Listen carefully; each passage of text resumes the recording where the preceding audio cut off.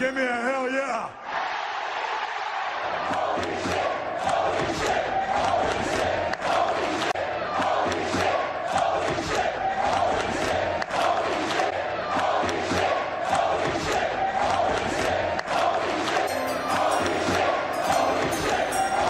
We are live!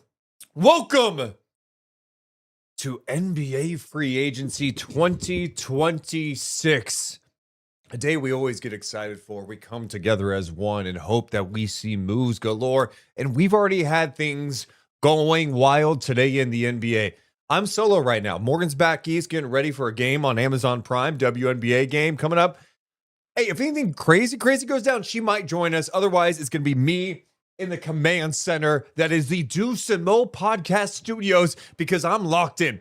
3 p.m. Pacific time. We are not less than an hour, a little over an hour away from the start of it all. Will we get some big bombs? Will we get LeBron James finding a new home today? We will find out. But here's what we do know at this hour. It's busy. It is busy already. LeBron James will be playing season number 24 somewhere else. Could it be the Golden State Warriors joining Steph and Draymond?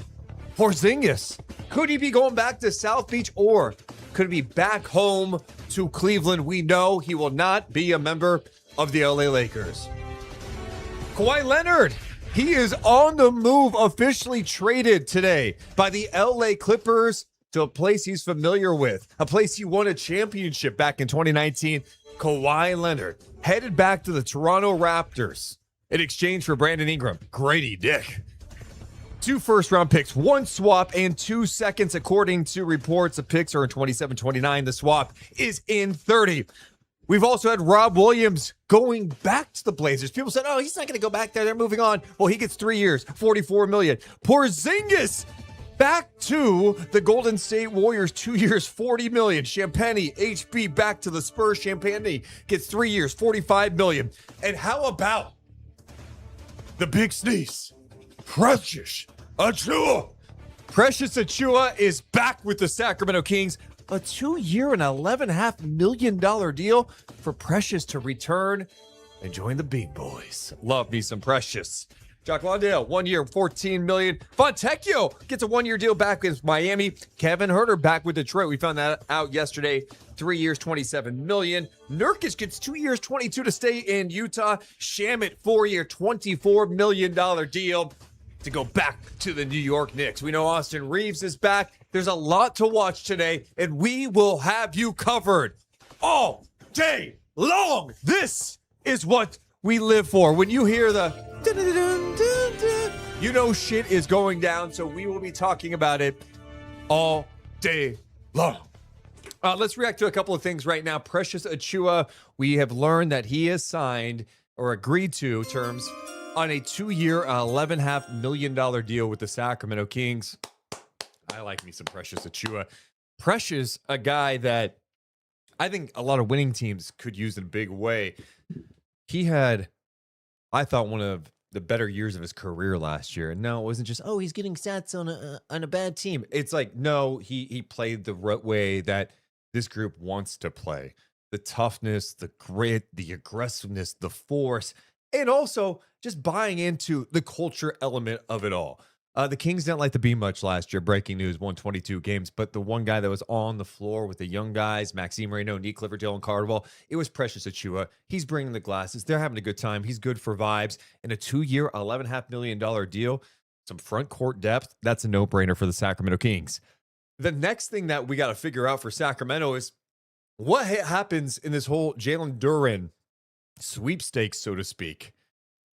We find out yesterday that the Sacramento Kings, of all teams, will be meeting with Jalen Duren today. He's also going to be talking to the LA Lakers. Some of the reporting out there, including from Dave McMenamin over at ESPN, says the Pistons have no desire to be talking sign and trade with any teams. Duren's a restricted free agent. A team like Sacramento has no cap space. And if they did, well, so you give them an offer sheet, the Pistons are likely to match. The only pathway for Sacramento to get someone like Jalen Duren in their building is for him to want to go there, one, agree to terms, and then the Pistons have to be on board for a sign and trade. You know, it's interesting hearing about the Jalen Duren conversation the last 24 hours, less than that, actually. I can't believe how many people want to bury a 22-year-old kid based on the playoffs. I can't believe so many people are talking about him and his shortcomings. He is 22 years old and has shown so much growth. Now, the other layers to this question are, is that someone you want to give a max deal to? Do you give someone a max deal that, you know, offensively isn't a guy that you're going to throw the ball to and he's going to create stuff? He got better at that times. He can make plays in a short roll, but the guy is, you know, a high motor, lob threat, big body, great rebounder, defensively solid, but not elite either. Is that a guy that you want to commit that much money to? And I think from a Pistons perspective, when, you know, he makes all NBA, all of a sudden you have some tough conversations because he qualifies for the Supermax, but do you give him the Supermax? If I'm Detroit, no, I do not want to give him the Supermax. It's not that I don't believe in him. It's also we're trying to make this sustainable long term. Can we give you a big time paycheck that's not going to be the max because we want to be able to contend in the Eastern Conference and we want you to be a part of that? So there's an interesting balance there, right? And for Sacramento, in desperate need of more young talent, they just drafted Acuff, 7th overall, 19 years old. You think, wow, we might have a chance at this. I know everyone's like, oh, the Kings are being used as leverage. Dude, if you're Scott Perry, you explore this. You absolutely, if you have a chance to potentially do something like this, you look at it. There's a chance that Sacramento, if this somehow worked out and the Pistons were interested, could send Sabonis, who's 30 years old, a really good player, but maybe not fit in the timeline you want right now. You want to go younger, and you could swap out for a 22-year-old that still has upside left.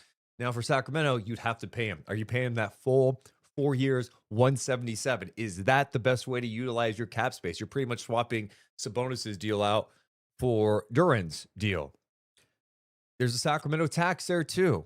That's tough. But I also think if you're the Kings, is that something you're betting on if you can make that happen? Hey, 22-year-old in our building, we pay him. The other layer, what's the draft compensation like? Detroit's not doing a straight up Duren for Sabonis swap. There's just no way. They're going to want draft compensation back. Sacramento in a rebuild. Do you really want to give up picks in this? And what does that look like? Are you attaching a pick from the future? Maybe that T-Wolves pick you have down the road in 2031. Are you attaching something unprotected in 27 because this draft's not supposed to be good? There's so many factors here. My gut, as we stand here today on NBA free agency day, is I would be shocked if anything got worked out in the Duren sweepstakes today. I'd be surprised at it. That'd be crazy. But I'm also surprised that this is even a conversation. I think he ends up going back to the Pistons. They meet in the middle or something, and he goes back to a place that, you know, he started his career. He's been a huge part of them turning shit around in Detroit. He likes the coaching staff. I think he goes back there. That's my gut today. Appreciate you basketball sickos in the live chat. If you have not done it yet, make sure to hit the thumbs up and subscribe. We're going to be here all day long. If there's something that breaks and I'm not paying attention, drop it in the chat. I'm just here. Here's what I would be doing. If I was not live right now, just hanging out, talking about NBA deals, I would be scrolling. So I might as well just be live reacting with you guys today. So if there's anything that drops, let me know. I'm looking right now on social media to see if I've missed anything. Also, if you haven't done it yet, make sure to vote in our poll question. Today's poll question: where does LeBron James land? The options: Cavs, Warriors, or Heat. I had a burp. Right now, 63% of the people who have voted say he's going to end up with the Golden State Warriors. Dude, how crazy would that be? Steph, LeBron, Draymond on a, cheaper deal after he opted out. I mean, I'm not going to be like, oh my God, championship. The whole AD layer to this made it intriguing. Like, oh, what could that look like? But, as a basketball fan, two of the all-time greats on the same team at the end of their career. Okay, cool. I'll watch it. I'll see what it looks like. Steph getting some help from old man LeBron. LeBron getting some help from Steph. Everyone knows health is the biggest thing. Also, I'm sure LeBron and Steph, from a competitive standpoint, believe that they could still do it. And we can do it together. We join forces. but also for them at the tail end of their career, sometimes you just want to play with your friends. And I'm guessing that's that's a part of it too. All right, I'm going to read the chat as well. Hey, look, it's Ed says, just Deuce today. Yeah, I'm going to keep updating you guys. Breaking news. Morgan is back east. She had to fly to Connecticut. She took a red eye yesterday. I think she's in Jersey right now, but she's going to be in Connecticut for a Dallas Wings Sun game on Amazon coming up. And then she's flying back for the California Classic, then back east for the Valkyries, then back to Vegas for Summer League. She's all over the place. If something huge breaks involving the Kings or anything crazy, I'll have to hit her up live on this. Let's see here. Ronald says, Kings Precious overpay. I mean, is it? I mean, the guy was on a minimum last year and had an awesome year. Are we going to be like long-term going, man, they're really stuck with this Precious Achiuwa 2 years, $11.5 million deal. It's not an overpay. Guy's a great veteran, great for your locker room. I don't think that's an overpay at all. I mean, in the perfect world, if you're like a championship contending team and he's a part of it, maybe he's more on a minimum deal. But you're Sacramento. You pay a little extra for these things. And I think he's an important guy to have in your locker room. So hard disagree on that, Ronald. Jeffrey says, I think Duren comes to Sacramento. Yeah, you know, it would be very surprising to me. I mean, if the Pistons and Duren are really that far apart, and it's like the damage has been done, the relationship is damaged with the front office, and he just can't go back there, then it's going to be interesting. And maybe the Pistons are like, okay, we do need to think about sign and trade opportunities. They've got some weaknesses. I mean, you think about this. You've got the Duren thing looming. They traded Beef Stew. Tobias Harris is a free agent. Reports yesterday that he's not likely to be back. That's a lot of front court depth, right? And we still, I can acknowledge that, you know, shooting is something they could use as well. I mean, they re-signed Kevin Huerter, of course. And they also, didn't they trade for Isaiah? What did they trade for again? Why am I blanking on who they trade for? Anyway, they could use some more shooting too. But like, I mean, you need some help up front. This is a team that's trying to obviously compete in the Eastern Conference. That just got more interesting today, right? Like, you've got them. Okay, you got Detroit. You've got the Knicks. What's the Boston Celtics look like? Is Jaylen Brown still there? The Pacers, are they back? Is Tyrese back and looking good again? They added Zubats. That group healthy. That team was really fucking good. They went to the NBA Finals, right? Obviously, it's different. No Miles Turner there. It's Zubats instead. What do they look like? The Raptors. They just added Kawhi Leonard today. So the East is kind of a gauntlet. It's tough. And Detroit obviously had a great regular season, had a disappointing playoffs, and part of that was Jalen Duren didn't play to the level that they wanted him to play at. I think he was really disappointing in the playoffs. But, you know, what's their pivot here if that relationship is damaged? I mean, they still hold a lot of power in this too, right? Because he is a restricted free agent, not an unrestricted free agent. They can match any offer sheet. They would have to agree to a sign and trade. But if it's really like, oh my God, this is going nowhere, he doesn't want to play on a qualifying offer, this is just a fucking mess, maybe they consider a Sacramento deal. It just seems like a lot of things would have to happen for that to go right. And then you have to factor in, okay, with Sabonis, it's going to change the way we play offensively. Could it be different and better in some ways? Yeah, maybe. There's just different weaknesses that Sabonis has, but he also has different strengths. He's still a good player that I think was shooting around him with Cade Cunningham. He could help that team.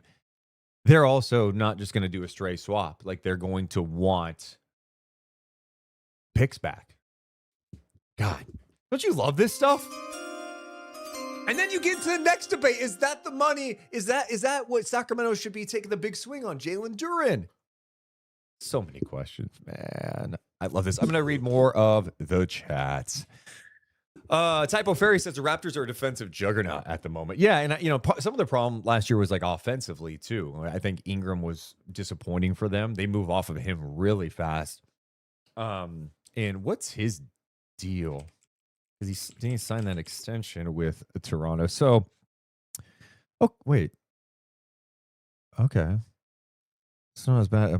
making sure I'm looking at the right thing. Okay, so I mean, his deal's not terrible, right? It's 40 next year, and then he's got a player option for 41.9. He'll pick that up. You take a shot at Grady Dick, and for the Clippers, you get some picks back. I think that's the right play for the Clippers.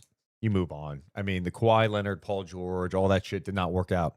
It was a failure. But at some point, it's like, okay, we're going to feel bad for ourselves, or we're going to make pivots. They made some pivots. You know, they move off Harden, take a shot at Garland.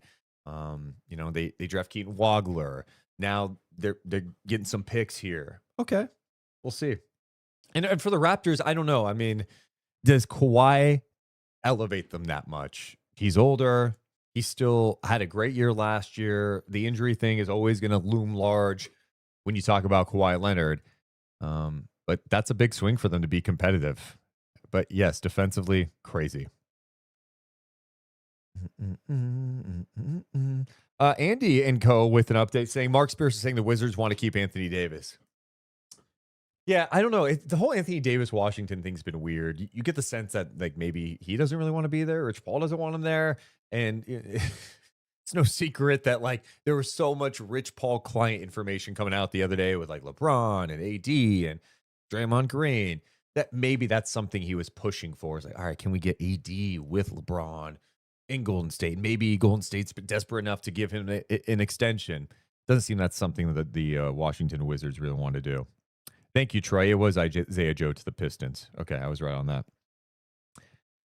Payne says, I do not like the move for the Raptors. This is a big swing. Yeah, it's a big swing, and you're like, oh, what's the best case scenario for the Raptors with this deal? Of course, you know, it's not, you know, over. Their offseason's not over, but their moves are kind of limited from here on out, right? Like, what else do they have?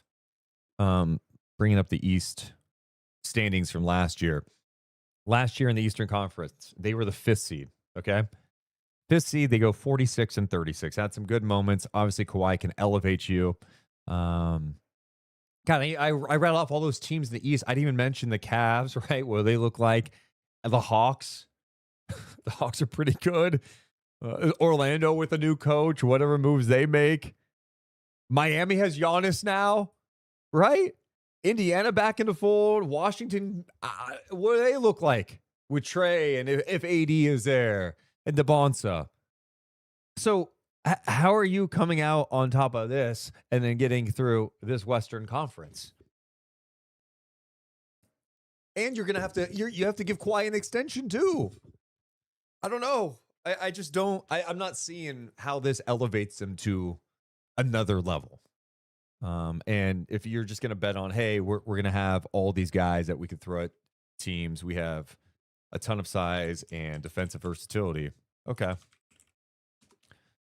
Like, see if they even updated their depth chart in ESPN. They did. So quickly, they still have Barrett. Guess they could technically move him. Kawhi, Scotty. I mean, Pirtle, that's a huge. I mean, Pirtle, is he going to be able to do anything for them? That contract sucks. Love Murray Boyles. They draft Graves. Still thin up front. They've got to have other moves in the work because this on the surface just isn't enough, you know. In the chat, Warriors need to let it go. The window is closed, and LeBron and AD won't help open it. Yeah, I mean, you're probably right. I think though, you know, Steph's on your team, and it's like, hey, let's compete while he's here. I mean, Steph gives you a shot, and if you can add more talent, LeBron is going to be year 24 here, but he still put up tremendous numbers. What's that look like there? Is Steve Kerr a little re-energized now after they figured out his contract stuff? Are they in a better spot? What do they do with that coaching staff? What else can transpire for them to put them in a better spot? And you know, this league is just tough.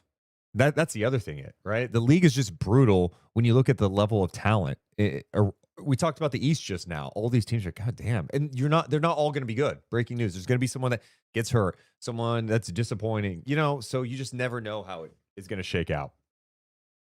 Also in the chat, our guy Ed says Bobby Marks is saying the Pistons will match any offer. What time is it, by the way? Oh, it is 2:12.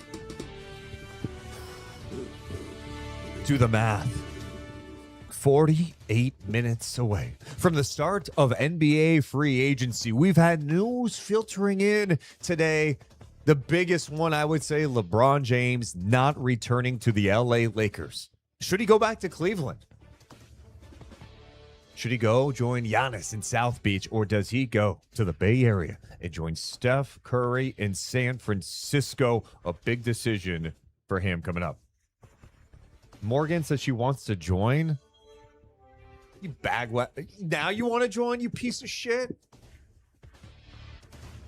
Oh my God. Morgan, oh, she's texting me. All right, Morgan says she's going to pop on. All right, should I put a new poll question or just in the chat? Should we let Morgan in live?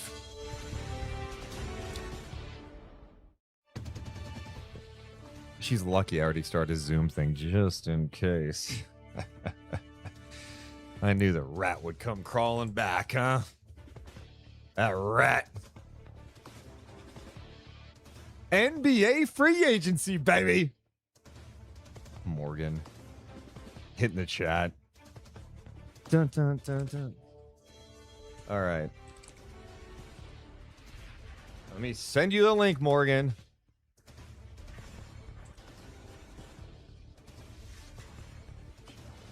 The things like I have to do for her, it's crazy. You know what I mean? You don't think I asked her a while ago, hey, do you want to come on? She go, well, I don't know. I don't know. You might need a passcode, Morgan. What's the passcode? Should I say it out loud so everyone can join, huh? 889 626. Jeez. The worst. Let's see what the chat says. Okay. All right, Morgan. Sent you the link. Hell yeah. Solo Deuce, Morgan's already Hollywood. We want Mo. Right, it's wild. Oh, okay. And hopefully I have this all set up right. God. You know, like watch. I'm going to hit my second screen. No, that's not the right way. Okay. See, I do have it ready to go whenever that loser comes through. Yeah, so I'll let you guys know when she's ready, I guess. Let me text her. Sent, email, and passcode. Lock in. Keep up.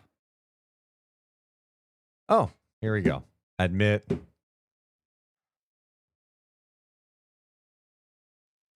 Oh, look who it is. The little rat herself.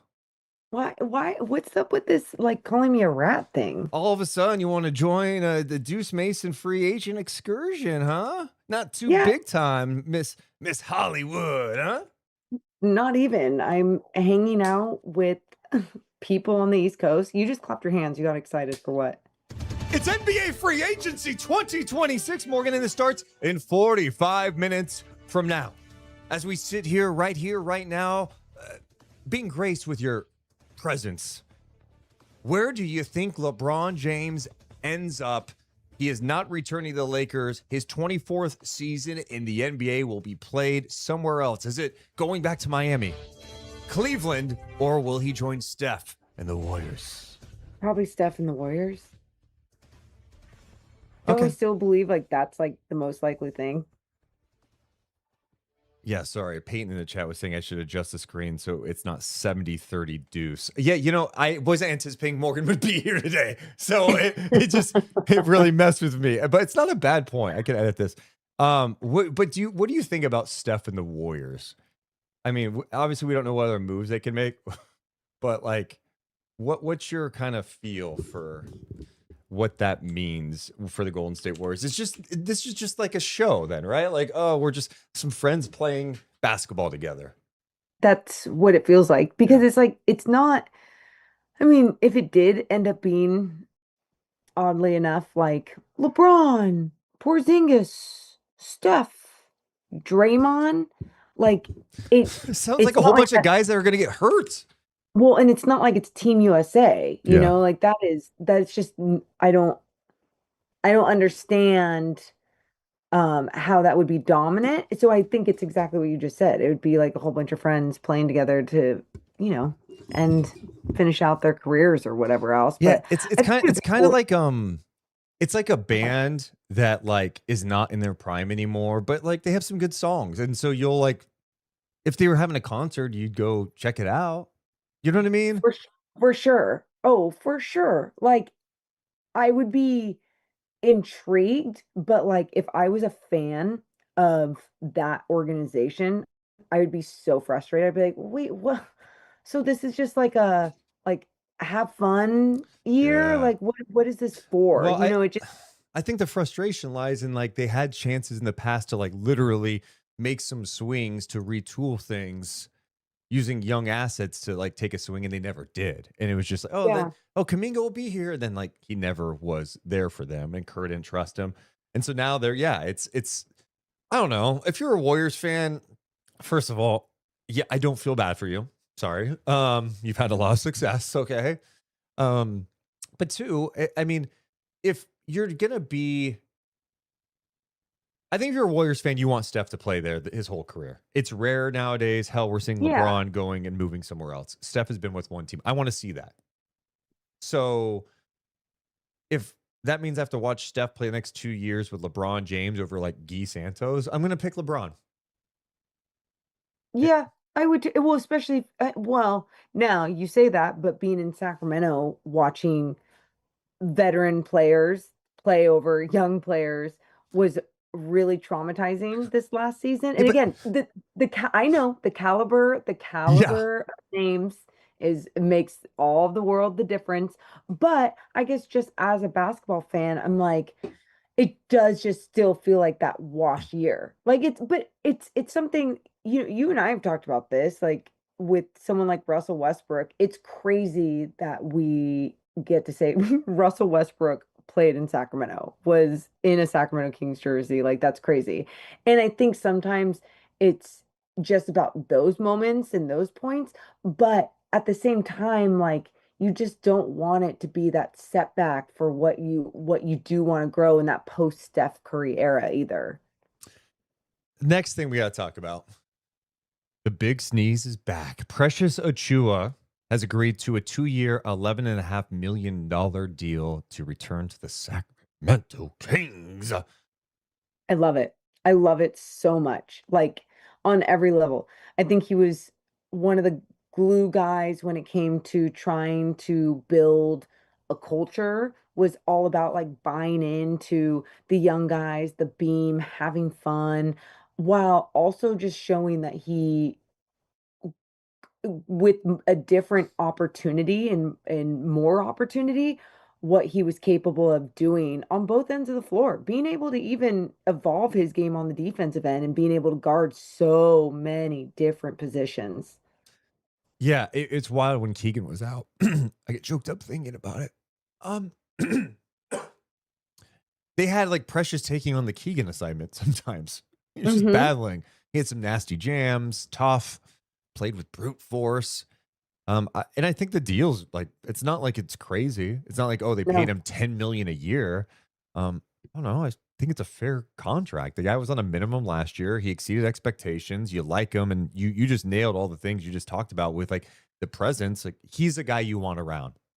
So why do you think more wasn't and I don't want to be one of those people that when you see this person in your organization, in your city, and then you start to overvalue them. I mean, you and I watch a lot of basketball, like we see a lot of different players, but like I also you get to see the value of different role players and especially when it comes to building your depth. And I think Precious could be important to a lot of different rosters. So why do you think there wasn't more out there for him in free agency? I think Precious would not be at the top of anyone's list. There's like greater priorities, and that usually leads to you waiting around. And like last year, after he got waived, I think in training camp by Miami, he was waiting around, Yeah. and then you're just like, it's like, it's a chance to, all right, could I make slightly more money, maybe somewhere else? Or I, I don't even know if the opportunity would be greater somewhere else. I honestly don't know what that would look like for him. But I think there's something to be said. Like some guys have different priorities. And I think maybe for him, it's like, could I maybe get a little more somewhere? Maybe, or maybe not. And I liked it here last year. I vibe with some of the young guys. I had fun playing basketball. I'll just stay here for a couple of years. Yeah. I mean, I'm stoked about it. I thought for sure the Kings were going to lose him in free agency, And let's be and honest, why he probably signed Darius Acuff. All of a sudden, Jalen Duren wants to come to Sacramento. yep, it's all Darius because of Acuff. Darius All of us, Akeup. yeah, dude, he's got like this gravitational pull on these NBA players. I'm waiting for a tweet to come out that says LeBron's meeting with Sacramento. You at this stage, nothing would surprise me, Morgan.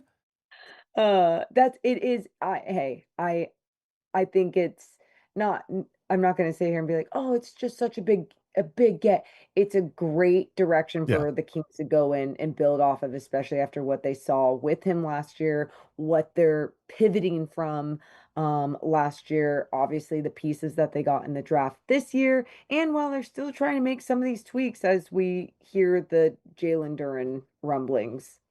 All right, I'm looking at our chat right now. Someone was mentioning in the chat that Walker Kessler could be meeting with the Lakers today. He's another restricted free agent, and the Yep. Lakers do have space, so they could proceed with an offer sheet. But does Utah look to match that? And we also have an update from Mark Spears who say the Wizards are not interested in trading Anthony Davis, and they're not listening to trade offers for him. Okay. I Uh, mean, why wouldn't you be yeah, listening? come on. Come on. Like, You're saying like a what? call comes through. Hey, we want to give you this. No, I'm not listening. Like what? Come on. Get out. He probably doesn't like the offers that they're getting. Yeah. Anyway, Yeah. the Precious move, cool.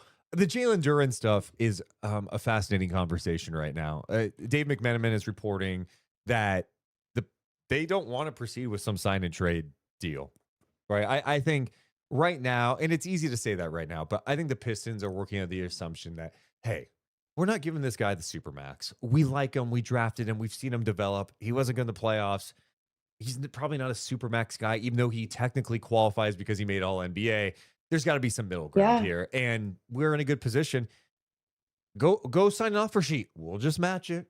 And I don't know. I just feel like they're just going to end up working it out, even if it gets a little ugly. This would not be the first time we've seen something like this happen where a player feels a certain way and then it just gets worked out. Yeah, that's kind of I mean, that's how I felt yesterday, even when we talked about this when the news broke. And obviously, it would be super exciting if they could get that sign and trade situation going. Whether it was Domas in the mix, especially after we saw I think it was Sam Amick that reported about Domas would be down for a change of scenery, basically. And I, I like I think with these type of tweaks, even with trying to get off Domas, his contract, and just that identity of basketball, like I think that could be exciting to look at. But I'm also fine if nothing ended up happening. The Pistons ended up matching, doing whatever they need. They, didn't want to do a sign and trade situation, whatever it was. And Domas had to stay in Sacramento. Like some of these core pieces in Sacramento, I do believe could feed off each other way better than obviously the traumatizing stuff that we saw last year. Yeah, I think the biggest thing, like spending way too much time thinking about the possibility of like a sign and trade with the Pistons, if the Pistons went that route, was just like, okay, it's not obviously going to be a straight up Sabonis for Durant swap. Like the Pistons are Mhm. going to want a pick or picks back. That scares me if you're Sacramento to give up picks. And then it's not only giving up picks, right? Like you're giving up some flexibility long term because you would be signing signing Duren, right, to a new deal. He's going to be getting paid like probably close. Obviously, not as much as he could get paid by the Pistons, but it's going to be a lot of money, and it's like 40 plus million a year. Then all of a sudden, we start nitpicking the game a little bit, and it's fair to do because you're talking about, all right, we're giving up draft compensation when we're a rebuilding team. We're not a Jalen Duren away from competing Yeah. in the West. Like we're still not going to be good. We could be different. It's like you're betting so much that a 22-year-old will work on his shortcomings and get better. You're giving up draft compensation. You're giving that type of money to a guy that can't really create his own shot and doesn't have really a back to the basket game. And you saw some of the weaknesses in the playoffs. That's a little scary. in some ways. And this is coming from someone that really likes Jalen Duren, and I bet on his upside, but the Yeah. cost doesn't make sense. I hear you on all of that, but I think the cost, we could say that about 80% of the league. Like honestly, the cost doesn't make sense.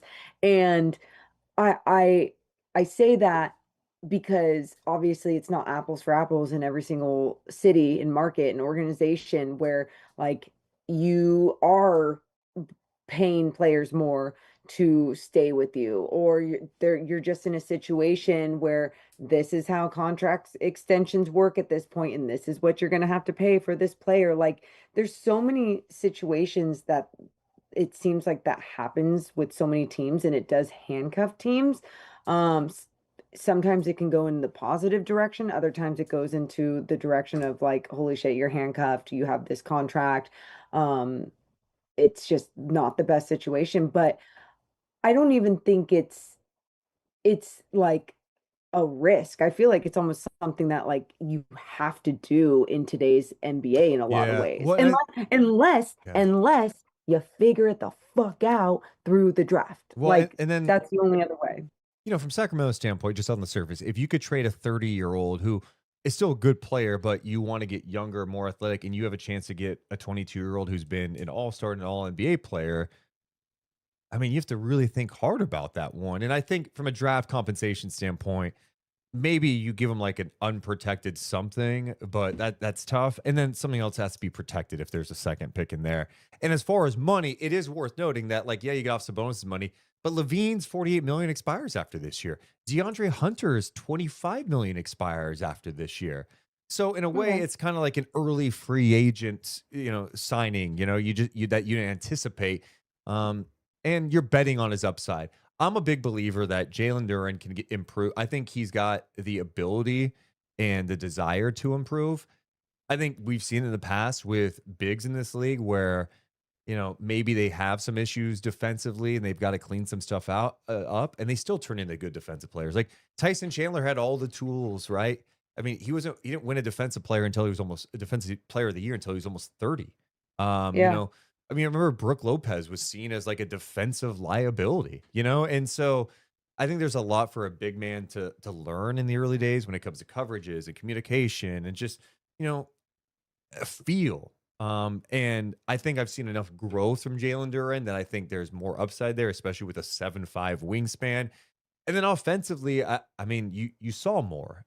And you think about the idea of pairing him at 22 years old with this 19-year-old offensive minded point guard who's a really good playmaker and scorer.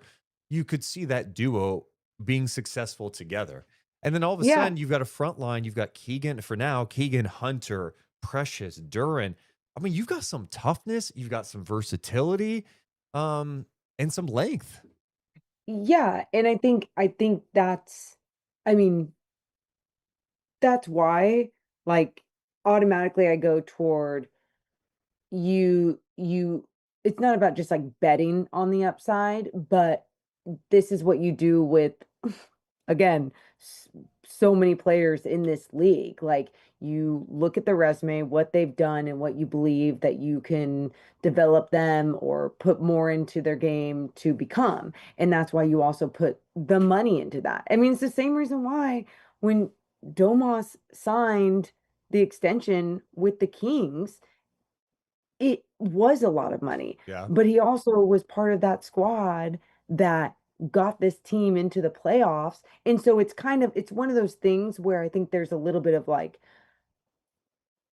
you're definitely a prisoner of the moment, but you're also believing like that was just a stepping stone in the direction that he can keep going, as the hub of your offense, being the guy that can initiate things, being a guy that might not be a rim protector, but shows that he can be a rebounding leader in the league, like all those things. And so that's why these people get this money, get these contracts. And Yeah. so like I But also understand when you look back at some of these and go, well, that was bad. well, Well, they didn't live up to it. it's also, yeah, maybe not living up, but the Kings didn't really do enough to improve around them, right? Like they didn't improve the Well, that, weaknesses that they really needed to. Like when they signed DeMar, it was like, oh, they need another guy who can get them a bucket. You saw that being an issue, but it was like Yeah, but they still need some help up front. And did they address that? And they never Yeah. did, that versatility. We have a super chat.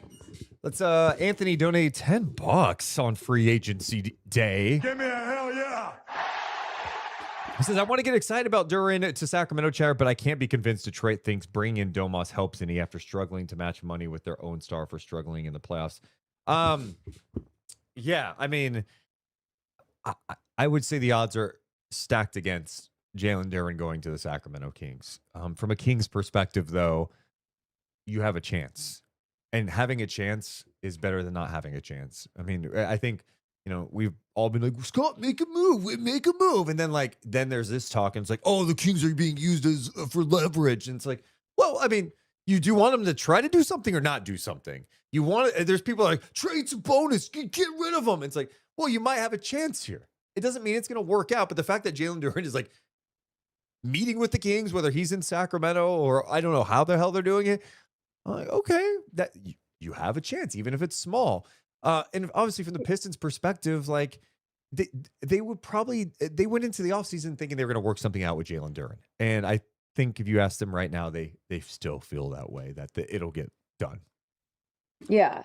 Yeah. And I mean, but these are the calculated risks that you take with 22-year-olds that have Yep. shown what they're capable of doing. And again, with where you have to pay players in today's league to obviously intrigue them to being with your organization, sometimes it does take a little bit more. And even that's supposed to be like, obviously, you want it to be done right. You want it to be calculated the right way, but you're not always going to have players like a Jalen Brunson who are willing to take less to Yep. make sure that they build a championship roster around them in a city, in a market that people want to be in. Like that, there's just more challenges that come when you're in a smaller market like Sacramento. And so when you do see someone that says, I want to be here, I'm 22 years old and I have this resume and I still have a lot more I could, grow and add and do.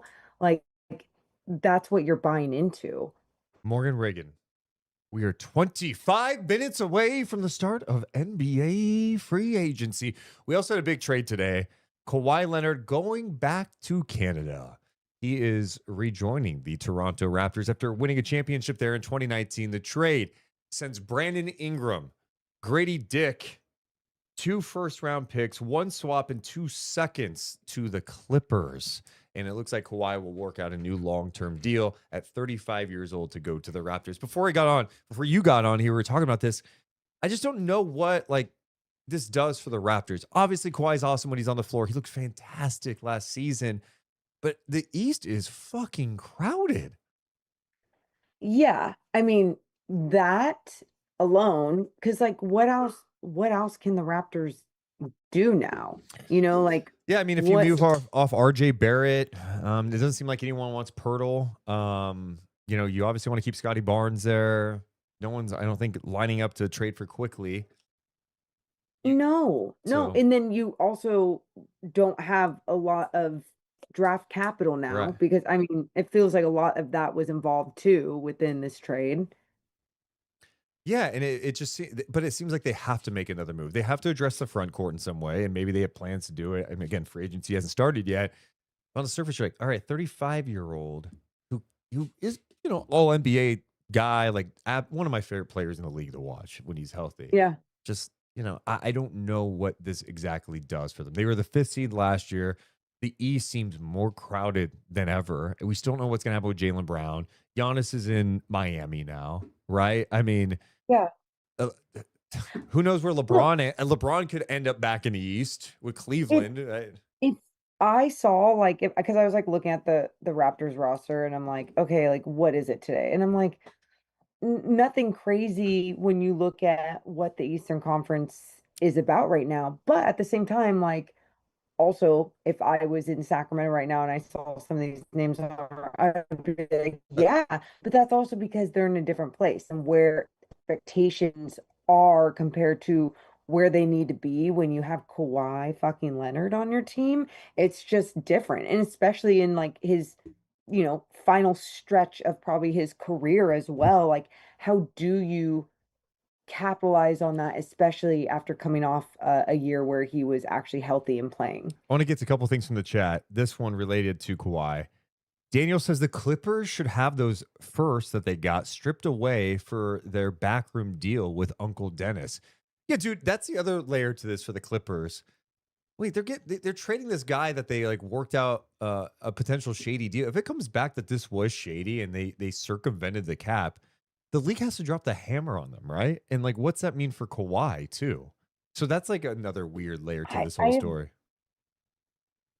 I have no idea what's Okay. gonna happen with that, but yeah, like I mean, you say like if it was shady, like 100% Um, things were shady. Aaron has a question for you. Would it be Yeah, funny what? if Duren came to the Kings in a sign and trade for Domas, and then the Pistons made it to the NBA Finals? Dude, if that I happened the mean, third year in a row where you go Halliburton and Fox and Mike Brown and then Sabonis in the finals, I don't even know at that point. I just like, yeah, dude, we're used to it. I don't know what to say. Yeah, fuck us. You and know, I don't it know. would no, and it would be one of those things that you just, I mean, you mentioned when I started talking about Domas's contract though. You're like, King's not doing enough over the years in the draft and anywhere else to also build around Yeah, him the right way, to add the proper, and like sometimes when those tweaks happen for other teams, they already have so much in place that it just makes sense. Obviously, De'Aaron Fox went to a team with a generational talent in Victor Wembanyama, who is still so young, and the team was already stacked with players that had like taken a leap in all of their games. yeah. So yeah, like it's gonna happen again. It's gonna happen again. Morgan Reagan, we are almost 20 minutes away from the start of NBA free agency. I do have one update. This rumors, nothing official here. Sam Amick from The Athletic. The Warriors are now signaling that Anthony Davis is not in their plans, according to league sources. Conversely, the Wizards, a club that employs Davis, is very against the prospect of trading him to the Warriors or for now anywhere else. Sam says, well, I could certainly see James wearing a Warriors jersey next season. A few things have changed on that front in the past day. Beyond the Davis situation, the leverage James had with the Lakers possibility is now gone because he's not going back, which is significant considering what they could have paid him if the two sides were more in sync. Newsflash, they weren't. What's more, the Warriors do not appear to have clarity yet regarding LeBron's plans. Cleveland and Miami are often cited as a realistic landing spot, and Minnesota is known to have interest if he felt like shocking the basketball world with that sort of move. Seems like we're headed toward another LeBron free agency in which, to some degree, he leaves everyone guessing until the end. Minnesota! Could Minnesota how would they even do that? I don't know. Minnesota and LaMelo and LeBron? Dear God, I actually think I want that to happen. Give me LeBron with Melo and Ants. Holy shit. Can we be real though? Yeah. Like any team that's gonna take on LeBron, like he's not. It's not like he's taking a step back. Like You don't he's. think so? Are you even like joking a little bit? I mean, I Like feel no. I feel like he took a step. Did that last year with Luca. He's like, yeah, Luca, do your thing. And maybe he was just over LA at that point. I think maybe more so that Okay. because no, he's not. He wants to finish strong. There's no way he's going to be like, yeah, I'm just going to be a leader at this point. It's like, no, he puts way too much into his body. He has way too much power and say over what goes down to wherever he Well, is at. So it's like, Morgan. He's also still a very good player. I mean, he had a great year but last year. that's my point too. Like he's like there's that side of it, but also when there is all like he's a very good player and Oh no, there is so much power there as well. It's hard, I'm sure you're to freezing. Sorry, you're cutting out. Morgan, oh, are you there? You're here still. can you hear me? Yeah, I can hear you. You're just your video is a little shaky. Let's just say there's no fiber where you are, huh? Oh my god. Oh my God. Just try to Well, talk. I could always try and pop back in. Oof. I am trying to talk. Yeah, your screen just froze a little bit too. It Okay. says Morgan's network bandwidth is low. Yikes. Where are you? A Motel 6, Why don't why don't Uh, I let you chill a little bit, all chat right. it up Well, with you can everyone. join at any time. Go ahead and check out. I'll leave the Zoom open for you if you want to dabble again. Cool, Yeah. All right. Get out of here, cool. And you. I'll try and get on internet. All right. Sounds good. A rat. All right. There you go. The rat. Morgan Reagan is out of here. Ah, we can sit back and relax now. So glad she's gone, huh? Imagine having your internet mess up with 17 minutes to go until the start of NBA free agency. We appreciate you basketball sickos for being here tonight in the chat today. 3 p.m. Pacific time is when it officially gets underway. Will we have Shams breaking stories left and right? What does it all look like today? Do we get clarity, or does it lead to us just hanging out here for a while? One of the things you can do right now if you're here, first of all, spread the word about us being live. Hit the thumbs up. Subscribe. Help our channel grow. Make sure you're hitting the comments to consume our content. We appreciate you guys so much. I want to just look at a quick subscriber update. Yes, we finally passed over the 22,400 mark. Let's keep that rolling today. Subscribe. Scarecrow says it's 11 p.m. where they are. Big Willie says, I miss Mo. All right, shots fired. What are we doing here? All right. Checking social media. We just got to make sure we're all. Here's the one thing I'm going to say as we hang out here and deal with NBA free agency together. Everyone, we need to be on the same page. If there's something you see, let us know. Cite the source. If you're like, hey, LeBron is headed here, put the name Amick or Shams, whoever, so I can look it up if I miss anything. Okay? Oh, what's this? Potential spam. What are you doing? It just doesn't be a free agency. Has there ever been a day where you don't get a potential spam call? Frank in the chest says, Jews, what will you do if absolutely nothing happens today in NBA free agency? It would not be the first time we've been live in that, like something like that happen. Anthony says, does Acuff already have the most aura in Sacramento Kings history? It's a great question. I mean, you want to talk about aura. I mean, look at these two next to each other. Tell me. I mean, holy shit. Like two just absolute certified studs right there. God. I mean, I look great. I look great. That's when you know you're locked in. You know what I mean? And hey, if anyone's like, oh, he's so short, let's just get out the tape measure yourself if you like. Deuce Mason, 6'1". There you go. Darius Acuff, everybody. We are waiting as we are just 15 minutes away from the start of free agency. For those who don't know what the hell's going on today, let's give you an update. We just talked about the big news of the day. LeBron James will not be returning to the LA Lakers. It's over. They're broken up. He is headed elsewhere. Could it be Cleveland, Golden State, Miami, or even a place like Minnesota? Is that a possibility today? We've seen Kawhi get traded back to the Toronto Raptors in exchange for a couple of first-round picks, a pick swap, 2 second-round picks. Grady Dick and B.I. Brandon Ingram headed to the LA Clippers. Rob Williams re-signing with the Portland Trailblazers. What's up with Portland? What else are they doing? They trade for John Morant yesterday. They still have Drew Holiday. They still have Dame Lillard. They still have Scoot Henderson. They've got a shit ton of guards. What else do they have in store for the NBA offseason? Or are they just running with this? But they give Rob Williams a 3-year deal. Kristaps Porzingis, he got 2 years, $40 million. There is an option in that too. So we'll see what that looks like for him, a player option. But Porzingis wasn't really healthy, hasn't really been healthy. Started last year with the Hawks, ends up with the Warriors. Mixed bag for sure. Julian Champagnie gets 3 years, $45 million, returning to San Antonio. What a season he had last year with the Spurs. Harrison Barnes returning, the vet, 1 year, $8 million for HB. The Sacramento Kings bringing back Precious Achiuwa. He gets 2 years, $11.5 million deal.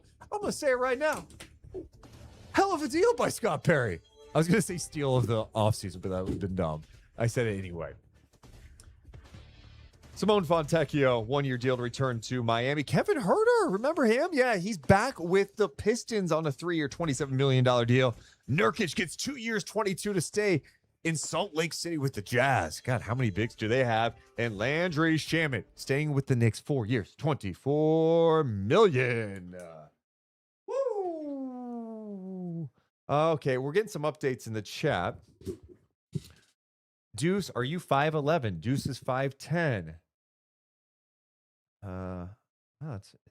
Guys, maybe we should come out to Roosevelt Park on a Saturday morning. Although Deuce Mason is currently, according to reports,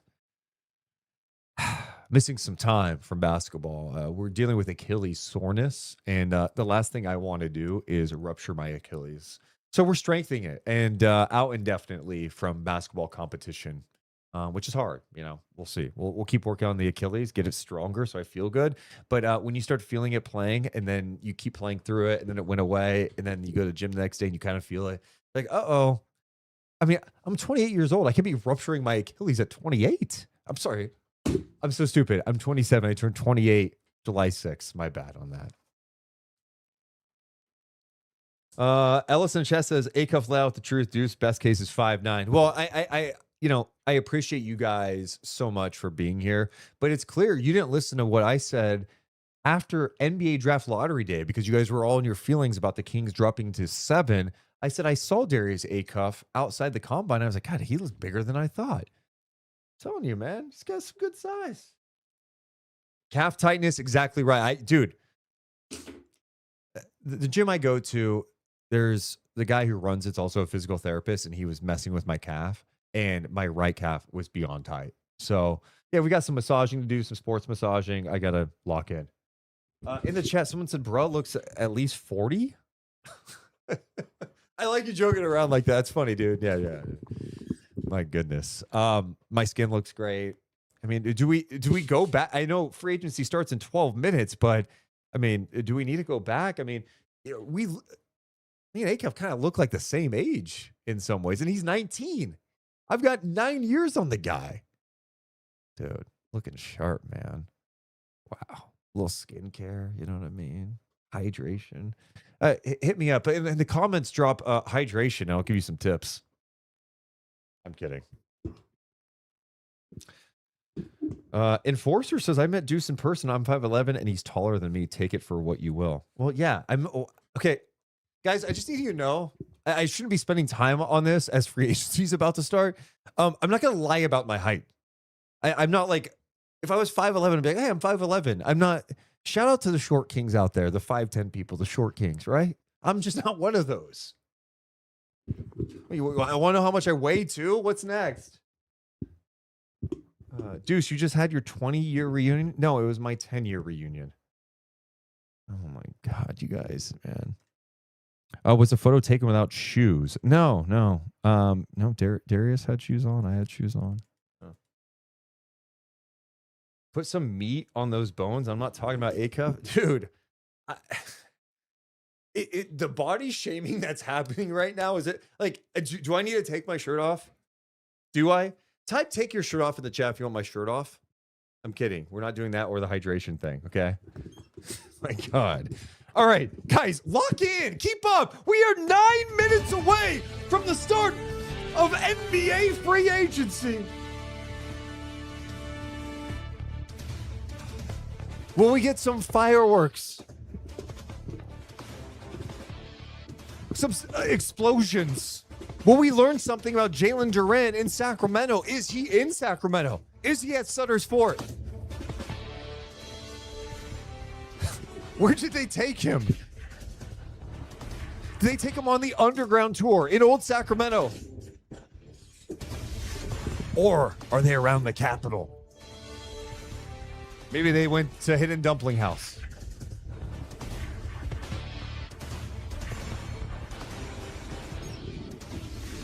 Someone in the chat says, when does Darius Acuff interview drop? I don't know. That's a good question. Ask NBC. Jalen Duren, where is he at? For those who are in Sacramento right now, have you spotted him? Could he be at Tank House on his way to Lowbrow? Is he watching the start of NBA free agency at Bar West for some reason? Aaron's wondering if he's at the McKinley Rose Garden. Tony says, come on, Deuce, we're less than 8 minutes away from the start of free agency. Now it's 7. Time to get hyped. Oh, I am hyped. I am juiced. But we have to understand that this could be a little bit of a marathon. Nothing could happen at the top. We've had some moves today. In fact, we've had a lot of moves happen over the course of this offseason. Giannis is going to Miami. LaMelo to the Hornets. Scumbag Bridges to the Suns. Kawhi back to the Raptors. LeBron, could he be going to a new home or a familiar place? Could we find out today? We will be here reacting all day long. Jalen Duren, where is he at this hour? Is he at Tipsy Putt in NoCo? Is he at Temple on K?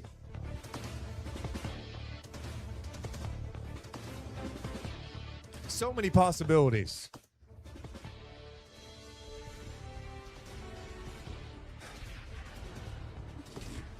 I thought I saw LeBron at Frank Fats. That's an update live from the chat.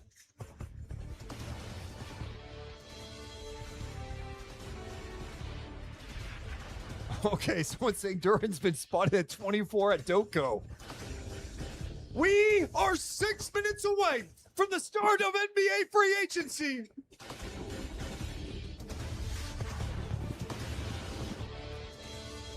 Everyone in the chat, let me know where you are watching live. Make sure to hit the thumbs up and subscribe. Shout out to Florida man Tanner, who says, I'm watching from Florida. Appreciate that. What's up, Florida?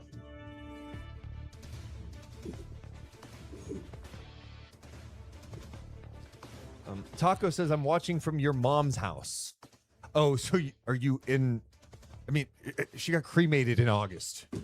So whereabouts are you at the moment? Let me know. Scumbag. Biggity Black wants to know. Biggity Blake wants to know when does Wowden, Daquan Plowden resign? Hopefully soon. Sacramento. I'm in the car right now. Davis, what is up? Can you get a hell yeah? Sure. Give me a hell yeah.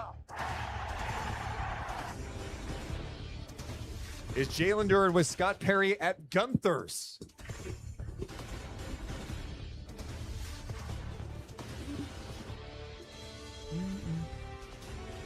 Watching from Germany. Let's go. Watching from my wife's boyfriend's couch. All right, dude. Hey, whatever works for you, man. If you...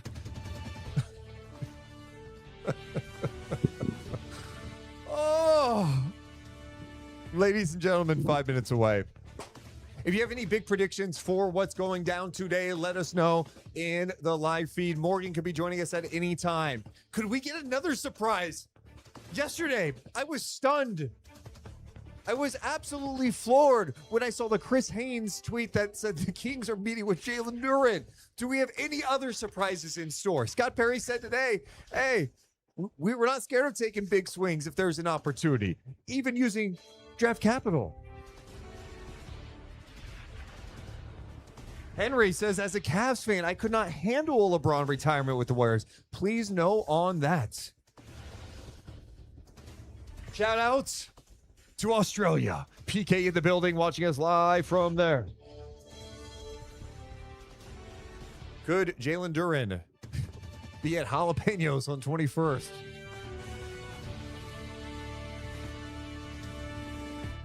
Let's go. Do you guys feel the anticipation? Maybe I need to change up the music too. This is more of an update music. I know what I'm going to do. I'm going to do this because we are just 4 minutes away. Dun, dun, dun, dun. If you haven't done it yet, hit the thumbs up and subscribe. We are live here reacting to the start of NBA free agency. Who is on the move today? Dun, dun, dun. Okay, can I get the right login? Son of a gun. Watching from Italy. Shout out Italy. Thanks for being live, Deuce. Appreciate that. We're We're getting reports that Duren's water rafting in Folsom. Are we sure about that? I don't know. Okay, hold on. Hold on. We're getting also an update. We go live at this moment to Rat City. It's Morgan Reagan. Yeah, what's up? What? I don't get the whole rat thing. Why do I keep being called a rat? Snake, rat, whatever you want to call yourself. What's up? I mean, I'm here. Look, the people in the live chat are here. They're here for the ride. You're coming and going. The party rolls on. You come in here, you turn down the music at the party. Well, we're enjoying. You're trying to people are dispersing. Oh, what's going on? You're interrupting. What? I'm literally visiting friends that I see once a year before I head to work tomorrow for my other game. Okay, here's the thing. We're getting reports about Jalen Duren's whereabouts. He has been spotted apparently. I saw on the chat. Lake Natoma. He is paddleboarding right now. I don't know. I think that's the latest update. Him and Scott are out there. But he's also been spotted all over the place. Wait, Scott's paddleboarding with him? Yeah, but then they were at Market on 28th too. This is insane. This is insane. Ooh, who spot them there? Yeah. The chat is locked in. All right, ladies and gentlemen, we are 2 minutes away from the start of NBA free agency. 2 minutes away. How are you feeling, Deuce? Great. I'm ready. Oh. I'm ready for the. Oh my God. Morgan texted me. Sorry, I saw you text me. Said coming back. You're welcome. The rat is back. What if Morgan has some breaking news? Dude, how funny would it be if I'm being a dick and Morgan right at 3? It's like, Jalen is coming to Sacramento. Wait, did Mark Spears just put something out? What? Recently about? I don't know. You got to tell me if these things are happening. Well, I thought the chat would. Mark Spears. Yeah, 6 minutes. Okay, hold on. We are in the final minute at the start of NBA free agency. This is coming from Mark Spears, an update on Jalen Duren as he is doing a tour of the Fab 40s. The Pistons have offered what the franchise believes is the most lucrative possible contract for their all-star restricted free agent Jalen Duren. Are not interested in any sign and trade deals and will match any potential offer sheet he signs, according to ESPN's Mark J. Spears. And guess what? It's officially the start of NBA free agency. It is here, and we are live for it. Deuce Mason, Morgan Reagan, coast to coast, ready for anything that goes down in the association today. Could the Kings be making any bold moves? Does Scott Perry have anything up his sleeve? Is LeBron James figuring out what he is doing today? Could he end up in Minnesota, Cleveland, Golden State? Who knows where else? Miami and joining forces with Giannis. My goodness, we are here and we wait together. Do you have the fog machine or something? I'm sorry? Do you have the fog machine? Do I have the fog machine? Why would I have the fog machine, Morgan? Because you're weird like that, and it's NBA free agency, and you get excited about these days. Free agency's here!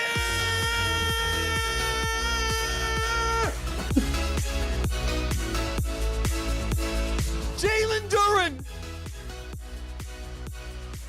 is on an e-bike all over Sacramento! Woo! The Pistons want to keep him. Big contract potentially coming his way. LeBron James is leaving the Lakers. Where is he playing in season 24? Oh, there's so much hope this time of year. Teams throwing out money left and right. Could there be a big trade on the way? Jaylen Brown, is he moving today? We will find out live!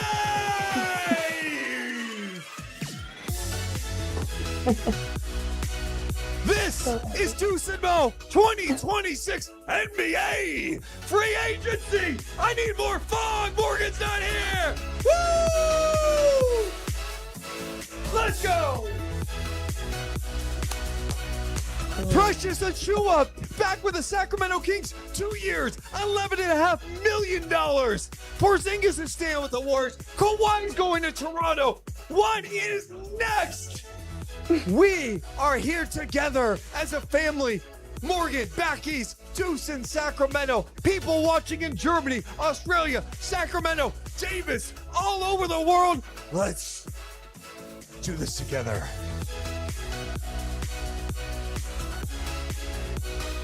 I love this community. Oh, it feels good to be live. My favorite. It is my favorite. Oh, we are getting an update from the chat. We appreciate the chat with all of their updates. Jalen Duren, according to Andrew, has been spotted on a Brew bike.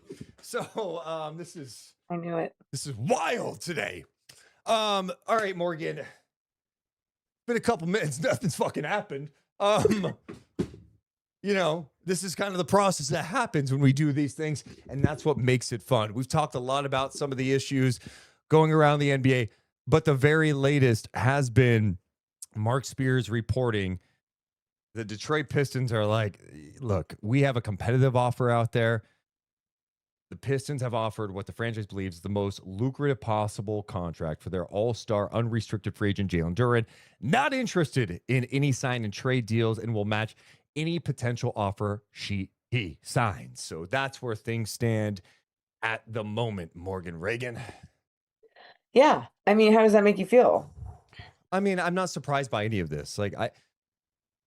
He's 22 years old and they like him. They just don't want to pay him the supermax. And I think for so long, teams, when a player has qualified for a supermax, are like, all right, here's a supermax.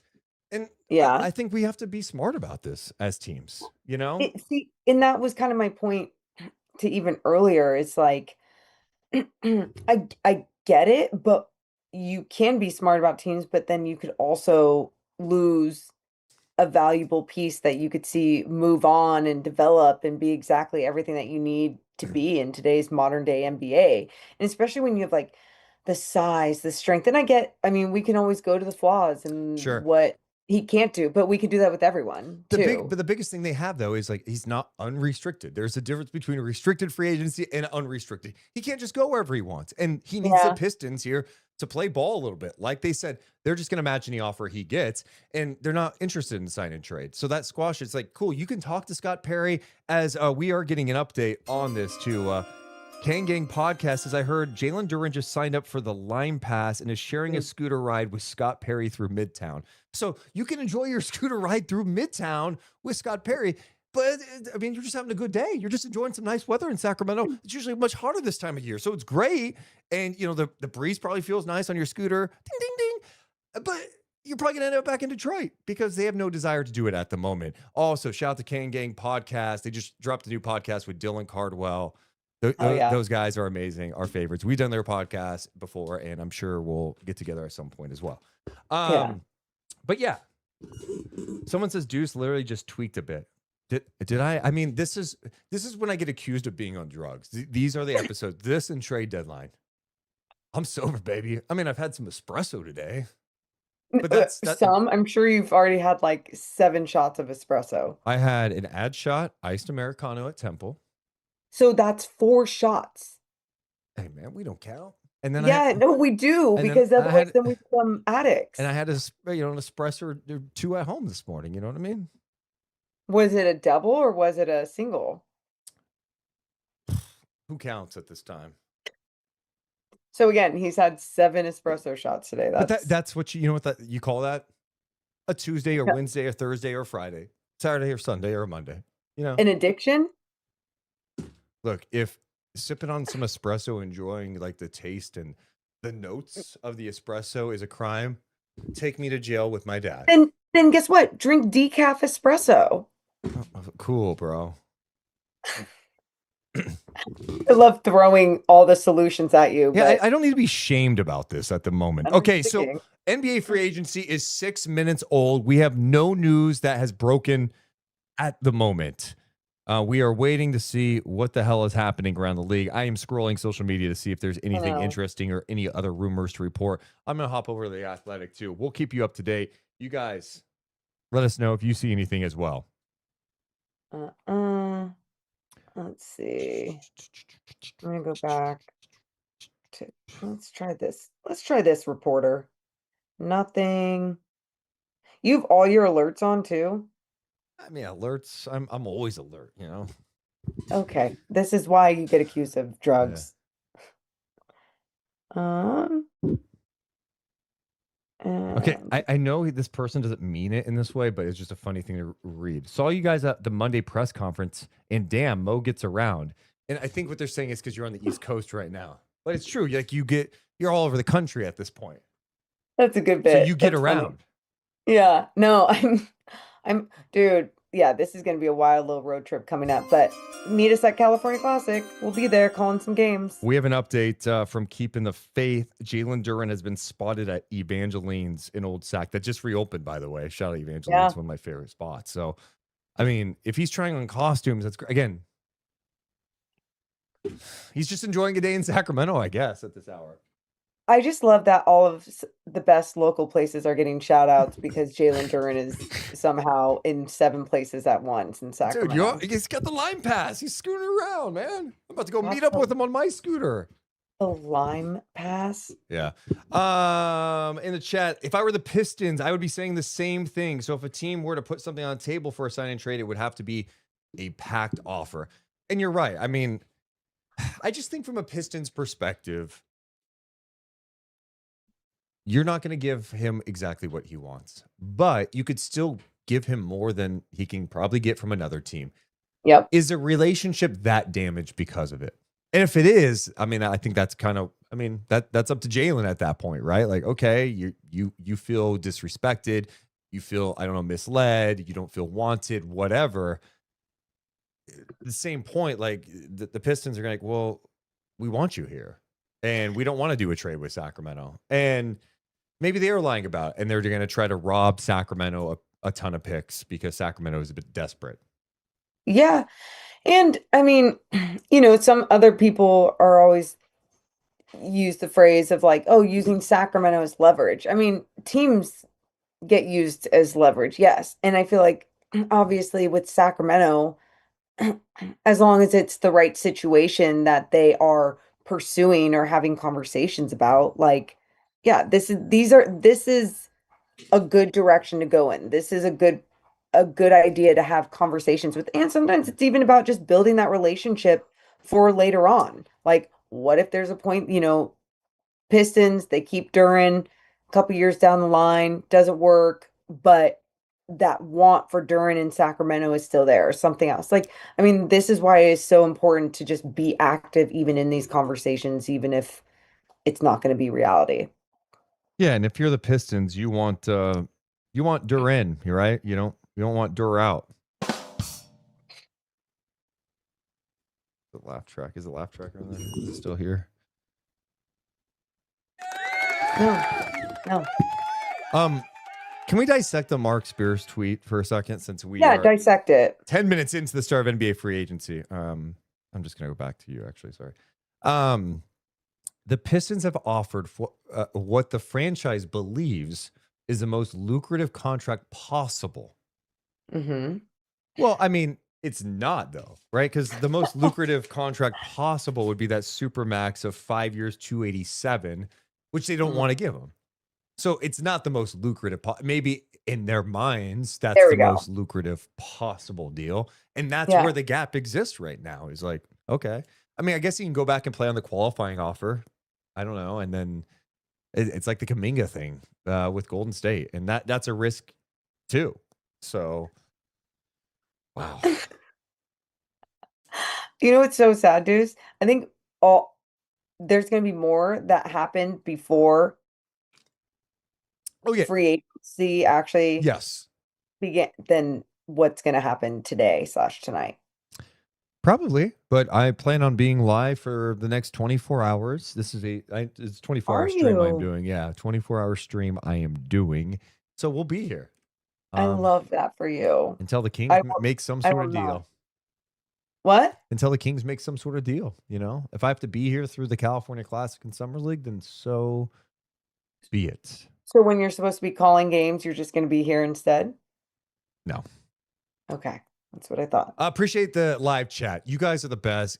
Do us a favor if you've not done it yet. Just please hit the thumbs up and subscribe. Spread the word about our podcast. All that does is help our channel grow. It's not like we're bragging about the likes, but literally subscribing, being engaged with it, it helps more people get more eyeballs on our podcast and all the content that we're doing all off season. There's no real off season, by the way, because we got the W, we've got NBA off season, summer. It just doesn't stop, which is great. We love basketball. It is life. Commissioner's Cup game is tonight too. I know. I know. Basketball sickos out there. Yeah, but no Asia tonight. There's a lot of people missing. I know. But whatever, it's hoops. The only other update we're getting right now, John Krasinski, not the guy from The Office, the guy who covers Minnesota Timberwolves for The Athletic. He says, everyone knows it's the longest of shots, talking about getting LeBron, but it would be silly for them not to at least inquire given their needs and selling points, and they're always aggressive. Morgan, you're Scott Perry. You have to pick up the phone and call LeBron and sell him on Sacramento. What do you do? What's your pitch? Okay. Hey, LeBron. Hey, how you doing? Good, good. Yeah, big day. Yeah. No, California is fantastic. Obviously, your home base in Los Angeles, not really wanting to leave there. Easiest 30-minute PJ from LA to Sacramento. Yeah, very easy. Yeah. If you were in somewhere like the Bay, you can't find parking. It's a lot more expensive. Is it out of his price range? What? Is it out of his price range? No, I said parking. Oh, parking. You don't think he could figure out parking at his place? It's just annoying. How about you sell him on the fact, like, you know what? Why don't you end where you started? Your first cute. game. That's cute. No, I got more. Shut up, Deuce. I'm selling it. Yeah. Really hard to find parking there, and you're LeBron James, so it'd just be like everyone's always gonna find you, whatever. Yeah. No, Sacramento, it's the perfect pace. Hear me out. End where you started. And where we started. And if there's a good spot for you. I don't know if you've heard of Eschaton Village. People your age, it just allows you for some peace and quiet as you enter the next phase of your life. Dude, it's great. I mean, there's some, like, obviously you'd probably want to be in one of those big ass houses with all the acreage and like Loomis or Granite Bay, but like, let me sell you on, like, he should live in the Fab 40s. Put a gate around your house. Boom. Call it a day. Oh my God. He decorates his house every year for Christmas. That would be really funny. Mm-hmm. I mean, what food? Oh my God. I mean, you have the kitchen, obviously. Never been there. Michelin rated food. Experience everything else. You have crew. Yeah, we're hearing there actually the update we are getting. Oops, wrong update. Sorry about that. We are getting an update. Yeah, what's the update? Okay, sorry. The update is that he is going to crew right when it opens today, Jalen Duren, so they can secure a spot. And even there's no guarantees, but hoping if they go there right at opening, they can get in there. Smart. Yeah. Got to go to Ella. Hey. Mm-hmm. Never been. Alora. I was thinking. I'm just naming places that, like, I don't know, like LeBron James would go to, like, because I mean I can name hole in the wall, perfect, beautiful, delicious. I heard you talk about jalapenos earlier, and I'm like, yes. Taco Tuesday. He loves Taco Tuesdays. Dude, $2.50 for tacos. Oh my God. He has endless amount of money, but I'm still finding ways to budget out his life so it's more affordable. I just want one quick update. Matt George quote tweeting Mark Spears saying that he still appreciates that Scott Perry is getting involved in exploring possibilities. I thought Matt George. No, I did see another one. It says he quote tweeted Mark Spears. Yeah. Said, "I love De'Aaron Fox and Mike Brown." Oh, I did. I must have missed that one. Weird. Like the timing of it's really Crazy. weird and makes no sense. Tweets, but yeah. So many tweets. my God. Oh my God. Oh.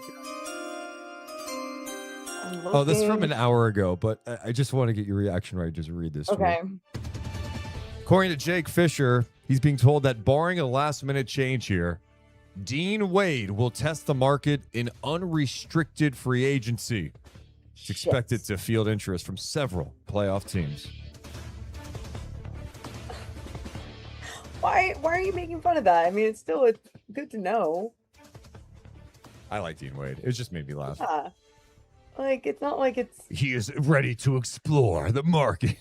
Just made me laugh.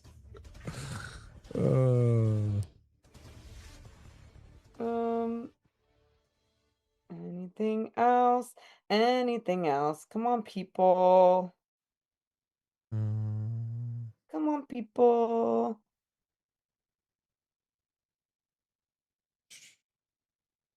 Hold on a second.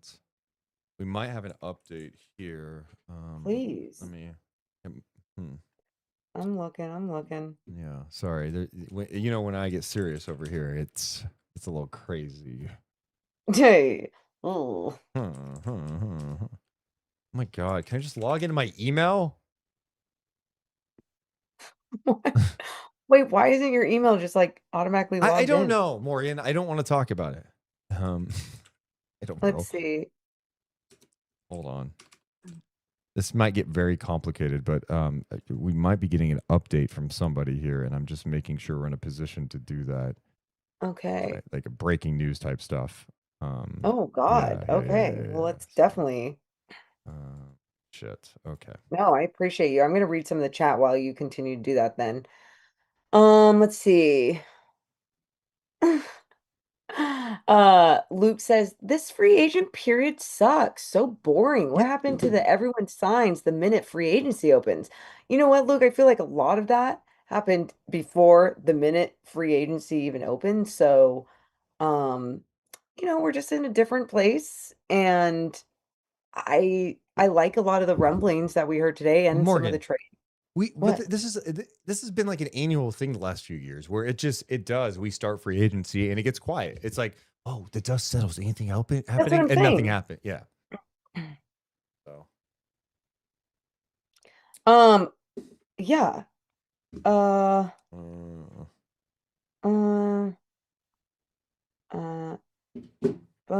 There we go. Jalen Brown is a king, right? Deuce, please. I don't know.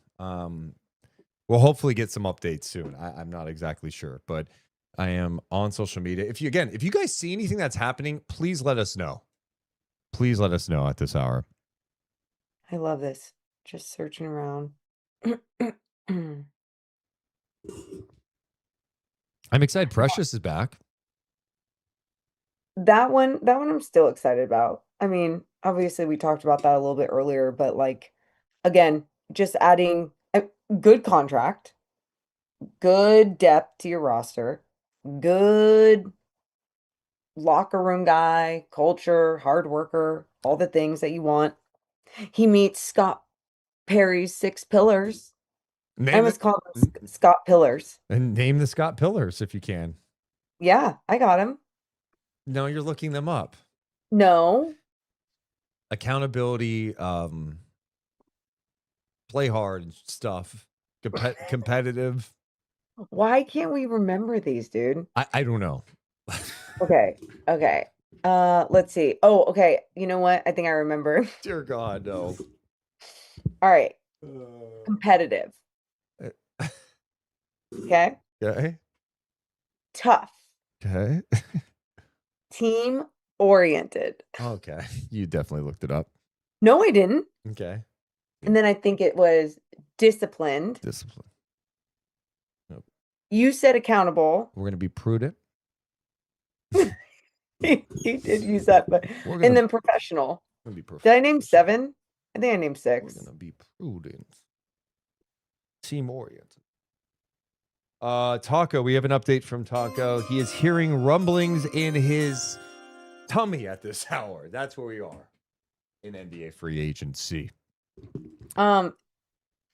Just in You know, I case. am one. So Mark Spears obviously have the opening thing, right, about Jalen Duren from the Pistons perspective.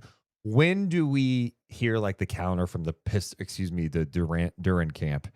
Is there something that happens soon with that? Um, There's got to be some leakage happening. We got to have some gamesmanship. gamesmanship. I texted you too. Oh, whoa, whoa, whoa, whoa, whoa, whoa, Whoa, whoa, whoa, whoa, whoa, whoa. whoa, whoa. Okay, okay. Wow, someone said rat, and I think that was geared toward me. Rat. Oh, wait. We're getting a Shams. We're getting a Shams update. Okay. Okay, I just to be clear, I saw one a couple minutes ago, and it was just a Sports Center hit. All right, dude. With all due respect, we're dropping this? Okay, I'll read it, but don't What is react. it? Don't react like that in the chat for this. Okay. We have an update from Shams Charania. Ousmane Dieng has agreed to a 3-year, $17.5 million deal to return to the Milwaukee Bucks. According to Shams, he had a strong finish to last season after his trade from Oklahoma City, and now Bucks officials finalized the deal with his agents, Michael Tellem of Excel Sports Management and Marius Koskis. Sorry, Good. I probably messed that Good. name up. Did you see the latest that Chris Haynes just put out? What? Huge. Okay. What? I'm looking. Oh. Wow. At this hour, free agent center DeAndre Jordan is re-signing with the New Orleans Pelicans for what will be his 19th NBA season. Here we go. This is when it all starts. It's NBA free agency. Ousmane Dieng back with the Bucks. Can you believe it? Give me a hell yeah. Let me talk to him. Oh my goodness. He goes back to the Bucks. And DeAndre Jordan back with the Pels. Everyone, relax. If you're at your office, just stay calm. We will process this together. Holy shit. What else could possibly happen today? Oh wow. The chat. They want real insiders on the show. Oh, we'll see. I mean, I thought we're not good enough. If you haven't done it yet, hit the thumbs up and subscribe. Oregon Wave says DeAndre Jordan is like 65. Okay. Dude, it does make you feel slightly old when someone's like, DeAndre Jordan in year number 19. You're like, what? Remember him in Lob City with Blake? I do. No, you know what's crazy the other day? I don't know. Did you see the clip of Chris Paul's son who's playing basketball? He's like in high school and he like moves just like Chris Paul. And I'm like, what? And by the way, Chris Paul Jr. Oh, Morgan froze, or she fell asleep. I've been frozen. Is my voice there though? It is. That's so weird. So weird. Just leave it. Just leave it because I'm going to be leaving you in just a bit. No, but Zoom is having an issue. And where's my Zoom? The Zoom. Where's my Zoom? Zoom. Oh no, Zoom. hold on. Okay. I know you're gonna be leaving soon, and then you're gonna come back like the rat you are. I smell a little cheese. Give me some cheese. Here's some free agent stuff. I'm a rat. I'm back for my cheese. That's what you are. You just come in, a little rat. Like, you realize people started calling me that in the chat because of you, dickhead. Dude, how long was it frozen like that for? I think it was frozen for like a good minute. Oh my God. Thanks for the heads up. I mean, sometimes I just can't tell with technology, so.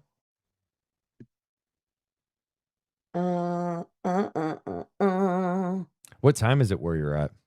6:26 p.m. So what time is it here in Sacramento? 3:26 p.m. Good. Morgan's really bad at Math. Well, yeah. What else? Time zones. That's so not bad. all. What else am I bad at? Being a friend. Because I'm a rat. Oh man. I know. Morgan, I gotta go be Morgan Ratkin. That's funny. Oh, so funny. You guys are so funny. Please stop being so funny. All right, here's a question. Yeah. What you got? Do you think we find out where LeBron James is going today? No. Oh, sorry. You don't think he has an idea already? Like, come on. He waited till July 1st and like, okay, I'll I think mean, about it now. obviously he has an idea, but like I still think it's going to be the Warriors. But then when I heard the rumblings of the other teams, I'm like, well, Why I don't know. I should have had lunch today, dude. Oh, why? I just didn't eat before this thing started. Why don't you grab something while I'm No, on? I'm A actually snack. I am on a strike until I'm fasting until a big deal happens, believe it or not. Li- Literally yesterday, Yeah. Deuce was interviewing the rookies and Scott Perry after the presser, and I was in there just getting some content, shooting some stuff, and we had to wait a long time. So by the time we got to Scott Perry, I bounced. I didn't get anything. I was so hungry, and I just went to Chipotle and ate a whole burrito. Dude, great story. Well, it was just my point is like I always have to have snacks on me, and you should have The snacks. little rat and he was hungry. I don't like this. Could this be your new gimmick now on the pod? I just call you a rat sometimes. No, it's so it's so aggressive. So stupid. Oh, she smells a Jesus. little food. The rat's coming out, huh? I Little free agency, huh? Let me nibble on some free agency wait. news. Sean says Mo looks like a princess. I think that's I I don't know I don't know what think kind he's of being a princess dick on purpose. Yeah. you've seen, but Like trash princess. Like what are we my saying? goodness. Got on that red eye, got that greasy hair and shit. We do have an Yeah. update. What's our update? Bones Highland has re-signed with the what? Here's a nice It's piece fine. for them with the No, Minnesota Timberwolves. it's fine. No. I just the way you said it made me a little more excited. But go on, Bones Highland. Bones Highland staying put with the Minnesota Timberwolves. Found a nice little home there for Chris Finch. He has agreed to a deal. That's all we have at this hour. But that's the very latest in NBA free agency. Since it started, the big news of NBA free agency in the first half hour. Let's give you a rundown. Ousmane Dieng is back with the Bucks. 3 years, $17.5 million. We also have DeAndre Jordan returning to the Pels for his 19th season. And Bones Highland is back with Minnesota. We don't know the terms on that deal, and we know that the Detroit Pistons have offered, in their view, the most lucrative possible contract to Jalen Duren. They'll be matching the offer, and they are not thinking about sign and trade opportunities at this hour. That's what we can tell you live right now with Deuce and Mo. Hi, Morgan. Are you leaving? I'm gonna leave you. I'm gonna go eat some food. Oh, the rat needs to eat, huh? Okay. The rat needs cheese. Okay. Um, Yeah. I'm kidding. Dude, have fun. I'm gonna tune in because this is fun. So Yeah, dude. All right. I mean seriously. Yeah, Yeah, sure, we're gonna for turn sure. it on. All right, man. See you. Bye. There's Morgan Reagan. Now we can have some fun again, huh? You know what's gonna be great is when now that she's gone, it's just all gonna come out. And do I let her back in at that point, you know? Tony wants to know, hey Deuce, did you mention Ousmane Dieng is going back to the Bucks? I'm glad you mentioned that. Yes. Adam and Lincoln says Perry should offer during the Supermax. They can't do that.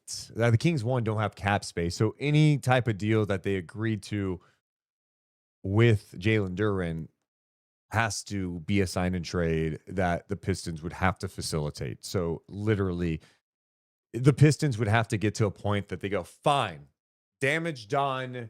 You're not coming back. You don't want to be here. We've made it clear. Let's pursue sign and trade opportunities. To me, that's not something that happens on day one of free agency. If it went that bad, that means there's probably a few weeks here where they're trying to figure some things out, you know? So we'll see what that pivot is.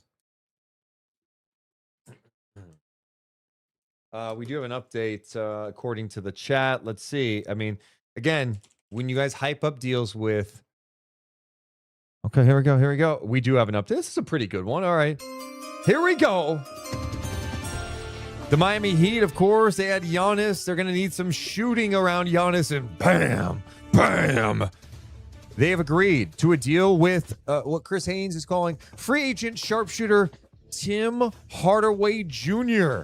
His dad played for the Miami Heat back in the day. He is going to sign with the Miami Heat. Tim Hardaway Jr. lands with the Miami Heat. They need shooting. What's that deal look like? It's a great question. We'll figure out what else is happening around the league. And we go to, wow, we do have a special guest, someone I have not seen quite possibly in years. Is this Adam Wojnarowski? Deuce, how are you? Thanks so much for having me back on. You're back? Yeah, I'm back. It's good to be here. Okay, are you okay? You seem a little like chill right now. Oh, no, I've spent the last couple years in Tibet.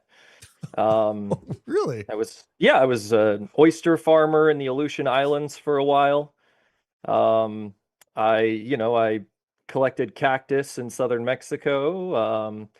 And I served briefly in the Trump administration, but I'm here and I'm ready to talk basketball. It's been a wild ride back into the NBA, with Adam. Go ahead. So Adams, are you guys good? After he left, he left the NBA in the dust. My brother, Adrian. Yeah. I'm sorry. I'm just, you know what it is? I'm stunned that Adam's here. Yeah, Adrian, your brother.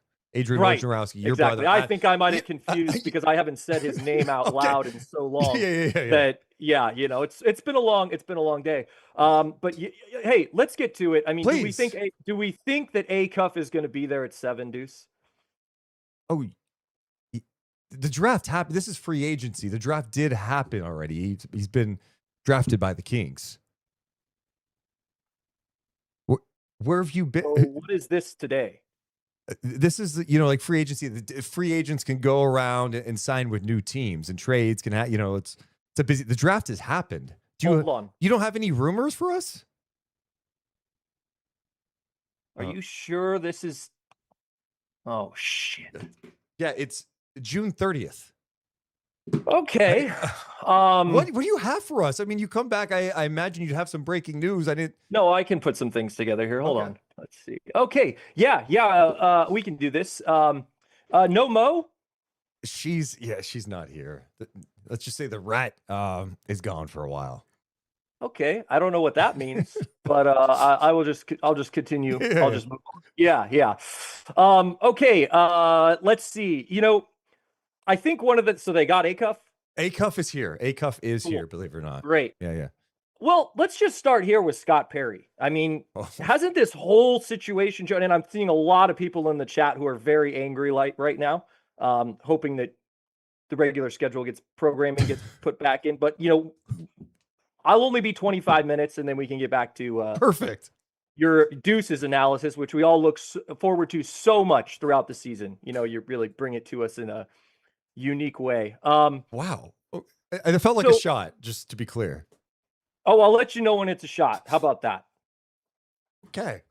How about that? I like this energy. Yeah, go ahead. So Scott Perry, I mean, a lot of talk in the offseason. Does he have a plan? What is the plan? What does he know? What is going on? Does he know what to do?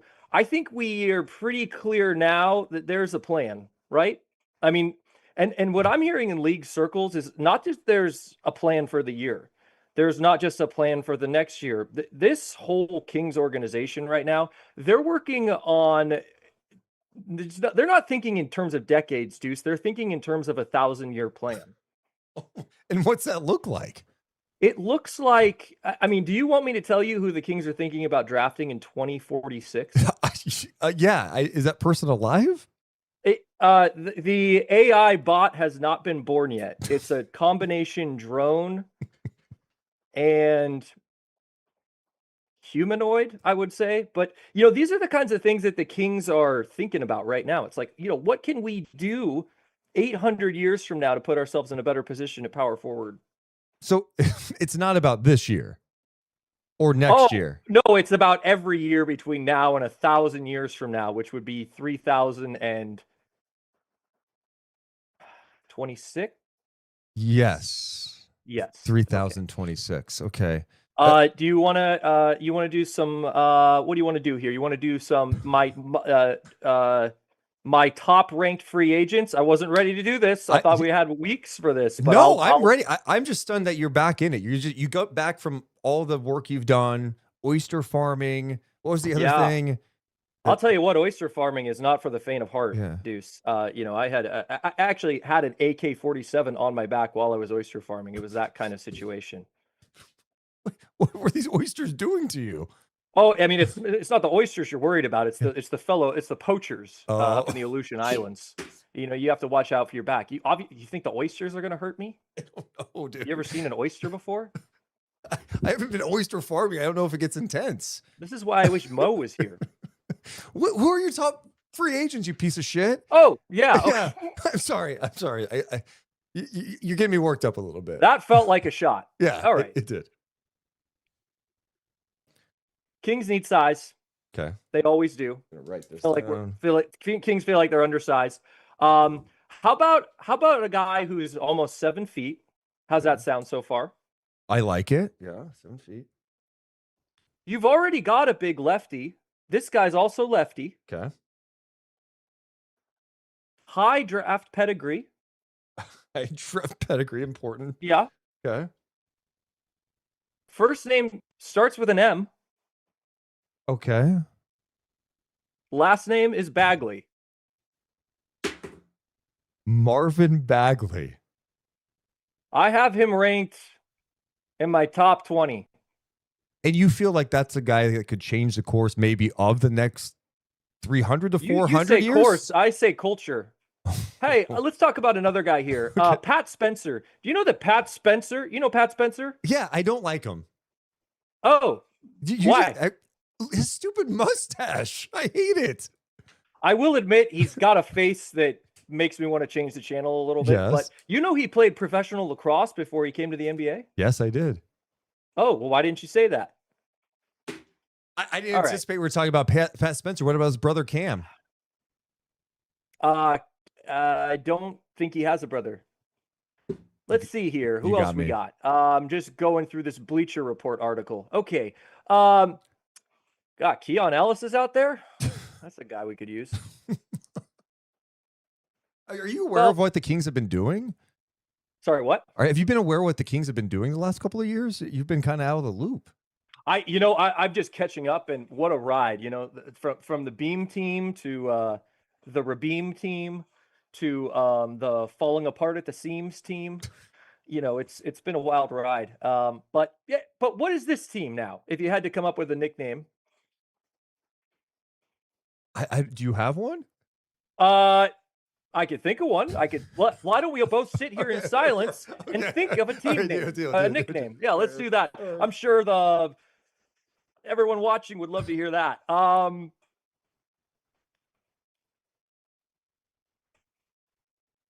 long do you want to be silent for? Until we come up with? Yeah, probably until we have something to say. The seam thing was kind of funny. Thanks. Yeah. Thanks. I don't know if you were trying to go for humor there, but it was good. No, not at all. Okay. I was trying to be completely literal. I mean, talk about the wheels falling off as you're heading towards the edge of a cliff. But hey, everything looks great right now, and it's just an exciting season. It's exciting to be around the team, to be back in the NBA for me. I'm going to be going to different podcasts today and going on a lot of different podcasts for a lot of different teams. You're not the only one. Who? I want to know. The Atlanta Hawks have a podcast. They have a podcast called Fighting Birds. I'm going to go on that. Okay. The Spurs have a podcast called The Big Frenchman, and I'm going to go on that. I could go on. Are you Stephen Miller's wife's thing or no? Is that? Oh, I was the camera operator on that show for Okay. about 6 months. Oh, we have some news from Shams. I don't know, like, do you want to get to this? Shams is great. Shams, Yeah. we do have an update. The NBA will hold the NBA Cup Championship at Butler's Hinkle Fieldhouse on December 11th. Just a news you definitely want on NBA Free Agency Day. How far the league has fallen. I mean, time must be budget crunching time. Because they're playing at a college venue? Yeah, they couldn't get an NBA stadium. That's too bad. They couldn't play at Duke? Or how about an outdoor game with wind? Where? Mexico City? Mexico City. So at elevation with wind. Is this on a mountaintop? Well, I spent a lot of time in Mexico cactus collecting, and I also had to wear an AK-47 on my back because, it's Cactus. not that anything. Cacti, yeah. No, I just at a certain point I just wanted an AK-47 Yeah, to look on cool. me. To look cool. Got it. Yeah. Deuce, it's an exciting time. You can let me go anytime because I do have a lot of other things to do. But if we're vibing here, and if the chat hasn't rebelled yet, to be honest, I thought once you're logged in, there's a minimum of 3 hours, so you actually can't go anywhere. But yeah, give me your hottest NBA take before we let you go. I'd rather have Brandon Ingram, Grady, and everything else in that package than I'd rather have Kawhi. That's not even a hot take. But Grady, who though? Grady, You're not allowed to say. I didn't think you can say allowed to say it. Okay. Yeah, you can say it. Grady. Grady. I think when Morgan comes back, she's gonna be very upset at the turn that this podcast, the stream took. We needed this as we wait for free agency. Well, Woj, thank you and good luck. I don't know where you're headed next. Yeah, like I said, I'm going to be going on the Warriors podcast, the Curry and Spice. You're just a podcast guy now. Okay, all right. Well, thanks. Yeah, well, I'm trying to get back into the system. Wow, Robert Williams staying in the Trailblazers, $44 million over the course of 3 years. Whoa. That was yesterday, dude. Yeah. All right. Well, good seeing you, man.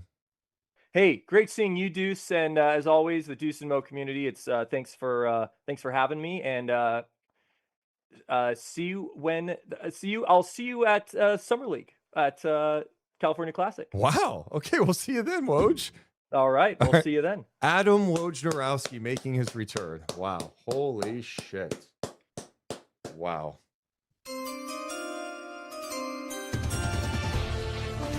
So good to have the Woj Bomb back.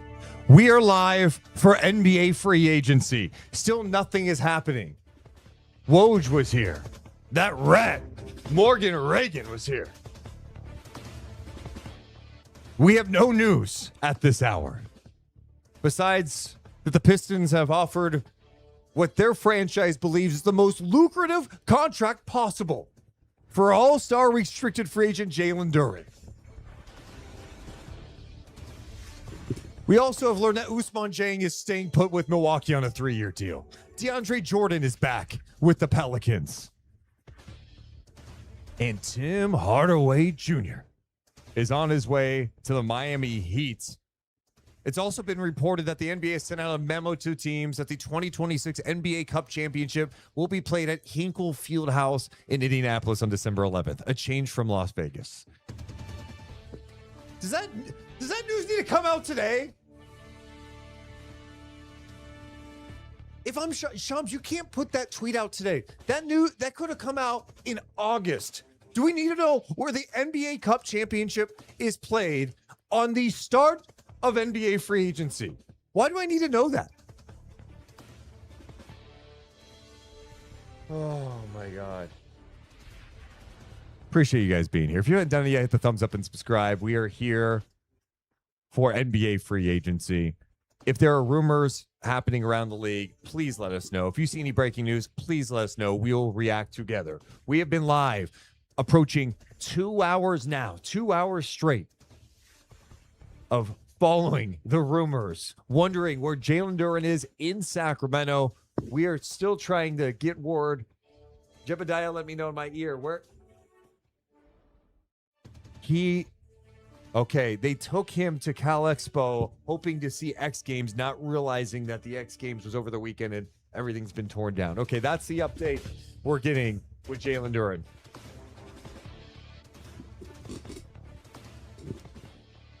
Showtime in the chat is saying that Jalen Duren has some interest from the Boston Celtics. Okay. I'm sure they do. But what would that look like? I mean, could that be like a crazy, like Jaylen Brown destination?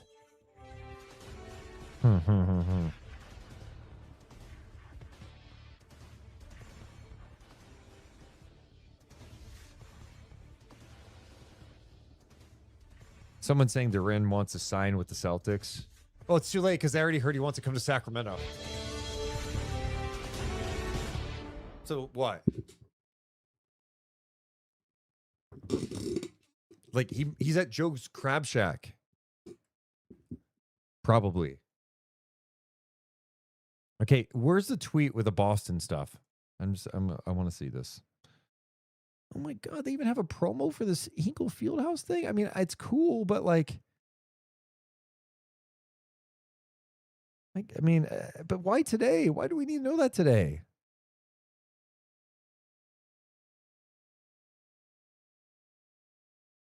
This camera shot makes me uncomfortable? What? Okay, that's like the ultimate disrespect. What do you mean? Okay, I'm clicking around social to see if there's anything new at the moment.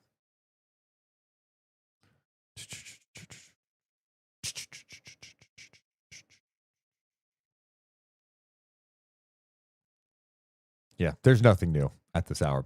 So what we do know that's happened so far, we saw Kawhi Leonard traded today. He's going to the Toronto Raptors. Brandon Ingram, Grady Dick, 2 firsts. Apparently it's a 27 and 29 first round pick and a pick swap in 2030. 2 seconds for Kawhi Leonard at 35 years old. They anticipate he will agree to a new deal with the Raptors as well. The Raptors, what are they up to? Do they have more in store? Do they have some flexibility to improve the front court? Or are they just going to be like, hey, we've got all this length, we got some size, and we're just going to defend and Kawhi carry us in a loaded Eastern Conference? We're all waiting to see if LeBron James, who will not be with the Lakers next year after 8 seasons, where does he land? Do we find out today? Could he be joining the Golden State Warriors? They might be in a position to do that. He could join Steph and company. Draymond Green opted out, probably to make room for his buddy. They have the same agent, Clutch, Rich Paul. Let's not forget about the other moves in the East. Giannis is in Miami. Tim Hardaway just went there. Could LeBron end up there? Could he go back to Cleveland? We are watching everything. Sam Amick mentioned that Minnesota is a team that would have interest in LeBron James. Could you imagine that? I want to stop with the Kawhi thing for a second. Like, the Clippers, good on them. You got to move on. But I still think there's this dark cloud looming, wondering what's going to happen. Is the NBA going to be punishing the Clippers with that investigation into them possibly circumventing the cap to sign Kawhi Leonard back in the day? How does that unfold? But in terms of what they're doing, you needed some draft capital. Take a shot at Grady Dick to see if he has anything as a young guy. And then Brandon Ingram, who's a quality player, only a couple of years left on that deal.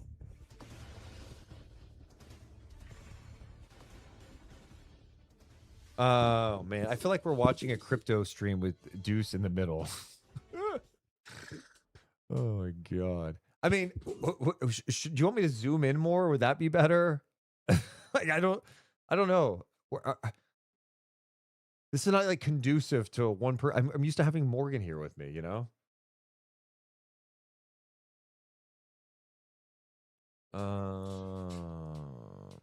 You don't like the framing. Okay. Let me figure this out. Do you want me to zoom in? Does that make it slightly better? Like, what do I do? My goodness. Okay, some people in the chat saying that Jake Fisher is reporting that Jalen Duren wants to be traded to the Boston Celtics. Okay. Well, I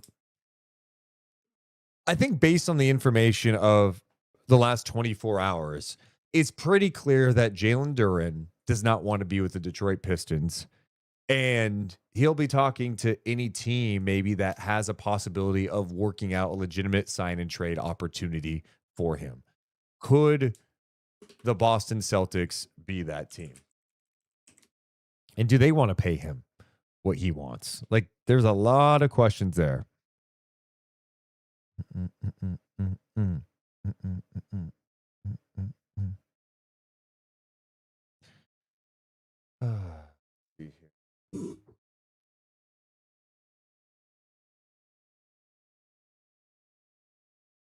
I know, Raider Tupac, we saw that. Just put a rat next to you, so don't zoom in. God, you guys are killing me right now.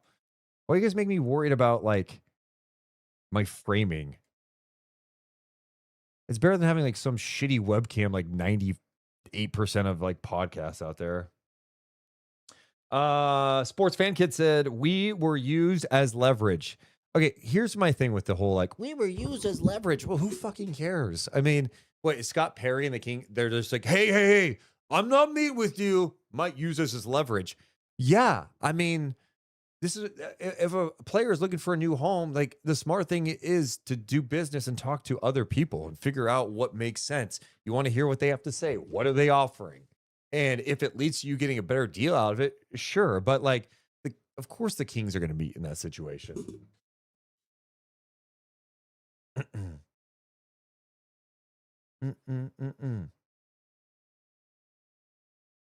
Checking Discord, see if there's anything going there.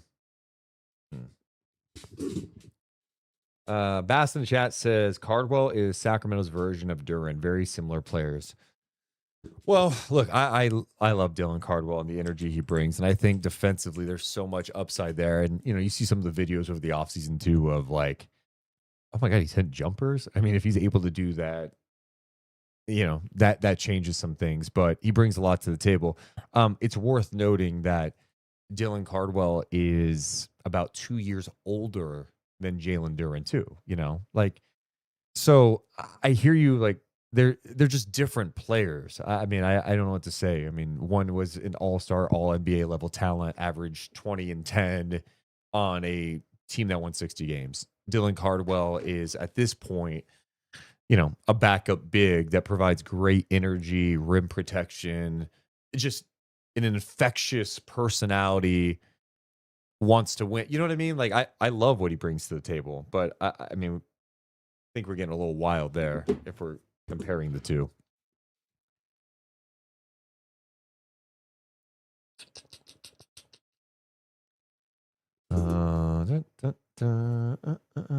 Name of the game: every team is going to be used as leverage. Yeah, I mean, it happened. I mean, this is what this is the game. I mean, also like this isn't like Duren's a unrestricted free agent, and he's like, I'm going to use him as leverage and not take a deal and just go somewhere else.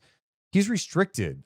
I'm sure his agency is like, all right, let's target teams that may have a need at that spot that maybe could be going in the right direction. Let's see what makes sense, because we're going to have to find a team that the Pistons want to deal with. And so Sacramento is kind of a natural target. You have to note a couple of things here. He has the same agency representing him that Domantas Sabonis has, Wasserman. So, you know, they're like, all right, we can take care of both guys here. Get Sabonis in a new spot, put him in a new situation, get Duren into a spot where he gets paid, and maybe there's some upside here. But they're also going to work all the angles. They're trying to do what's best for their client. Their client doesn't want to be there. All right, well, we can't just pick any team because, again, they're going to have to deal with the Pistons to execute it if there's anything here. So no, this is a surprise.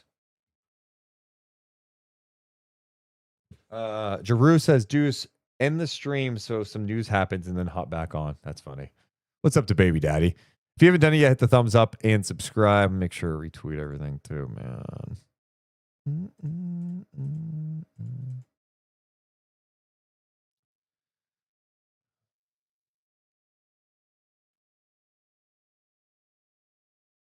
Why don't the Pistons just swap Sabonis and Duren? Because I would say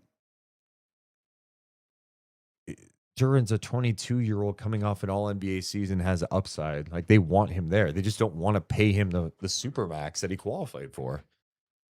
And it's not often you get excited, especially when you're a team like the Pistons coming off a really strong year, that you like jump for joy trading a 22-year-old for a player in Sabonis who's very talented and yeah, could help them in some ways, but he's also 30 coming off a knee surgery. You know, I don't think you're like super excited about that. I like the white tee. Where do you get that little number? I mean, it's just a Nike white tee. I don't know. Boost says, Juice, what is your opinion on Russ? Do you want him back or no? I mean, I'm not opposed to it.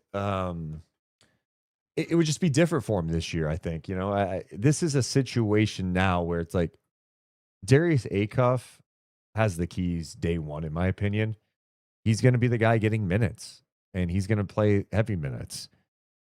It's all about what kind of role Russ would want to embrace. You know, Russ wants to play. He's very prideful. I think Acuff can learn a lot from him. So, you know, it's up to him. There's been some talk that Washington. I'm sorry, there's just one that came through. Shams with an update, I guess.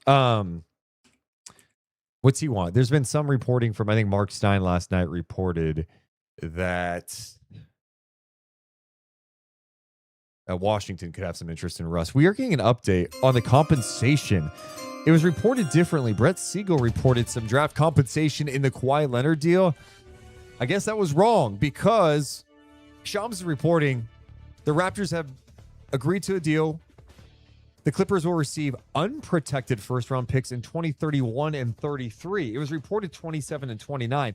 It is now reported unprotected first-round picks in 2031 and 33. And then 2030 and 2033 second-round picks, and a 2027 first-round pick swap. I mean, I like that for the Clippers. Get those picks far out into the future. Who the hell knows what it looks like in 2033, 2031. And next year's draft, not supposed to be amazing, according to the experts, but you still get the swap. Anyway, that's the latest update there. Not a lot going on at the moment. We have been on for over 2 hours for NBA free agency. Going back to the Russ thing. In general, though, I think the Kings would definitely benefit from having some sort of veteran point guard behind Acuff. The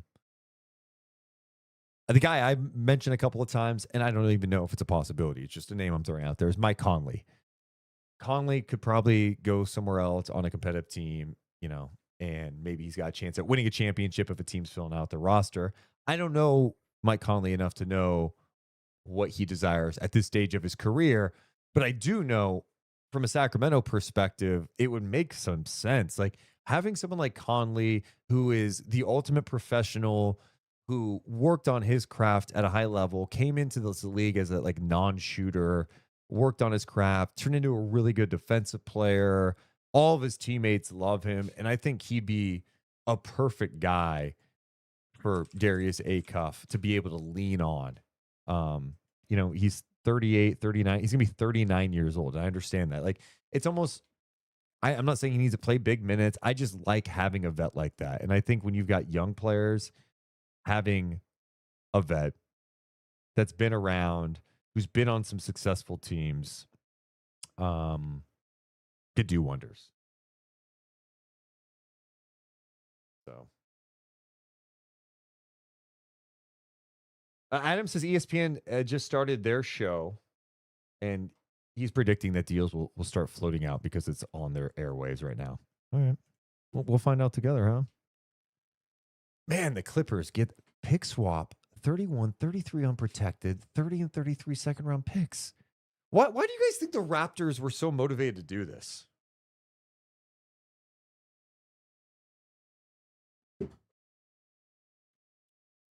Ant in the chat. Hey, Deuce, do you think the Kings overpaid for Precious Achiuwa? Absolutely not. No. 2 years, $11.5 million. You see the contracts that teams are throwing out to guys. I don't think that's an overpay at all for a guy who checks a lot of boxes.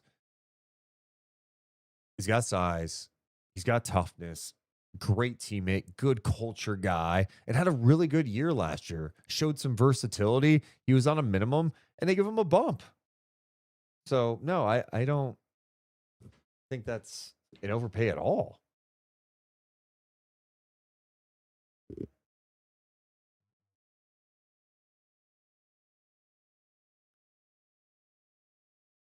Someone in the chat saying that for the Raptors that's a win now move, but they're not ready. Yeah, I mean, obviously it's June 30th right now, and there's trades that can be made, there's moves that can be made. I get all that, but like they were the 5th seed last year, 46 and 36. The Raptors.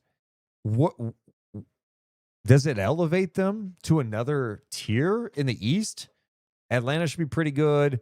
We'll figure out what the Pistons are doing. They're going to be different. To be fair, the Pistons will be different. They won 60 games last year. I think they figure out the Duren thing, but they, the Tobias thing, they lose Beef Stew. It's going to be different. Boston could be very different, right? Where does Jalen Brown end up? Do they end up moving him?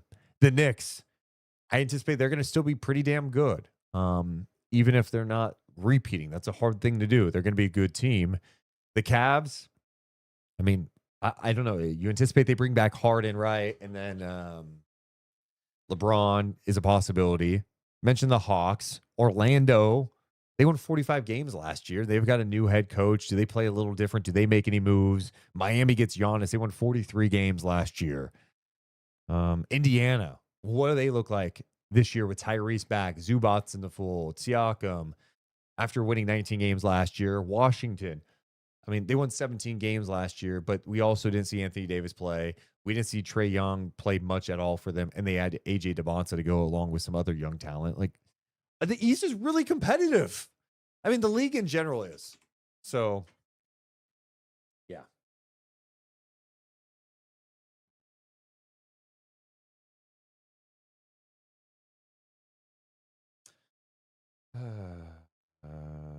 Does the Kawhi deal increase the likelihood of a Domas trade? I don't know that those two are related. If you're saying, or could the Raptors do something? I think the sticking point with Toronto and Sacramento has been, Toronto's wanted to give them Jakob Poeltl, and the Kings don't want to take on that deal. So yeah, I think the Kings are content on if they have to have Sabonis on the team next year, they're fine with it. Sabonis is a good player. And I think this team that they could go with next year is in a better position than the Kings team at the start of last year, right?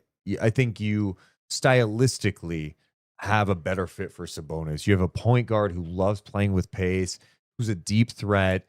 You've got ideally, you hope that Keegan can figure it out from 3 and be just an adequate 3-point shooter, not necessarily an elite one. I mean, we can't pretend like he's a guy from his rookie season because we just haven't seen it since. DeAndre Hunter's been a 36% 3-point shooter. Levine's going to be on the roster. He can shoot it from downtown. You also had more shooting. Emmanuel Sharp, good 3-point shooter. Caravan. You've got some more size. You bring back Precious. I just feel like you have a team that's addressed some of the weaknesses that have hurt you before from a size up front perspective. You've got some more shooting. It seems like it would be a better fit for Sabonis. He's not a long-term fit here. That's fine. But you also don't just going to trade him to trade him. Jay Lee says, I want news about DeMar. Well, the only news that we've heard over the last week is that the Kings could look to waive him and stretch his contract and he would be a free agent. The Levine deal is just so painful. I mean, you're entering the final year of it, It is. It is. And when you have bad contracts, whew, that's a huge challenge, right? And that's why,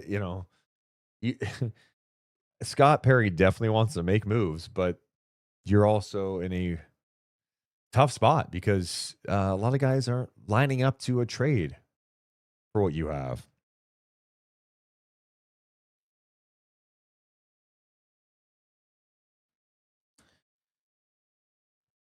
And chat, I'm fine with Domas here too. Just Toronto's new timeline with Kawhi and RJ Barrett is still there. Yeah, I mean, my thing with the RJ Barrett move for Sacramento, if they did some sort of RJ for Domas thing, that's been talked about so many times. One, I don't want Jakob's deal. You'd have to draft compensation if that was even a possibility. I don't even know that's worth it. The RJ thing, I like RJ Barrett as a player. I like him, but I'm also not in a hurry because like you're gonna have to give him a contract extension, and like, do you want to do that right now? I kind of like. I'm not sure that's the swing I want to be taking at this point.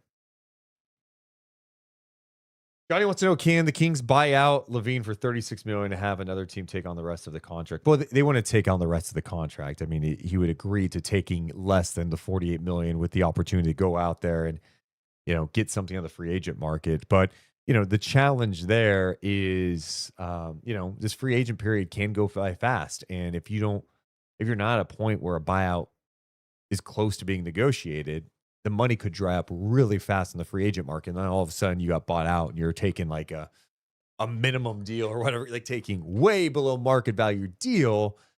And then once you take that deal as a player, it's hard to go up. You take less money, you get labeled as that guy. And then all of a sudden you're a minimum, whatever, $5 million a year guy going forward. I don't think that's what he would want either. I mean, my thing with Levine, this is where I have a tough time connecting with this because in my head, I have some breaking news at this hour. You haven't and I haven't made $200 million in our careers. He's made over $200 million. I understand opting out. Like 48, I'm done. Like, I'm going to go explore free agency.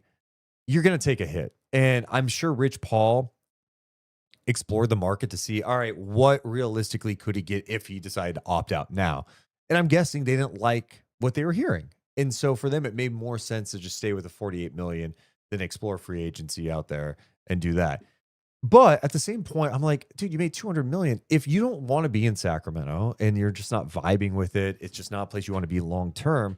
Why waste a year in Sacramento where your playing time could be kind of weird? I imagine they'll still play him and stuff, but do you hurt your value by being in Sacramento and playing a different type of role? What's that mean for you next year at your next spot? I would personally be like, you know what? I know it's 48 million.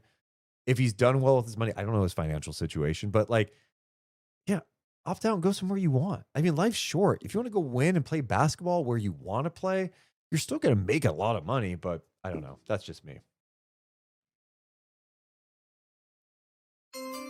We do have an update from the chat. Big D Blake saying, breaking news. I love Darius Acuff. Holy shit. That's wow. I know a lot of people feeling that at this hour. My goodness. We do have an update too on Tim Hardaway's 1-year deal with Miami. It's 1 year, $8.5 million for him to leave Denver and head to the Miami Heat.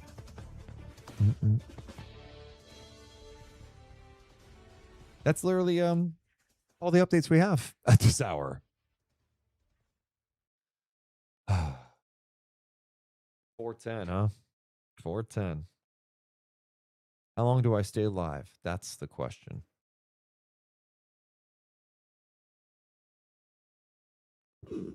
Oh, we do have this update. Insane Cookies in the chat saying, breaking news. I breathe oxygen.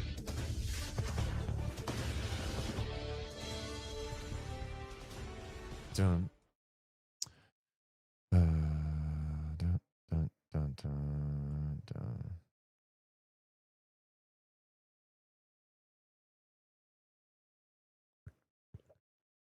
I want to look at this. What was the latest in the poll question on our live stream? Did I close out the YouTube? Jesus.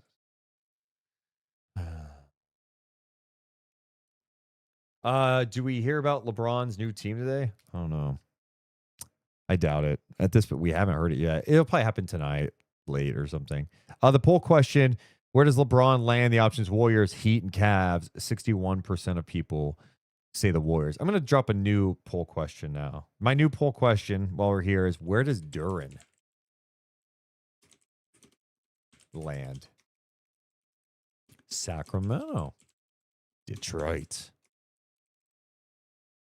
I'm going to put LA other.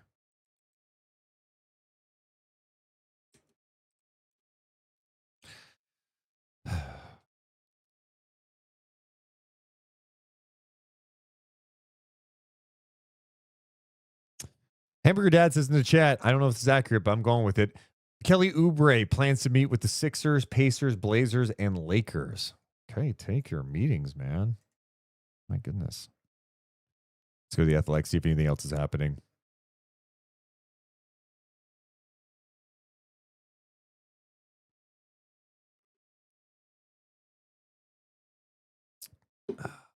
Yeah. Nothing. You know, one of these years, and it's been a long time, one of these years we're going to go live for the NBA free agency, and it's going to be we're just, oh my God, this deal here, can you believe this deal? We had so many this morning. In some ways, I kind of wish the insiders just waited until like it officially started to drop the news. You know, it's just so we have something to look forward to. Because all of a sudden we get to 3 and we're like, okay, here we go. Here comes the flood. And it's like, oh no, Usman Jang is back with the Bucks. Tim Hardaway. You know?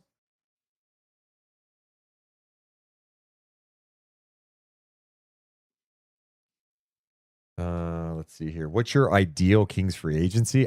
Dude, that's so hard to even say because the Kings don't have money in free agency. They, you know, bringing back Precious, I like. They'll probably bring back Daquan Plowden, like that. But, you know, it's not sexy, but, you know, part of this is like until some of these bad contracts are off your books, you're kind of stuck. And that's why I think we all got excited about the Duren thing because it was like, wait, is this even a possibility? Like, they could really pull this off, but it seems unlikely.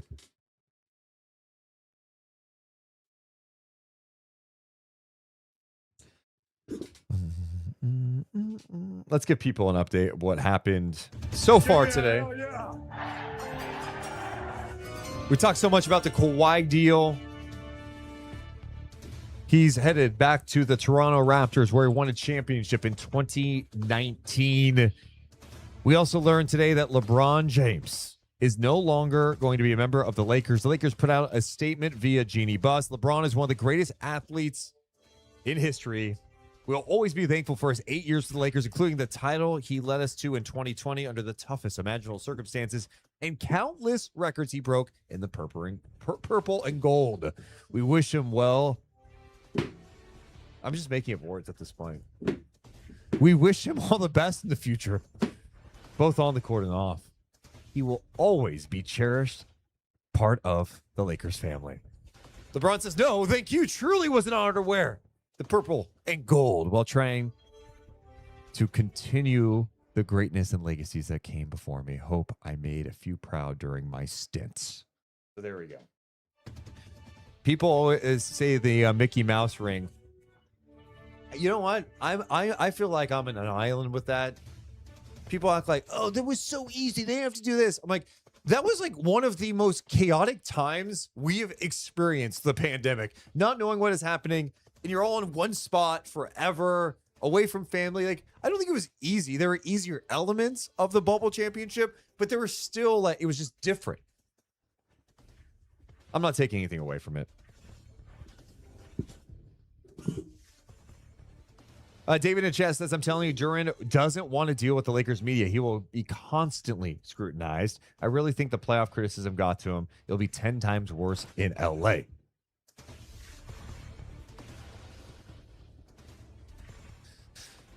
Yeah, I mean, I don't know. I don't think, I disagree with that. I don't think the LA media is that tough.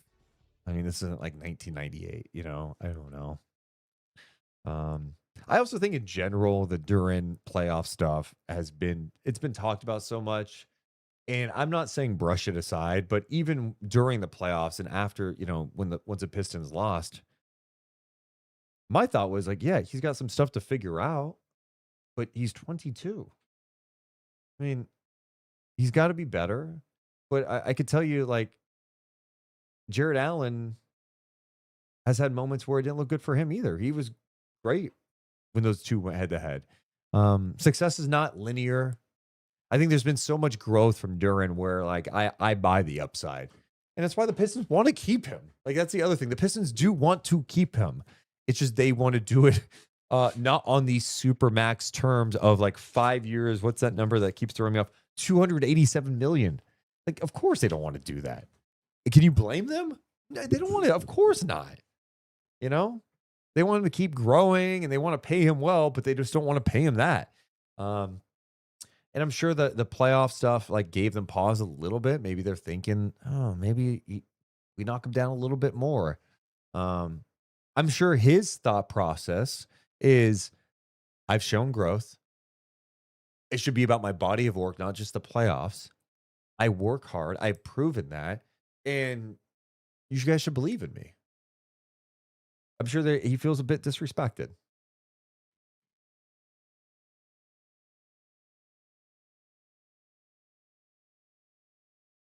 David also says, I think he wants to be better somewhere with current lower stakes and get paid. I don't know. I mean, look, there was reporting today from Jake Fisher that he wants to go to Boston. You think that's lower stakes? Now that, like Boston media is a little different than LA. New York media, you know, like sure. There's a little more attention on that, especially, let's be honest, if there was some trade, I'm just making this up right now, but if like Boston, Detroit did some like Jalen for Jalen swap, well, you don't think there's going to be pressure for him going to Boston on a massive deal in a Jaylen Brown deal? Like that pressure would be insane.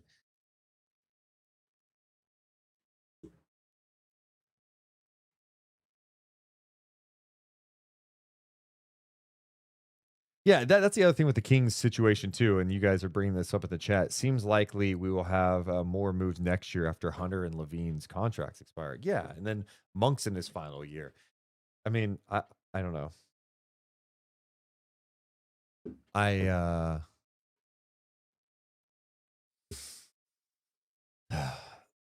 The Kings, it's so hard to tell a fan base to be patient because this fan base we've seen to make the playoffs one time in the last how many years? Like 20 years. It's crazy. That's crazy. But you also just you have to, you know, like Scott Perry didn't trade for, you know, Levine's deal. And I know he wouldn't have traded for that deal. That puts you in a really tough spot. And you've got some other contracts that are tough.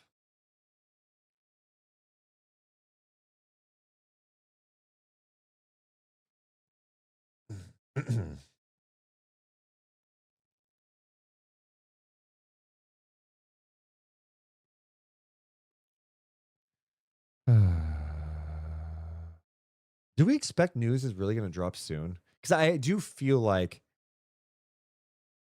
I do feel like my body's shutting down from not eating.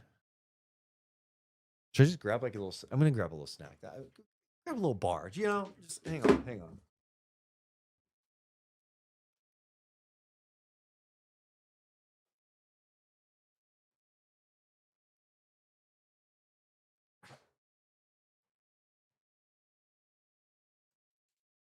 All right, all right, all right.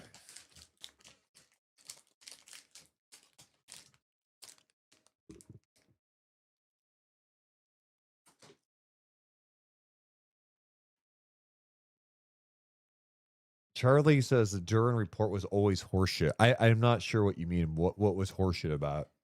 That who's meeting with the Kings is horseshit?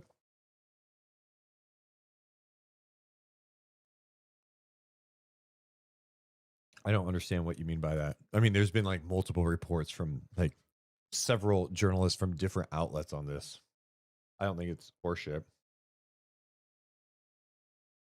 Sean says, can't believe that Deuce went live yesterday for that. That wasn't even real. Am I in like an alternate universe right now? What wasn't real? Oh, it's not a Snickers. It's a stupid mush thing. Kyle, I need a hell yeah. Give me a hell yeah.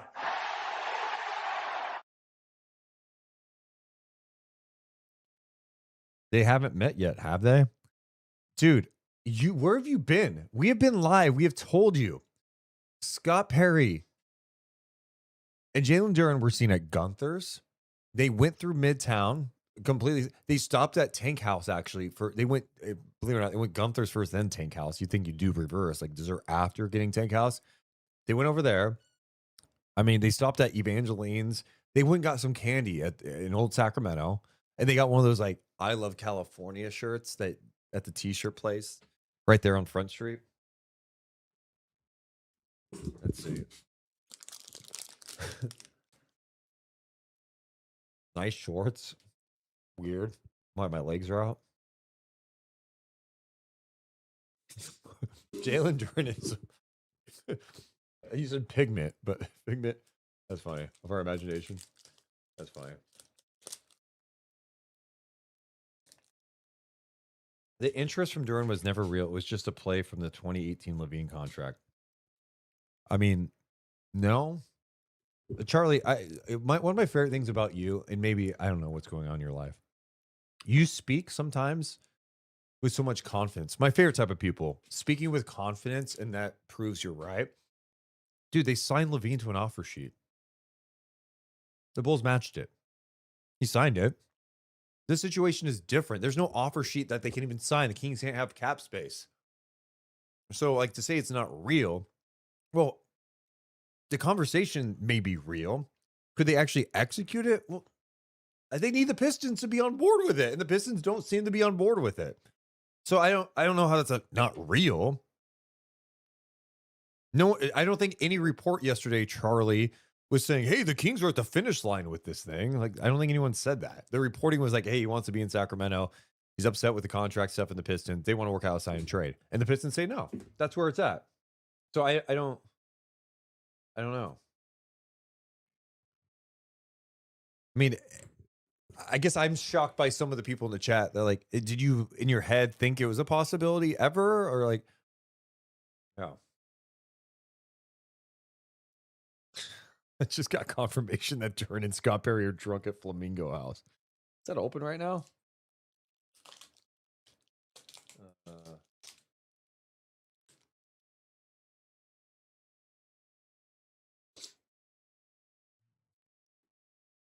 Hey, Sean, let's not be like stupid. Like, what are you doing? Are we to the point? Are we jumping the shark with this whole thing now? All right.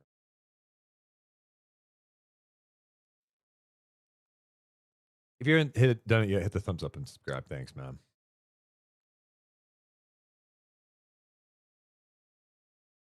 I think the Kings free agency is going to be silent. Nothing will happen. Oh boy, do I got some breaking news for you.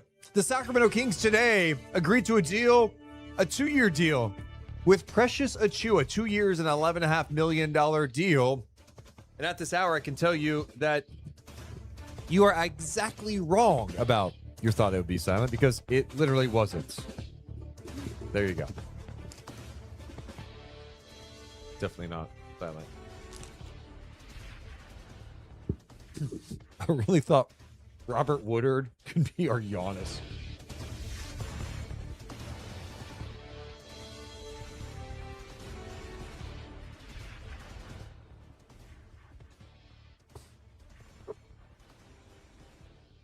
The big sneeze. I love Precious.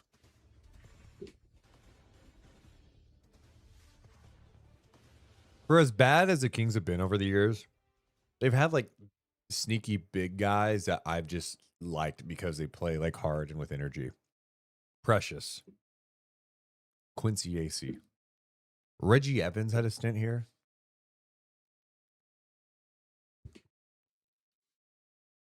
I think some other random ones.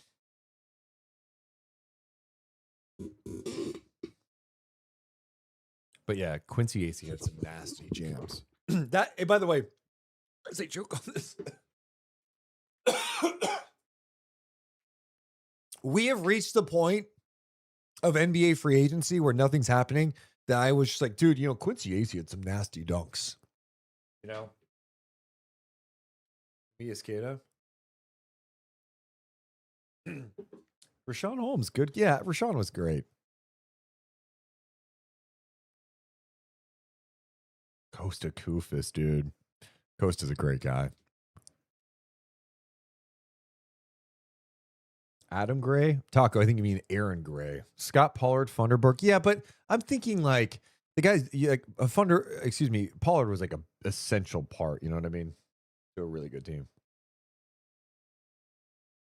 Jim says, "Hey Deuce, any conspiracy to Domas and Jalen having the same agent?" Well, it's the same agency, Wasserman. We talked about this a little bit earlier. I don't think there's a conspiracy behind it, but yeah, I mean, look, De'Aaron Fox and Zach LaVine are both clutch guys. These agents will try to position their guys to be in certain spots, and it's like, okay, well, can we get? All right, well, if Duren comes to Sacramento, maybe we can get Sabonis into a new situation too. Yeah, I'm definitely certain that those things go hand in hand.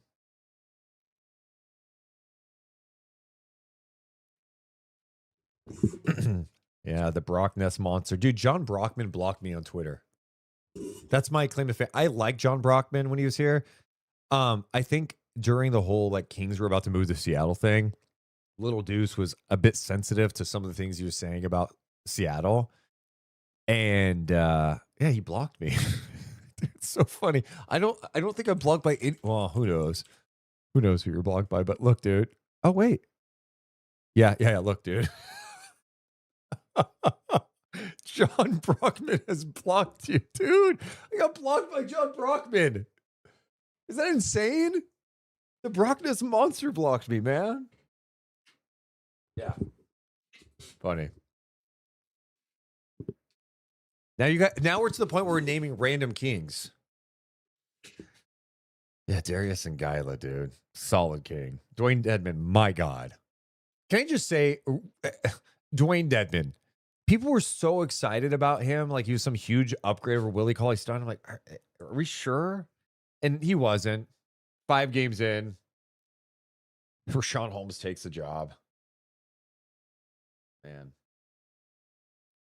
I don't know what I said to John Brockman to get blocked. I think, I don't know if he was, he is, to be fair, he's a Washington guy. I just felt like someone who played in Sacramento should have some sort of like sensitivity toward the situation. Like him and like Spencer Hawes was very vocal and it was like so annoying. It's like, Spencer, you played here. I know you didn't like love it, but you did get drafted in Sacramento and you're like pushing Sonics everything. It was just kind of gross to me. Meanwhile, someone like Isaiah Thomas, who the same thing, you think about UW, Seattle, like he had ties there, but he was about Sacramento. Like he understood it and was sensitive toward it. And like I didn't feel like at one point, I don't even remember what he said, to be honest. Brockman said something and I popped off on social media, like probably immature, but he blocked me. John Brockman. Dude, that stretch, Brockman's rookie. Jesus Christ, I hate my life sometimes. Oh my God. I can't, like, I caught myself because I'm going, dude, Brockman's rookie year, I'll never forget. But in all honesty, Brockman's rookie year, there was that stretch the first couple of months. They draft what? Tyreek, Caspi, and Brockman. Dude, I thought we had figured, I'm like, dude, we got it. We got the few, like, dude, Brockman's like the perfect energy guy. He's top. Didn't expect this. Caspi, the sharpshooter. What? And then Tyreek, Euro stepping all over the place. Game winner. It's like, holy shit, we've got it. Yeah. Yep. By the way, John Brockman in his NBA career with 9 blocks. I'll give him one more since he blocked me, 10. But yeah, Brockman was fun when he was here. So maybe, we can make up at some point.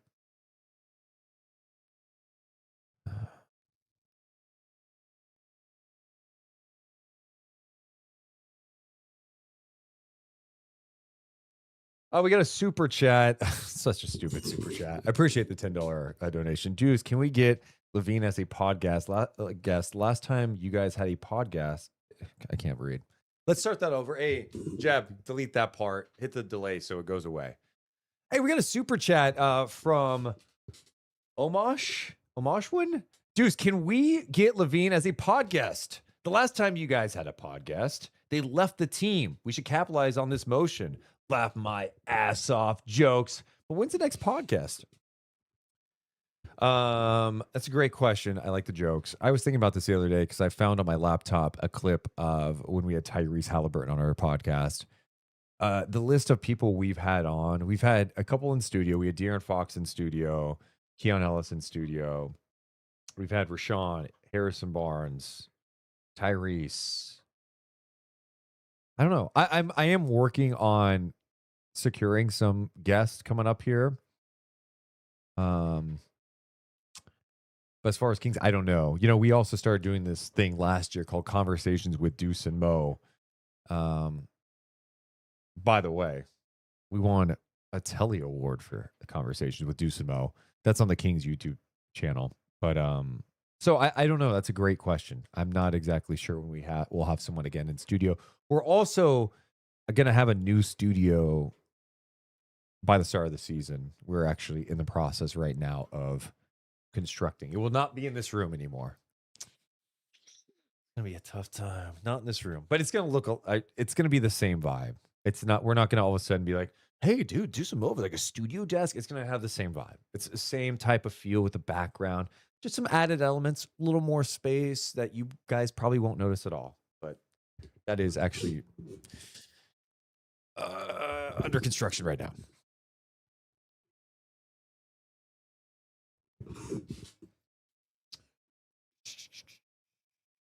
Love to see Malik in studio. That'd be cool. You know, Keegan is one I really want on the podcast. Do you understand how long I've been trying to get Keegan on?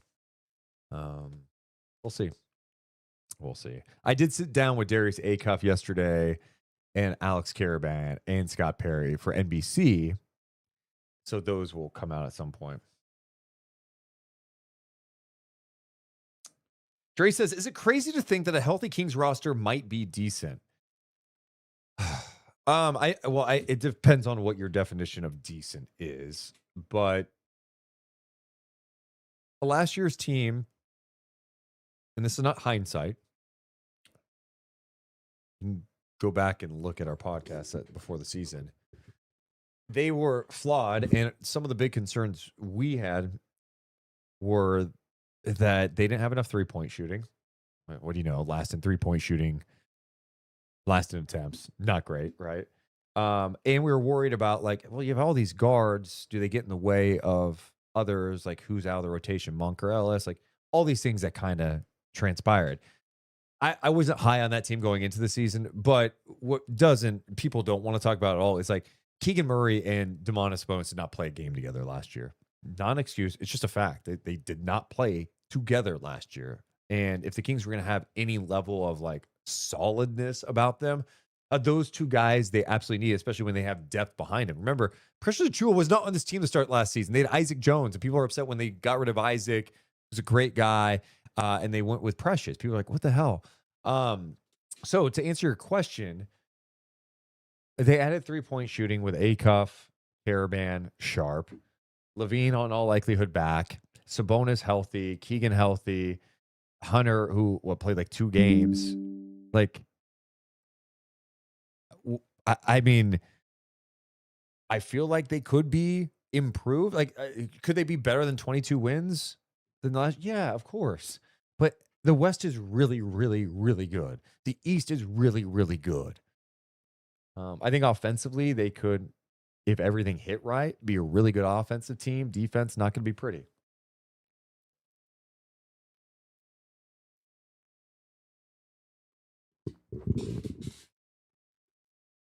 And it's about the young guys too. Like, you know, we didn't know going into last season what Max and Dylan could do or Neek. So, like, can the young guys get better? Like, there's a world where I think stylistically the team looks a lot better. But it's also understanding, like, big picture, this thing is still under construction. You just got a lottery pick last year at 7. What does Acuff look like as a rookie? Blah, blah, blah, blah, blah. Okay. We do have an update before I get to more of the chat. I don't know if you guys even want this update, but it is some free agency news from Shams Charania. Free agents. 7-footer. Brandon Carlson has agreed to a 1-year, $2.5 million deal with the Blazers. How many bigs do they need? I mean, they just signed Rob Williams. They have Young Hansen. They have Donovan Klingen. Does that mean they're moving some of these bigs and guards in a Jalen Brown trade? Portland's been tied to Jaylen Brown. Windhorse, what are they up to? What are they up to? We'll find out. But they signed another big. Huh. What's that about? Huh. That's the very latest around NBA free agency. We are over close to 2 hours into NBA free agency. And let's just be serious. It's been very quiet. But you look at a move like this and wonder, all right, why are they adding another big? They just got Rob Williams. And yesterday it was reported that Rob Williams was not going to be there next year. If they're moving on from Jalen, does that mean Donovan Clingan could be going to Boston, the Jaylen Brown trade? What's that package look like? They've got a lot of guards. Something to watch at this hour. Okay, some more people in the chat. Someone's saying, what about a Boogie podcast? You know, that's a highly controversial topic between Deuce and Mo. Young Morgan Reagan did not have the best experience with DeMarcus. I've tried to be like, I'm in the fence, like he was young, you were young, it's, and she doesn't love that idea. But we'll see. Freddie says, new studio better have fog and lights or I'm unsubscribing. No, there's definitely going to be a fog. There's going to be, I think the lighting will be improved. That's the other thing. Lighting will be better in there. There's going to be some subtle tweaks. I'm sure some people will notice.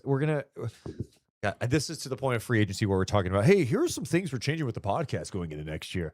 I think we'll have a slightly different look behind us with the same type of vibe with this amazing, we've got stuff all over the walls. Like, you guys don't even get to see everything that's on this wall. Like, let me just move the camera. Like it goes up, right? Like, you see that?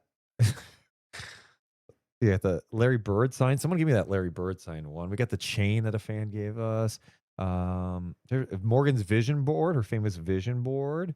If you go down, you can't really see. Got a lot of different things. All those bobbleheads. There's stuff all the way down to the floor. Anyway, so we'll keep like a similar vibe, but I'm trying to dress some stuff up, and also we'll have probably a different type of lower third. We can do a lot better. I'm not a graphic guy. This is a 2-man operation, by the way. This is me and Morgan. Sorry, Jab. Sorry, dude. You're part of it, but you're like also it's me and Morgan. You know what I mean? So it's a 2-man operation. I do like the thumbnails, descriptions, time stamping. This shitty lower third, but hey, it's gotten a lot better since we started. I had this idea of doing this behind us. Morgan executed it. She is also the salesperson. She's the one that secures, partners that want to have their message spread. Yeah, it's just a great team. Who does the social media clips? Both of us. Morgan does a lot. I do a lot. I don't know. It's our squad. It's fun. It's our baby. We love it. Did I go to Del Campo? Yes, I did. We do have an update from Los Angeles. The LA Clippers make a move in free agency. Hold on to your seats. I'm not sure you're prepared. Kobe Sanders has agreed to a 4-year, $11 million deal to return to the Clippers. He was a second-round pick in 2025. He averaged 7.3 points in just under 20 minutes over 68 games as a rookie. Shams Charania with that tweet. That's the very latest in NBA free agency. We also have some reports from my guy Showtime that Sam Amick has an update on Jalen Duren. We're going to click on that and try to get some information right now. It is NBA free agency. I just got a jolt of energy because we might have some stuff. This from Sam Amick over at The Athletic. The Pistons in the wake of a 60-win regular season and second-round loss to the Cavs in the playoffs might be the most interesting team in the NBA at the moment, according to Sam Amick. As free agency officially begins, they find themselves waiting for clarity from two of their most important players from last season, front court mates Jalen Duren and Tobias Harris. Duren, as The Athletic reported, is a restricted free agent who is taking meetings with the Lakers and Kings on Tuesday. Today is Tuesday. Cool. With the hopes of finding a sign and trade pathway out of town. The gap in negotiations between Duren and the Pistons sparked this strategy, but it remains possible that the two sides eventually strike a deal, especially considering the signals sent by the Pistons. Detroit does not have interest in the King scenario, which would send three-time All-Star Domantas Sabonis their way as a replacement for Duren, according to league sources. The Lakers could either give Duren an offer sheet that the Pistons could match, or try to compel Detroit to cooperate in a sign and trade structure in which the third team All-NBA center would go into their salary cap space. It'll be challenging for the Lakers to land him, given the Pistons' ability to control the situation by either matching the offer sheet or refusing to engage on the sign and trade. Which brings us back to Harris, the 33-year-old unrestricted free agent with the Pistons, second most productive player in the playoffs, averaging 18.7 rebounds. Yet Harris will be visiting 5 teams at the start of the free agent period, according to a league source. It's not clear whether their meetings are virtual, phone, or in person, or which teams are in play. At minimum, the prospect of Detroit losing Harris is somewhat real. In turn, the Pistons suddenly find themselves somewhat in danger of taking a step backward this summer. There's still a long way to go this offseason, of course, but this is not ideal for this Pistons team that is widely known to be on the lookout for significant upgrades. The focus at the start of free agency, it seems, is on not losing pivotal players in an that they already had in-house. Super smooth, Deuce. Anyway, that's from The Athletic. So, kind of what we talked about. That's the update is, sure, the Kings can be having fun with Jalen Duren all over Sacramento today. We've heard reports from our chat that they've seen him at the Sacramento Zoo, that they went to the train museum and they took pictures on some of the old trains there. And in fact, they took the little steam engine that goes along. They went on that too before going to the Delta King. And that's great. And there might be a murder mystery like dinner tonight that they could go to if they feel like it. I mean, it's been a busy day. They can do all those things. But it doesn't matter, because if the Pistons are not engaging Sacramento on a sign and trade, they have no interest in a Sabonis package, then it doesn't matter. And it's all for nothing at that point. So you, at some point, just move on from it. But yeah, this is an interesting development for the Pistons. We're also hearing, let's see here. This is from Sam Amick. Duren is scheduled to meet with the Lakers at 4 p.m. Pacific time, but saving the best for last. The Kings at 5 p.m. Pacific time. Oh, wait. So he's meeting with them now. He's meeting with the Kings at 5? Does that mean we have to stay live all night long? This is NBA free agency. What does all this mean? We'll find out together. Live tonight.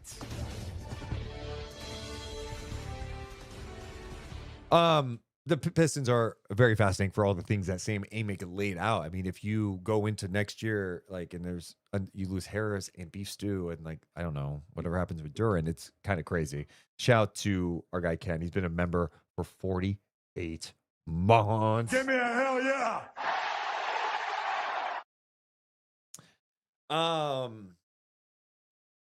So they don't want to take a step back, obviously. They're in a really interesting spot. But if this is true, this is the latest from Sam Amick, they don't have interest in Sabonis. Well, if they don't want Sabonis, then what? I don't know how they tackle it. And I think Kevin O'Connor yesterday mentioned, hey, Zach LaVine would make a lot of sense. I actually think LaVine as a shooter would make sense for them, but not for Jalen Duren. I mean, at that point, it's like, wait, so you're moving up Duren for LaVine's expiring? I mean, that seems unlikely, especially you'd need, draft compensation just like you would in the Sabonis deal.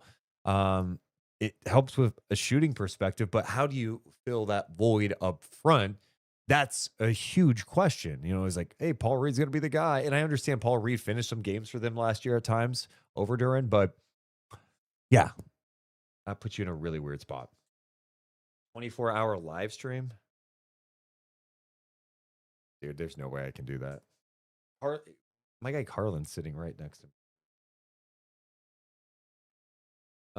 We have an update too. My goodness. From the chat, watching while in the shower. LOL. That's the next question I have for people hanging out on NBA free agency. How many people bring their phone in the shower? Let us know in the comments. I do sometimes, yeah. And that's not a healthy thing. And it's really around this time because I don't want to miss anything. Like I'm okay.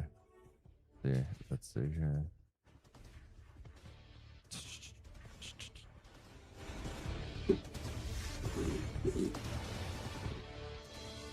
Mondo says, what bigs would the Pistons be into? I mean, Jalen Duren? I don't know. I mean, let's see, NBA free agents bigs in the league. I mean, and they're not gonna. I think what's the money situation too? Vucevic.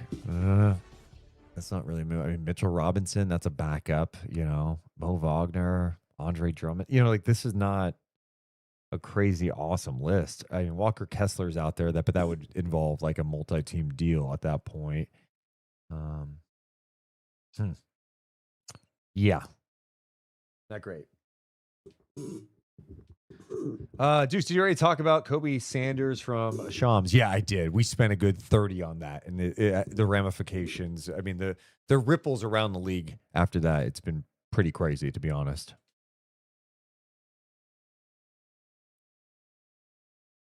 Any chance Tobias Harris meets with the Kings? I'd say no.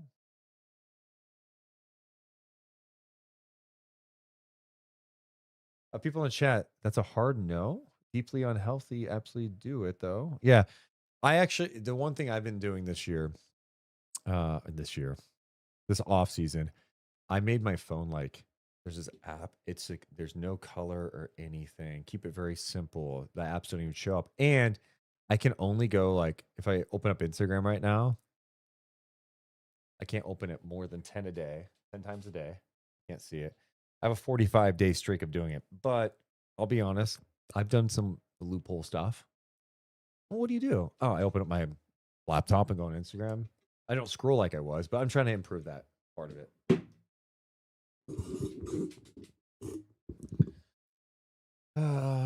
In the chat, Omar says, let's get Conley to come be a vet for ACUF. I brought that up earlier. I brought that up like last week too on a podcast. I love that idea. Love that idea. 39 years old. He's not going to play much, but that's okay.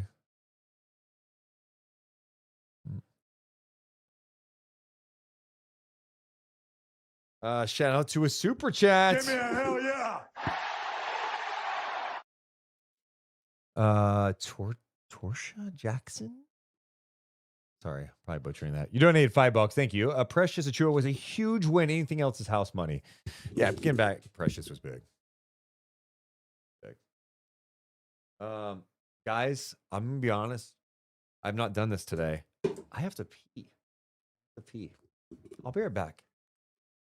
Hey, are you gonna wash your hands, Juice? If I feel like it, who cares?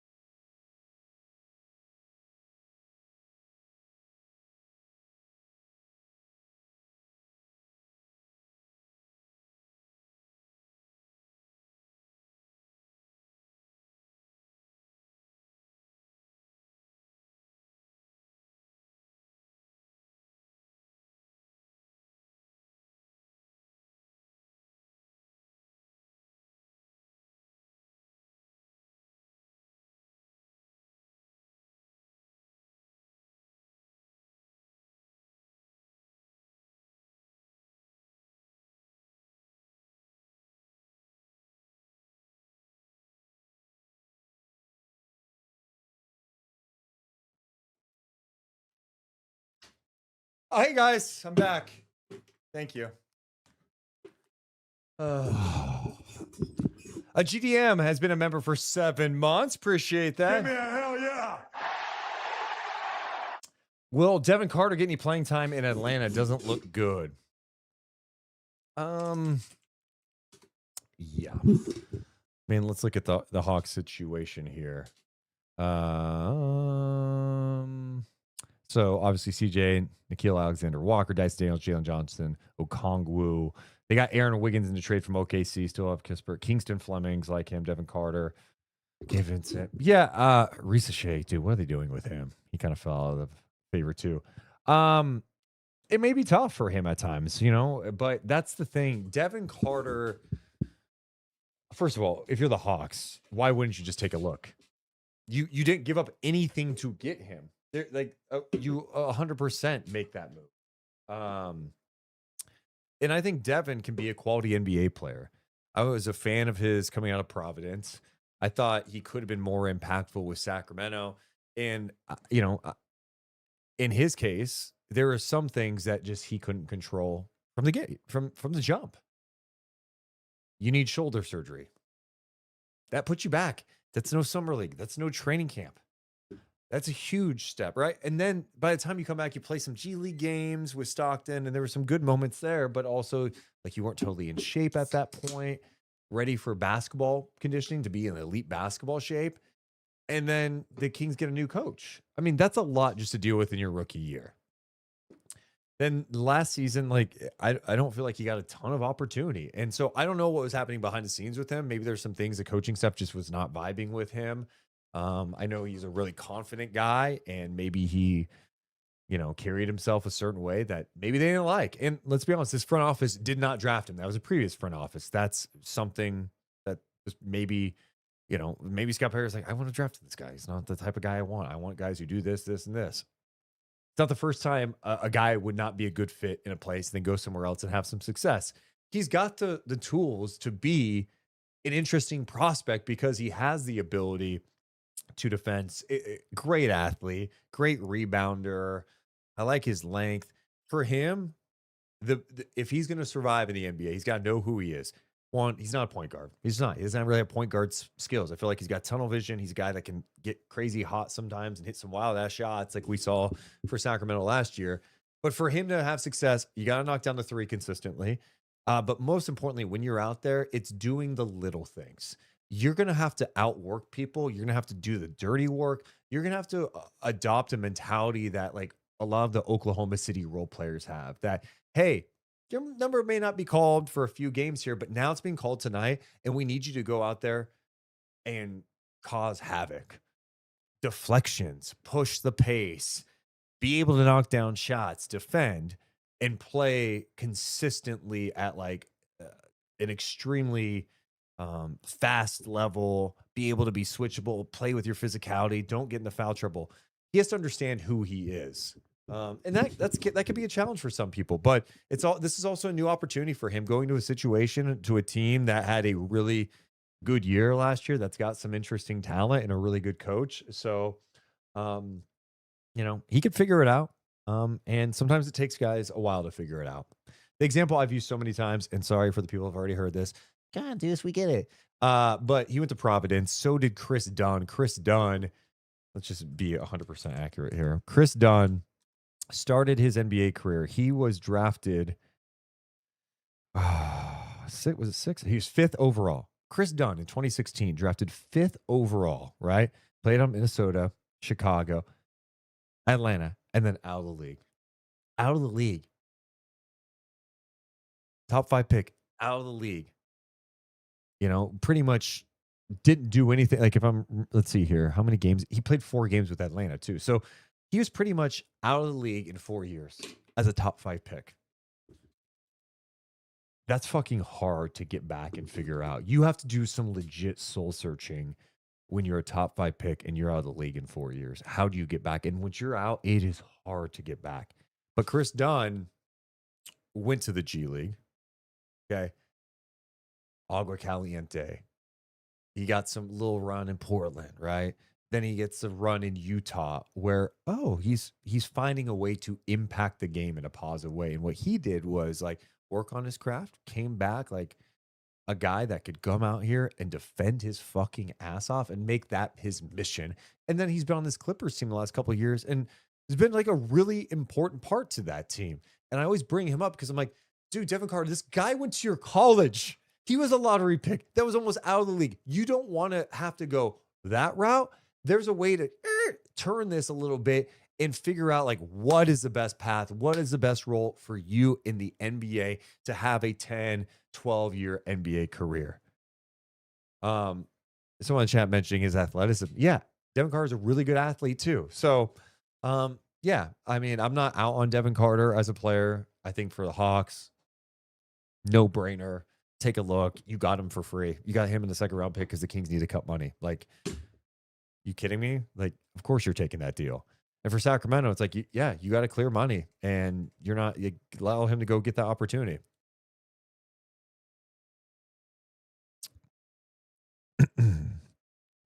Anything else happening around the association at this hour?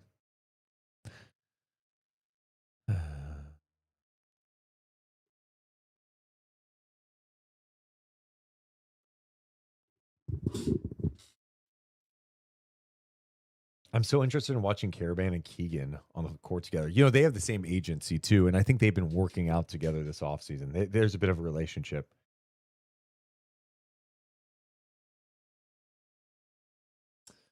Kareem says, why are we even meeting with Duren if they're not interested in Domas? You know, Kareem, it's a fair question. I would say that's their perspective is probably like, yeah, of course the Pistons are saying that. They want a free agency. Like they're trying to come out with like a bold stance. But if they realize that this player is literally not going to be happy with him and does not want to be there, maybe down the road they do consider it. So you just want to have those conversations and be ready to go if that opportunity comes out. I mean, hell, look at what happened last year. You know, it seemed like the Kings and Kuminga had like some strong mutual interest together. But what was the hurdle there? Do the Warriors want anything that the Kings have? The answer to that was no. Obviously, they did not end up working on a deal. So, but that drug out a little bit. But they still met and tried to like get on the same page together, Kuminga and the Kings, and same I think maybe with Duren and Sacramento here. So, Nathan with an interesting message. Overall, I really think the new lottery rules are already changing the whole landscape of the NBA. Everyone is trying to raise their floor. Yeah, when those rules first came out, I wasn't excited about it. I'm still not super excited about it. But it's clear that teams are trying because there's no reason not to. You know what I mean? Like, it's not going to benefit you. Even if you fall to bottom three, I actually don't think it's as like, oh my God, the relegation zone that they talk about. It's not as bad as you think. The difference between that relegation zone and, that other the 4 through, was it 12 or whatever it is, the percentage isn't like that great. It's not some huge disparity between the relegation zone and then the next one. Obviously, ideally you want to have the best possible chance to avoid that bottom three, but I don't think it's like franchise altering if you end up there. Like, you could still figure it could still be fine.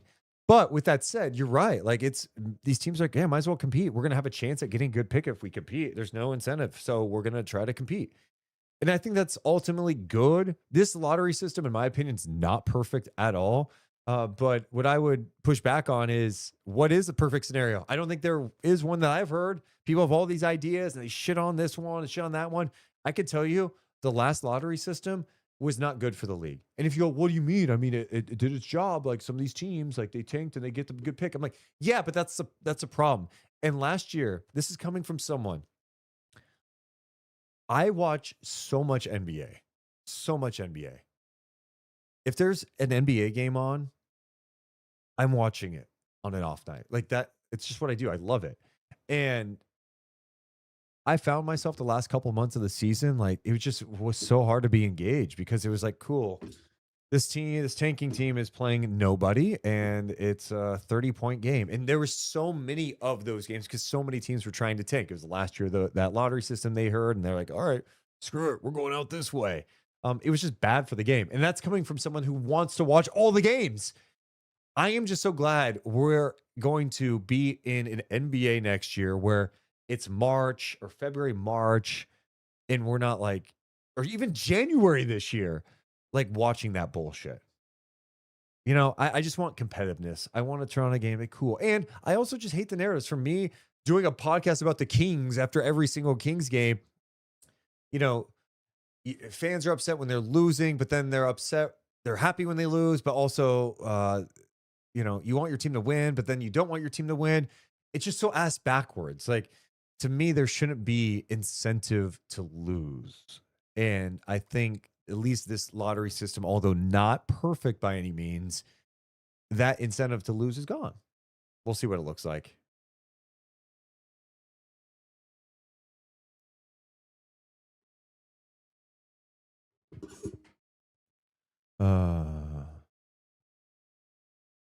California Classic should be super fun to see some Sacramento hoops, dude. I can't wait.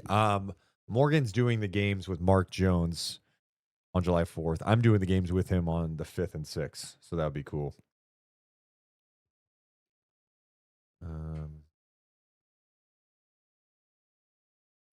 Deuce, do you think the craziness of star player movement has to do with the recent parity of championships? Not necessarily. I just think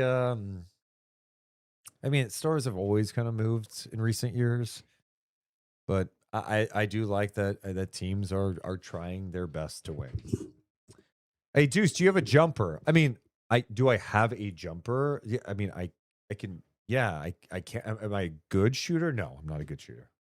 I think it's more of a confidence thing with me. I think I do other things well on the floor, and sometimes I'm like, just don't shoot it. And yeah. How excited are you to call the games, Deuce? Yeah, Mark's calling that. He's doing play-by-play, so I guess I'm in that color analyst role, which is a role that I haven't, I've done a little bit of. And I mean, I guess I analyze when I do pre and post game, but it's a little different when you're doing it live. I'm so excited. First of all, Mark Jones is the fucking best. Great teammate, awesome person, easy to work with. So yeah, I mean, no doubt.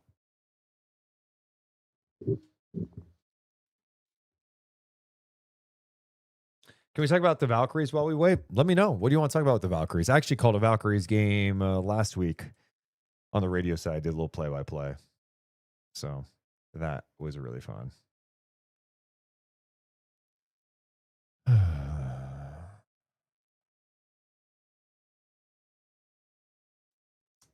Michael says Duren meeting is irrelevant if Detroit isn't dealing. Yeah, again, that's been mentioned a couple of times here. They're not dealing. Okay. But that's what they're saying today. And if you're the Kings, you want to be ready for any situation possible. So yeah, I have no problem with the meeting. Well, it was, hey, sorry, Jalen, we're not going to meet now because it doesn't seem like it's possible. I mean, here's what I know. They don't have a deal done with Duren, so it's still a possibility. They can say no all day long, but shit changes fast in this business. And negotiations are always fascinating. I mean, if anyone's been involved in that, when you're negotiating a salary at a new job or whatever, like trying to close a deal somewhere, like things get said and then people come together and they work on things. Like, oh, here's the middle ground here. Oh, we're going to come together, do this. Or, oh, you know what? We can do this instead.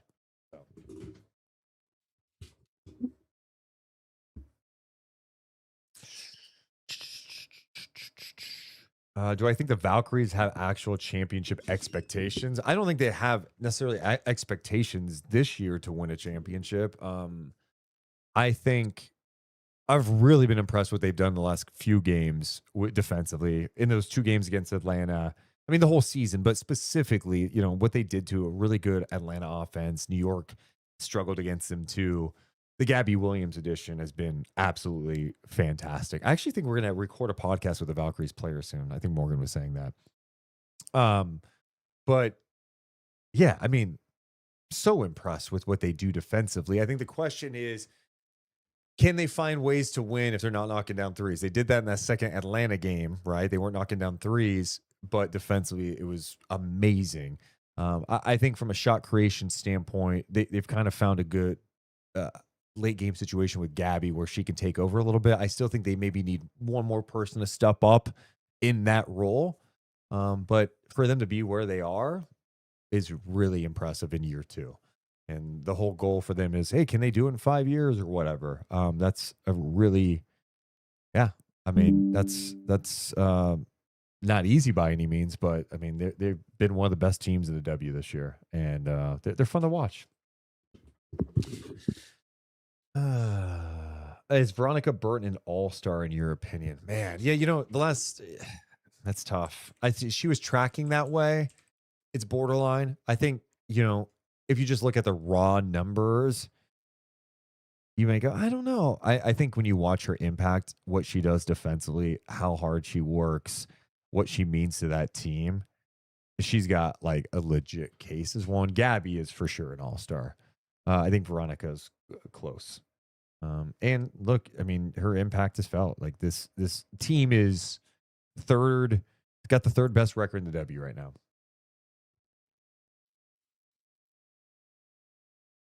I love that. See, I love we're at NBA Free Agency Day, and I just pop off with some W stuff from the chat. We're going everywhere today. It's turned into a Q&A while we wait for some deals to happen. God, give me hell yes. We should do more W content on our page too. Mondo says, who knows if the meeting goes well and Scott likes Duren? Well, I think they do. Those first picks might be away. Yeah, I mean, no matter what, if they somehow the Pistons were open-minded about a sign and trade, I think picks would have to be involved. Now Sacramento's got to weigh like, all right, how many picks do you really want to give up? That's the tough part. And what are the protections? Blah.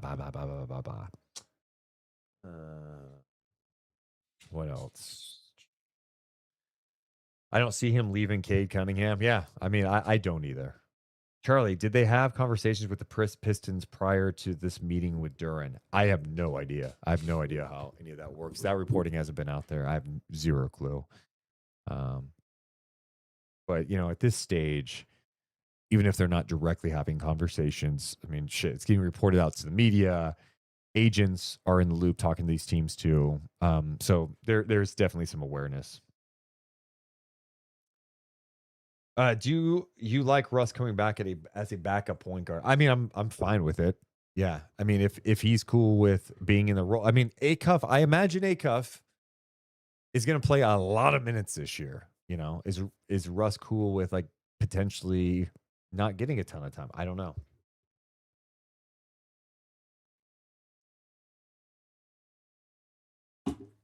Michael says BJ is doing Duren a solid. I mean, that's one way of looking at it, I guess. I mean, sure, but I don't think the Kings aren't just like doing this to do a favor to Duren. I mean, I think how many times have you heard Scott? They're going to be prudent and opportunistic. And I think when he sees a situation like that where, hey, this guy may be unhappy, there is a pathway here. We do have this really good center. Maybe it's something we can work on. Let's talk to him. Now, could that in turn lead to him getting a good deal? Yeah, but here's what I'm saying. I don't think Jalen needs Sacramento to get what he wants from Detroit. I think this is just how negotiations can get sometimes. And once he made a third-team All-NBA, that put him in a different Supermax category. Not an easy thing for the Pistons to pull the trigger on in that situation. So I'm sure he wants something, closer to that range. And they're like, yeah, no, we don't want to do that. So it's tough. Negotiations are not easy. And we'll see. And this is like his first time really dealing with something this important. Like, talk about this amount of money. Like, he wants to get this right for himself. It's a big deal. And the Pistons are trying to protect their future and make sure that they have the flexibility needed to add talent around him and Cade. This stuff gets out in the media, but this is business, dude. And business sometimes gets a little ugly. And you just hope it doesn't get too ugly where it leads to a breakup. But, I mean, I've been in situations talking to, people with opportunities where it's like, yeah, like no, we're not doing this. No, like it just happens where you go, deal's not going to happen. And then it happens, we'll see. What do you see from Neek and Plowden this year? I think Daquan is just kind of who Daquan Plowden's a good player. And I think what you realize is that there's so much talent around here. And the margin, when you talk about like the difference sometimes for these borderline guys, I think part of Daquan is like he just need opportunity. And like he signs with Sacramento as a smart play. Didn't envision these injuries happening and then him getting this opportunity, but he crushed in the G League. And what was being held against him is his age, you know? But it's like you watch him out there and everyone thinks he's young. It's like, well, he's not that young, but he plays young. He's 27. He's gonna be 28 coming up here, but he's super athletic. He defends and he hits threes. That's a player, in my opinion, that belongs on an NBA roster. What role does he play? Yeah, just like a role player, right? And for Neek, I'm interested. I did see a picture of him recently working out with Derek White. I'm like, okay, I love seeing that. You know, like if they're getting some action on the court together one-on-one, he's got to deal with Derek White. Can he improve as a ball handler? I think he has sometimes as a decision maker. It's pretty nice, but can he handle pressure? Can he create a little bit? There's some stuff he showed late in the year that I was optimistic about. And I think defensively, he can be a good defensive player.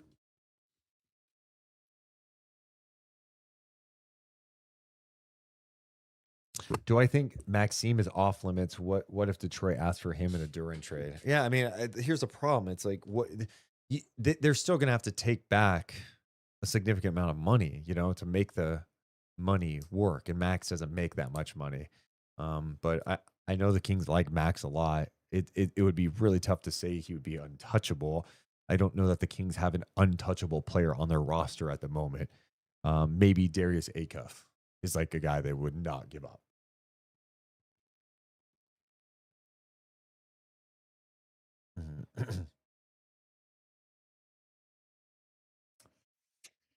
What are the odds that Levine starts next year?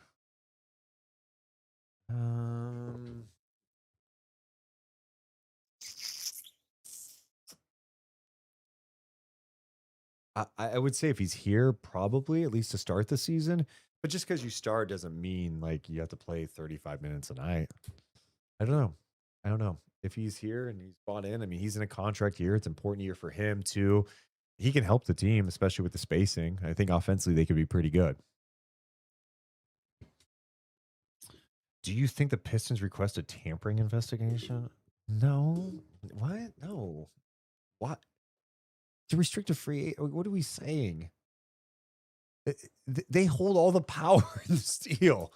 It's not like you could just go to Sacramento right now. Like, no. What are we saying? Charlie, are you okay? Some of your things in there are just wild.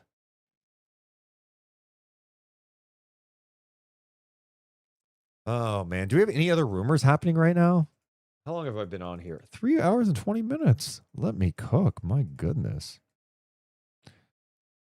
I think here's what I'm going to do. I'm saying this out loud right now. I think we got a Woj, I wish. Shams alert here. Oh, he's just joining the NBA show. Okay, cool. Whatever. Didn't need that alert. I think I'm going to stay on until 6 for now. And if anything happens, I'll just pop back on. I think we go till 6.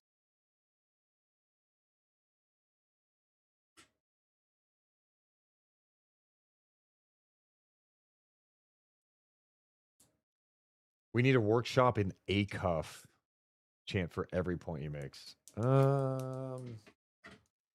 You know, here's my challenge to, I'm just going to say Sacramento fans at the moment, because that's probably the majority of the people watching us live right now. Appreciate you basketball fucking sickos.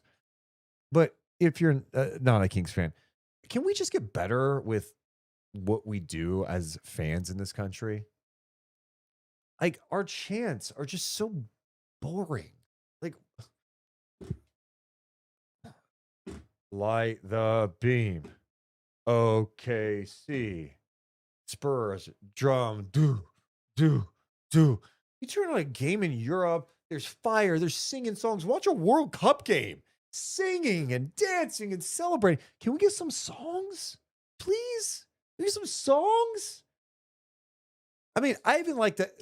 Going back to the Valkyries for a second, Even their thing has a little more. It's like, go Valks, go Valks. Okay, like they come out of the locker room doing that. The fans are doing it. It's fun. They do it in the game. There's a little more to it. But this whole like defense, light the beam. I think Sacramento's a good one. Sacramento. Dun, dun, dun, dun, dun. You know what I mean? I need songs. Let's sing. It doesn't have to be long. It just like it's so much better. So much better. Where's Morgan at? Well, Morgan the Rat is on the East Coast right now. She was here earlier.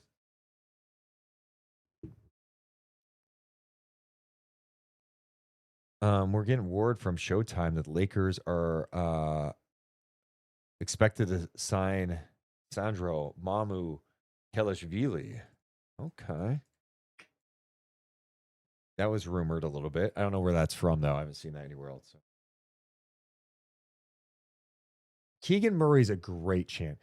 I would say Sacramento's got some of the best. The Sacramento one's great. The Keegan Murray. Like, those are unique. I need unique ones, not just like the basic, like, defense.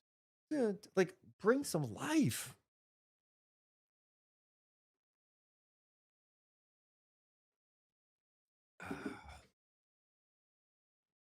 By the way, I saw the fog machine plugged in, just ready to go in case. Baby 916. Why do you do that? Why do you do that?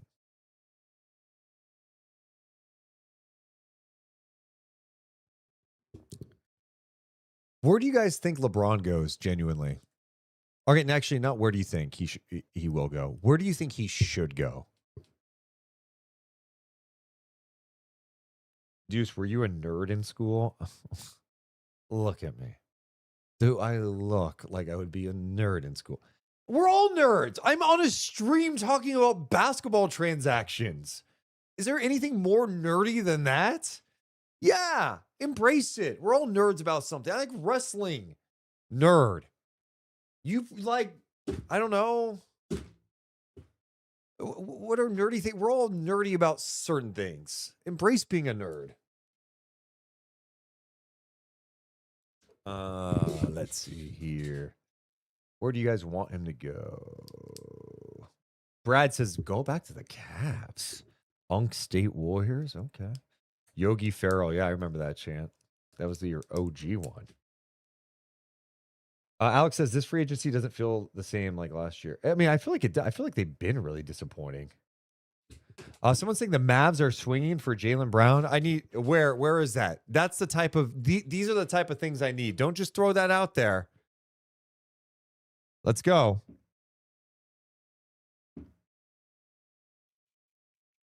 Cite your source.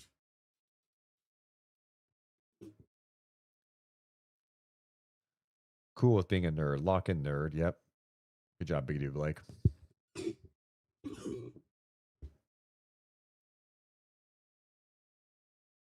We do have a Walker Kessler update at this hour. It's kind of an old update that I somehow missed. From Tony Jones over at The Athletic. Utah Jazz restricted free agent Walker Kessler has had meetings with a couple of teams, is headed to another meeting. League sources tell The Athletic he holds multiple offers in the mid to high 30s annually, along with the structure of his choice, including player options. Man, this is a fascinating time for big guys in the league, right? Everyone's looking at Victor. We need size. We got to have bodies to throw at him. You still have to deal with Jokic in Denver. Because we're even someone like Jalen Duren, why it's controversial for him to get this much money is because people go, well, what is he elite at? What is Jalen Duren elite at? And this is coming from someone who I'm betting on his upside. I'm betting on like this guy's wants to be better. I think he can be better. He's shown great growth.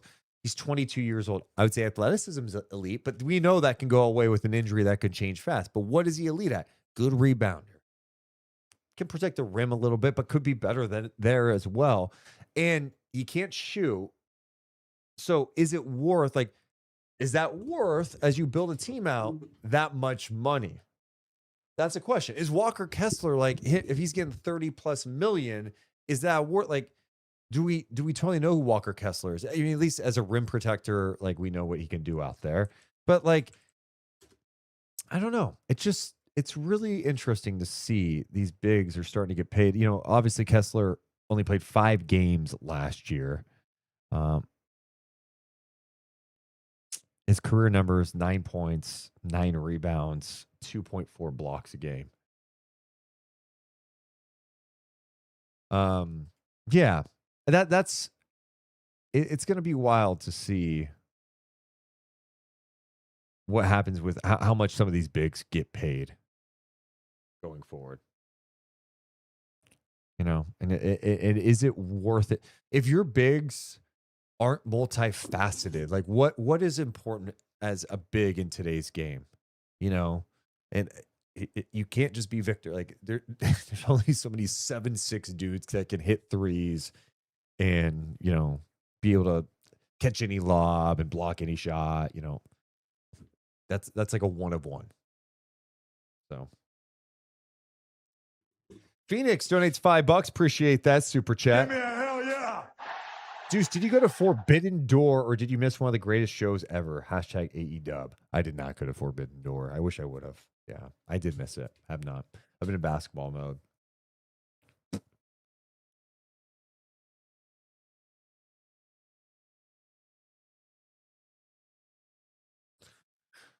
People think Jalen scoring was all due to Cade, but I think he can generate his own offense. If Jalen Duren was with Acuff, then I can guarantee they can lift each other up. Yeah, I mean, that's the thing. Duren has shown more ability, like off the catch, to make a move to the basket and attack the rim. Still, like you don't look at him as like a shooter. Doesn't have 3-point range. But again, I keep pointing. He's 22, and look at how much he's grown since his rookie year. Like, I don't think anyone went, oh, dude, he's going to be a 20-point a game guy. And he turned into that. Now, can he get better in the playoffs? I also go small sample size playoffs, all right? And I know that, playoffs matter. I'm not trying to dismiss it or anything.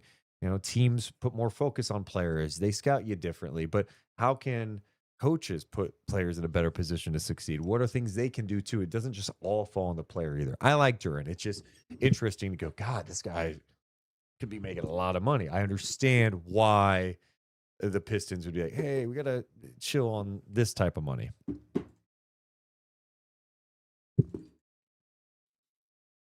People still think Bol is as good as Wemby. Wasn't that just Shaq who said that, just to be clear? I don't think people legitimately thought that.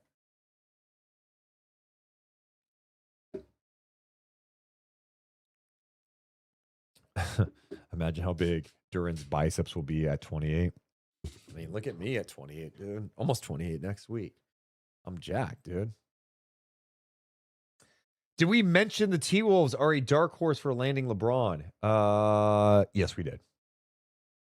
What's my opinion on Love Island? I haven't watched it, and I think can I just say one of the reasons? I feel like the narrator's voice is really annoying. It's so over the top. Am I crazy on that? Do you guys know what I'm saying? I can't. I want to try to do the voice, but I haven't heard it enough to do it. It's just so grating to me. I even taught myself. I'm like, am I being mean by saying that? Narrator of Love Island. Ian Sterling. Okay, he's a Scottish comedian. I just don't like his voice. Is that mean? I don't know. People don't like my voice. That's fine. Let me hear his voice. Let me narration. We'll probably get flagged for this. Let's see. Hold on, quick thing. Morning, and Amaya has woken up with the energy of a woman who's just been told that her 6 a.m. spin class is cancelled. Ugh. You know what I mean? Like, why? I don't like it. It's no disrespect. I just think it's a grating voice. It's not the accent either. I don't. I don't think. Okay, now I'm seeing the chat too. I didn't think I'd be breaking down Love Island narrator. Thank you. We're getting some comments about my age. You look 36, dog. Come on, dude. Just, you know what? You got to remember too, the lighting's a little weird in here. Just for you guys at home, just in case you missed this, and for you specifically thinking I'm 36, take a look at this picture. Darius Acuff's 19 years old. Okay, look at me. I'm almost 9 years older than Darius Acuff. Look at how good I look. I mean, you in some ways you go, they're a similar age, right? He's 19. Someone saying I'm 30? I'm not.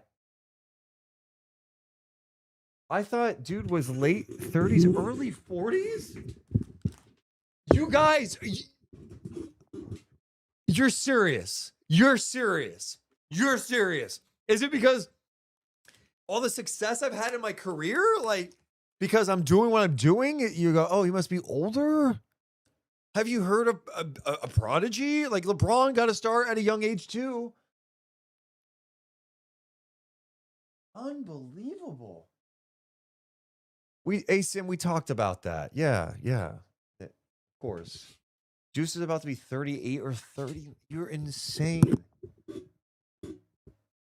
DHS director, legit get the feeling that Duren is using the Kings much like Aaron Judge used the Giants a couple of seasons ago to get the Pistons to give him more money. Okay. I'm going to say this again, DHS director. And I know people are coming and going on the stream. We're just hanging out on NBA free agency day. I don't think he needs the Kings to get more money out of the Pistons. The Kings can't sign him to anything. They don't have money. They can't sign him to an offer sheet. The Pistons would just match if they did. I don't think that is going to phase them. The Pistons kind of hold the cards. Aaron Judge, when he was talking to the Giants, was an unrestricted free agent. He could decide to go anywhere. Literally. Jalen Duren can't.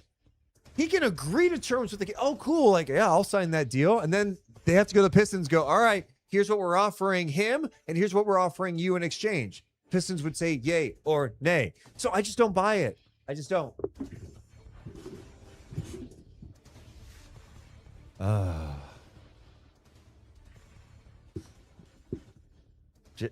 Jerry says I'm 37. What?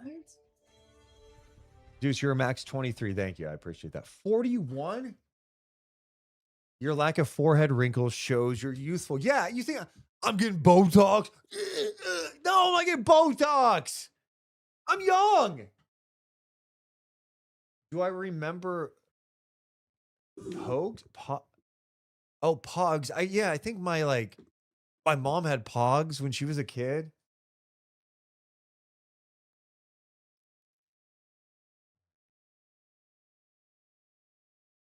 Yuda says, probably because you seem so established in your job and you look closer to Morgan's age. My bad, broski. Hey, dude. All good, man. Deuce has boomer? Deuce Mason talking Giants baseball. Such a green flag. Yeah, dude. I used to be, there was a point in my life when I was really young. I mean, really young, where I was doing sports radio. And so I paid attention to all sports, but I'm not a baseball guy anymore. I mean, I'll go to a game. Not locked in. I'm cash. I'm a basketball person. Dude, you are Gen Z. Dude, yeah, I'm borderline. What is it? Gen Z. I guess I'm Gen Z. Yeah. Is that 27, 28 Gen Z? I don't know, dude. I'm just kind of living in the moment.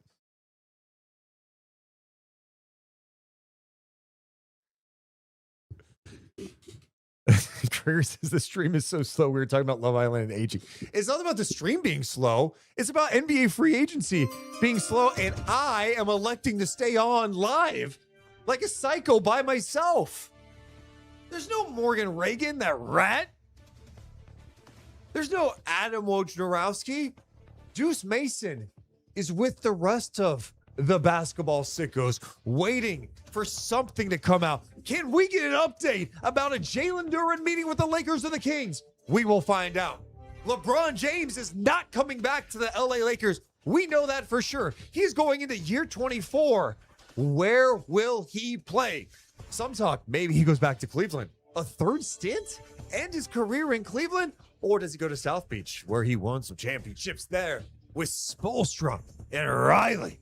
Could he be going to San Francisco, hanging out with his buddy Draymond Green and Steph Curry, and joining the Golden State Warriors? Maybe Minnesota. We don't know tonight, but we are ready for anything. Don't forget, we've also seen a trade today. Kawhi Leonard back to the Raptors. A second stint. How do we feel about second stints on teams? Are those a good thing? The Raptors paid a price too. giving up a couple of unprotected first rounds in 31, 33, a pick swap as well in 27, and 2 second-round picks along with, they gave him Grady Dick, and Brandon Ingram. All that for 35-year-old Kawhi Leonard, who will get a new deal with the Toronto Raptors. Have the Raptors done enough? There's a lot of movement in the East. We're still waiting to see what's happening with Jalen Brown. Could Portland be in the mix for Jalen Brown? Where is he going? Or could Jalen and the Celtics work things out, patch it all up, and run it back for another push in the Eastern Conference next year?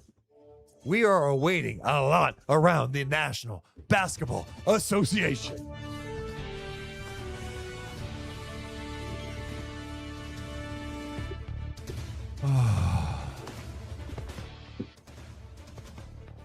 Ash says, Deuce, are you old enough to drink yet? No offense. But like Gen Z, we're not totally into that type of stuff all the time. So not really. GDM says, I need advice for Vegas. I'm coming to the Thursday session. I want to get good seats for the Kings, Clippers, and Utah, Washington game. How early should I get there? I know the first day is crazy hectic. Wow. This is a great question, and I'm so glad you're asking me this as someone who is a Summer League veteran. And hey, I should tell you guys, if you guys are going to Las Vegas, I'm going to be there July 9th through the 14th. No, I'm not doing a residency. I'm just there to watch Summer League, believe it or not. NBA Summer League schedule. Let's break this down. So if you haven't been to Summer League, there's 2 gyms. Used to be Thomas and Mack and Cox Pavilion. I think the name changed or whatever. But July 9th is the first day. And you said you want to be there for the Utah-Washington game and then the Sacramento-LA game. Dude, you got to get there early.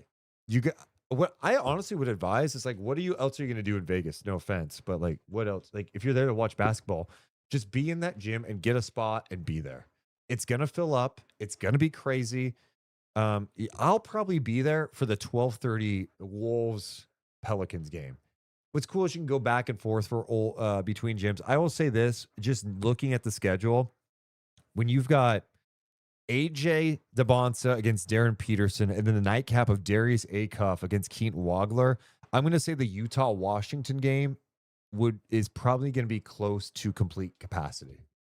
And we haven't seen that a ton over the years. I think one comes to mind. I was at Victor Wembanyama's first game.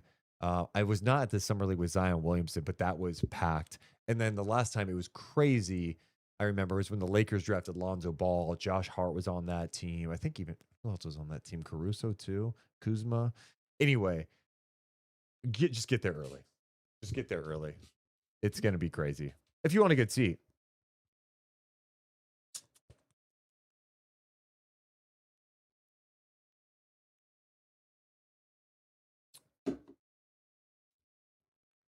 Do I remember the Campbell brothers at Del Campo played hoops class of 2015-16?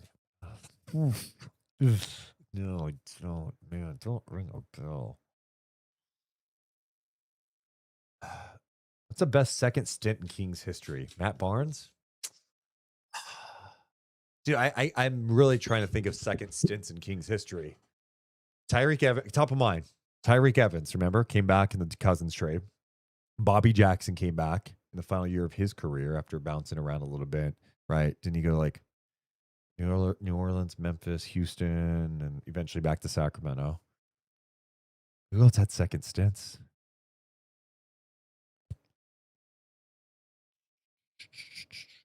That's a great question. That's a really great question. I have to really think about that. Where is Mo? You need some company. Okay, first of all, very disrespectful to me. Okay, I'm just here pouring out my heart, improv, just left and right, going over things happening around the NBA. She's on the East Coast. She's on a crazy schedule. She's getting ready for a WNBA game. Corliss, dude. John Salmons. I forgot Salmons had a second stint. Corliss. That's right. Corliss, who was traded initially, right, in the Doug Christie deal, right? Was that right? It was Corliss for Doug Christie, right? In the Toronto. Let's see here. Yeah. And then he went to Detroit, won 6th man of the year there. And then he ends up in Philly, and came to Sacramento in the Chris Webber trade. Chris Webber to Philly for what? Brian Skinner, Corliss, and Kenny Thomas. Corliss is a good one. Great king, great guy. That might be the best one. Where is Carlin on a day like this? I just heard Carlin scratching. I think Carlin's very irritated that I'm not like giving him a ton of attention right now.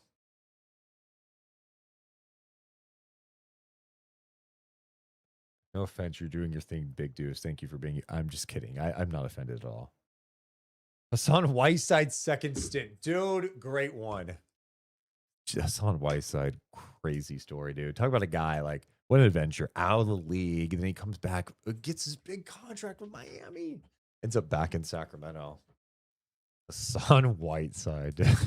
My God, we have seen some players in Sacramento.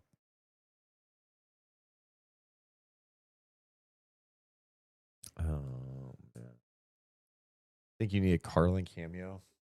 Hold on, let me. Dude, can we get some news, please?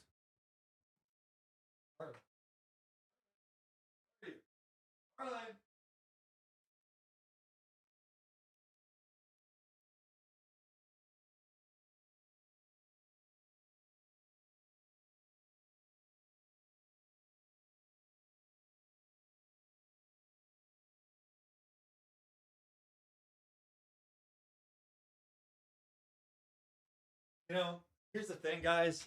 I would love to bring Carlin, but when you go outside, I went out in the backyard and he's just laying on his bed in the sun. You're just like, what am I supposed to disturb that? He's just sunbathing. He looks so happy. I gave him a little belly scratch. He loved it.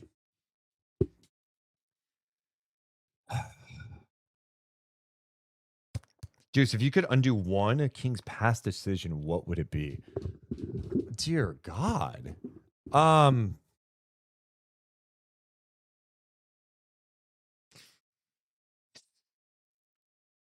Man, that's a really tough one.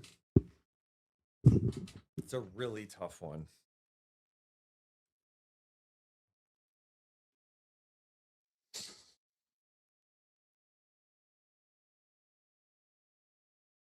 I would say the first thing that came to my mind, and it's not going to be the one that comes to everybody's mind, I would say not renewing Rick Adelman's contract. I would go back in time and keep this guy. This guy, talk about one of the best coaches ever. Okay. Innovative. He coached so many different types of Kings team. And the one team he coached, his last Kings team, that in 2006, they had a pretty massive fucking trade, trading Peja for Ron Artest, who had, the end run he had after the Malice and Palace in Indiana. I mean, it was such a swing. And he got Ron Artest to buy in. That team, the Kings team that was like so high up tempo, ball movement, all this became this tough, gritty team. And I just would have liked to see him, like, if they kind of kept that together, and like, what does Kevin Martin look like down the road? Even if they let Bonzi Wells go like they did. Remember, they offered Bonzi like a 5-year, $35 million deal. His agent turned it down. He ends up getting far less money in Houston. But if Bonzi walks and you have Kevin Martin, like, could you imagine Rick with Kevin Martin? Like, what would that have meant to his development? And then you just think after Adelman, it was just a revolving door of coaches. Eric Musselman gets hired, gets a DUI like his first week on the job. It's just like, oh my God. Then you Reggie Theus and Paul, like, so many coaches. And Rick Adelman to me is one of those rare coaches, like, and unfortunately he never, won that championship as a coach. He had some of the best teams ever not to win a championship. But what I would say to that is I think he could have been a guy that could have been here 15, 16 years. I don't know. Yeah. I know everyone says passing on Luka, and you sure. Yeah. But I even think, like, structurally from an organizational standpoint, if you had kept the Petrie Adelman thing together for longer, I think it could have worked longer. It might have taken some dips, but they had the type of leadership and culture that I think could have been conducive to stability long term. And what does that look like down the road? Even if they had a dip and they have a good draft pick, and what's that look like with Rick and a good draft pick? So that would change the course of so many things, right? And maybe you're not even in a position to draft Luka down the road. So you asked me mine. That was the first one that came to mind. Obviously, if you want to go back, I mean, you bring up Luka, I could bring up 8,000 different guys that they missed on and didn't take, and they should have. So yeah, but I think back to like, you talk about missed draft picks. There's been 8,000 coaches here, you know? So I want to fire Michael Malone. That was another one like that. That's one, you know, but yeah. Oh, you know, it's been good to be this Hey, Jab, take that one out too. You know, it's been really good to be on this long. I've not done this type of marathon in a while. You know, that rat Morgan, you know, she gets exhausted on these streams. I like them. We just hang out. People come and go. We just wait around for some news. We just cook. It's fun.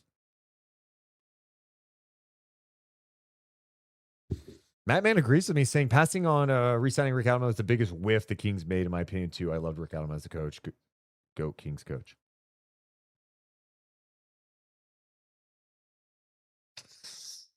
Not sure if this counts, but Vlad's worst decision as a King was tipping the ball to Ori. Yeah. I don't know what to say. What do you want? Are we reaching the point where we bring up painful stuff now? We have to finish strong. Carlin, is that you? I think Carlin's scratching at his food right now. Hold on.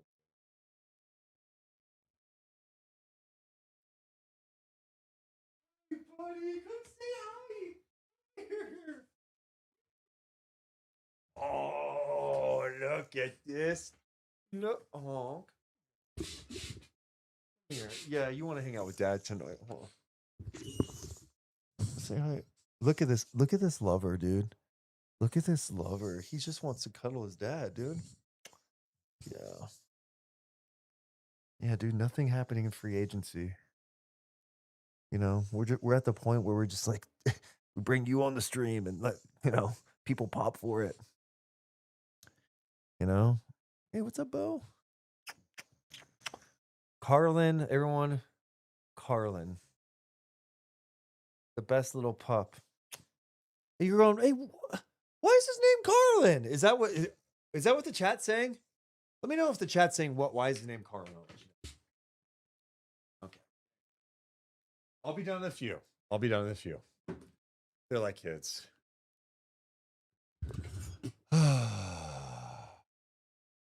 Give me a hell yeah.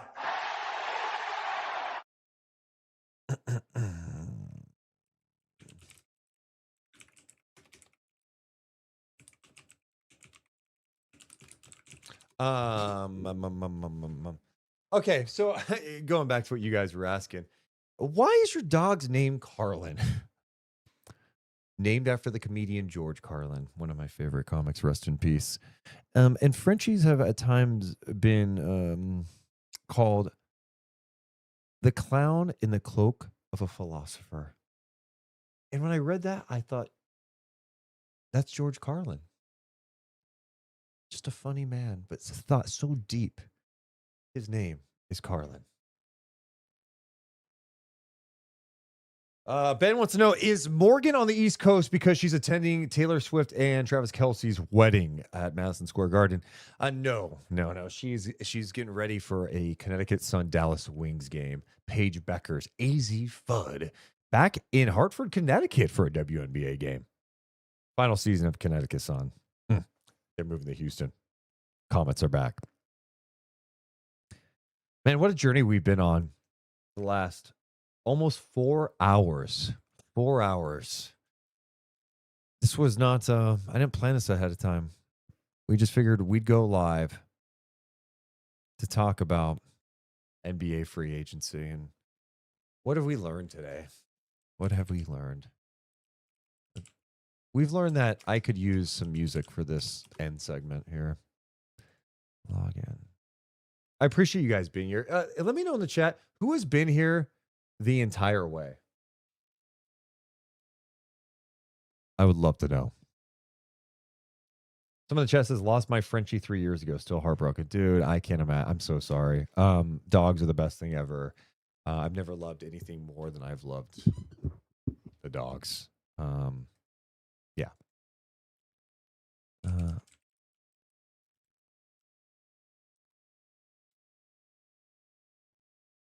Sitcom music. You know what I'm looking for? A sitcom like ending, like kind of like think Full House, the end of Full House, like when Bob Saget has kind of like this like lesson he's letting.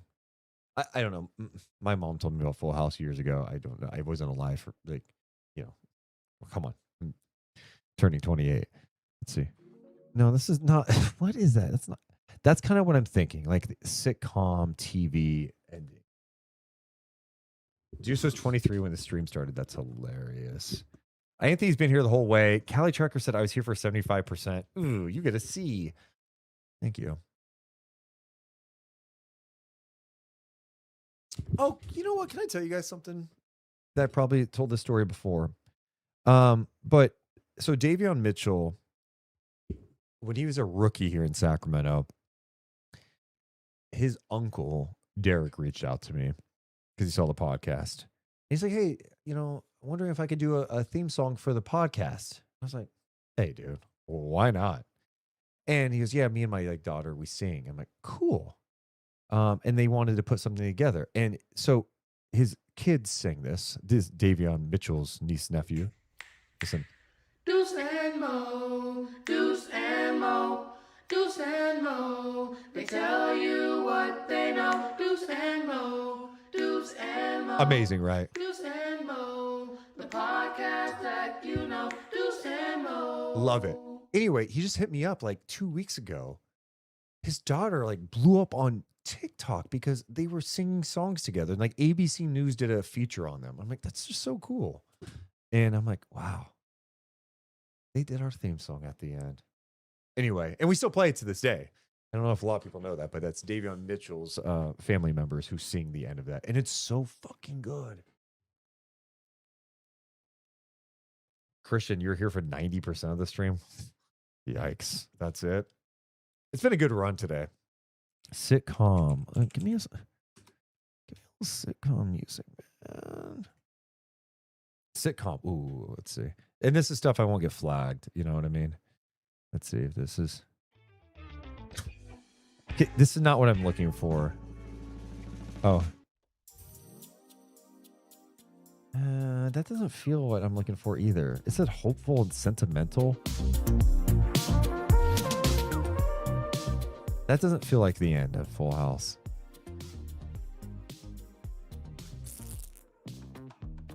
Hopeful and smooth? Let's see. Dude, that's not the end. Oh my God, this is so stupid. All right. Next time. Oh, wait.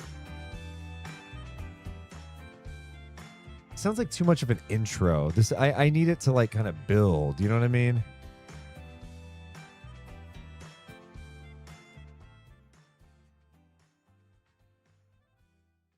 Everywhere you go.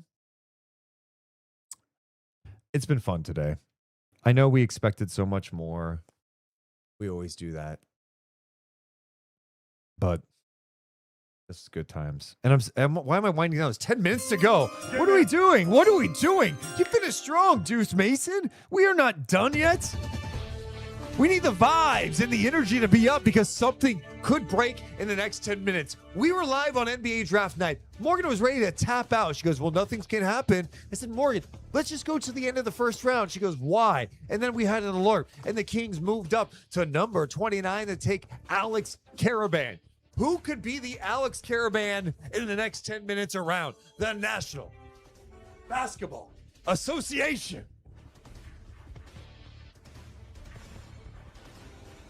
The Lakers amongst teams interested in Walker Kessler. That's according to The Athletic. Dan Wyke, good friend. They are one of the teams interested in him.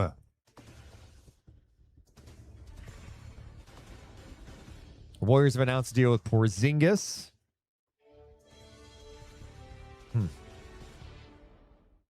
Also, on The Athletic, they're doing a live stream. Fred Katz, who covers the Knicks and the NBA, says, I'm old enough to remember when the star free agency was an off to the races type moment. And yes, I think we all miss those days.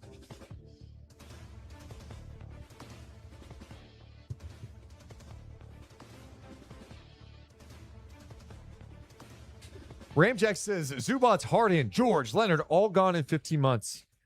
Clippers youth movement. Will the Kings follow? I mean, the Kings are trying to follow that, but unfortunately, they don't have a Kawhi Leonard on their team or a Zubats. That's not. They've got some bad contracts to deal with. So yeah, I mean, I think that youth movement started. They just added 3 rookies, including a 19-year-old who could be pretty damn good. We'll see how it plays out. It'll look a little bit different. People are saying Shams tweeted something. Don't tease me. Don't tease me. I'm going there. Let's see. Dude, he didn't tweet anything.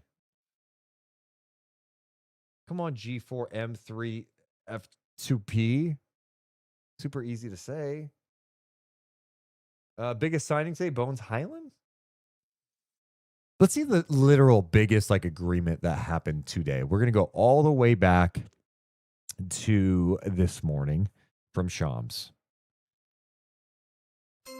Let's just go to it. Let's go over it. Fontecchio, back to the Heat.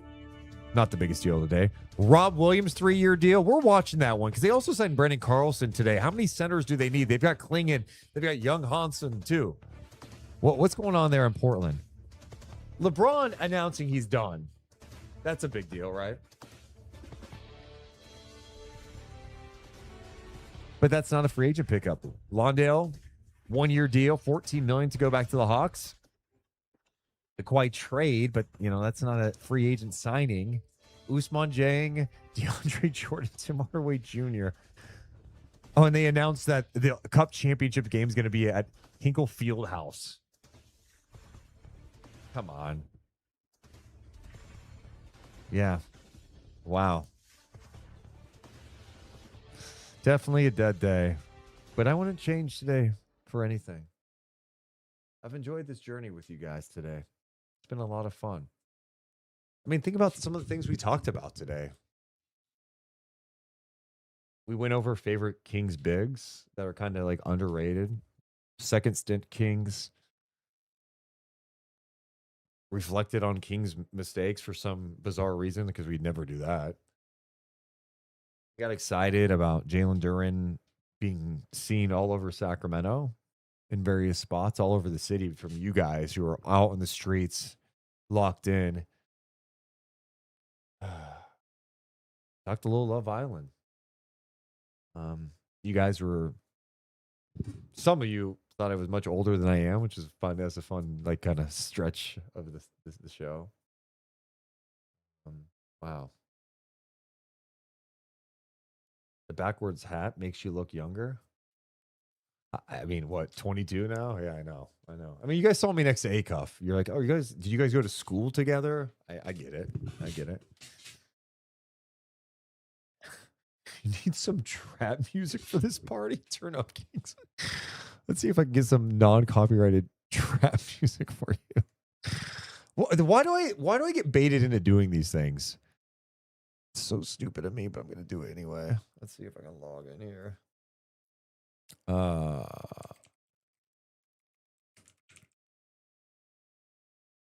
Trap music.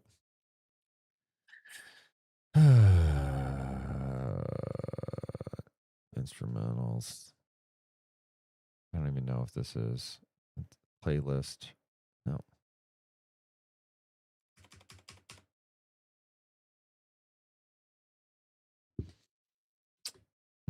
I'm doing this just for you. For some reason, taking request.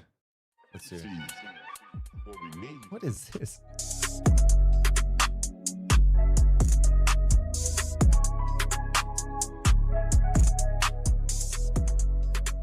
Should I be like Harry Mack? Hey, give me 3 words.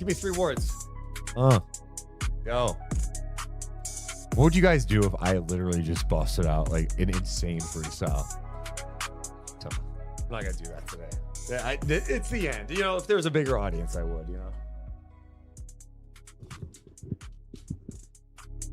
know.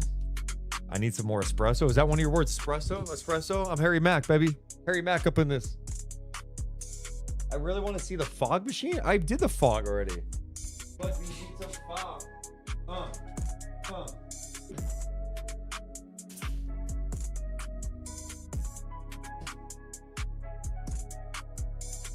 Dude, by the way, is Harry Mack one of the most talented people on the planet? Let me know in the chat.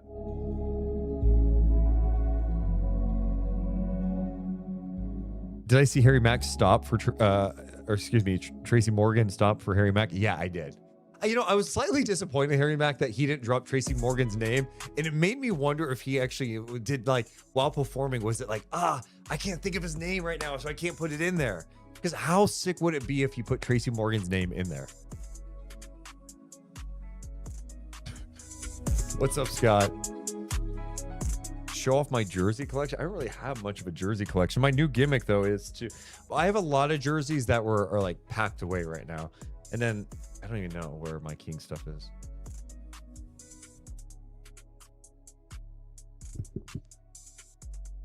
Yeah, dude, if he would have dropped Tracy Morgan's name, that would have been amazing. James wants to know, is there any news on the Sacramento Kings? Okay, the timing of that was pretty great. Is there any news about the Kings? Any news about the Sacramento Kings? What do you think? Yo! Welcome back, Precious Achiuwa. Welcome back, Precious Achiuwa. Welcome back, Precious Achiuwa. Precious is back, baby. Okay. So stupid. Precious Achiuwa is back on a 2-year, $11.5 million deal. That's the latest Kings news.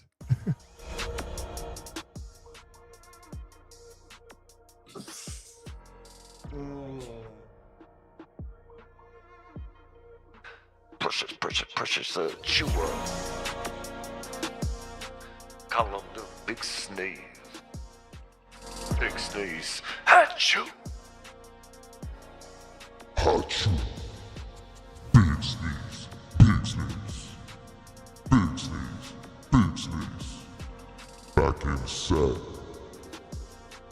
Ready to attack. Man. This is so stupid. Oh, so stupid.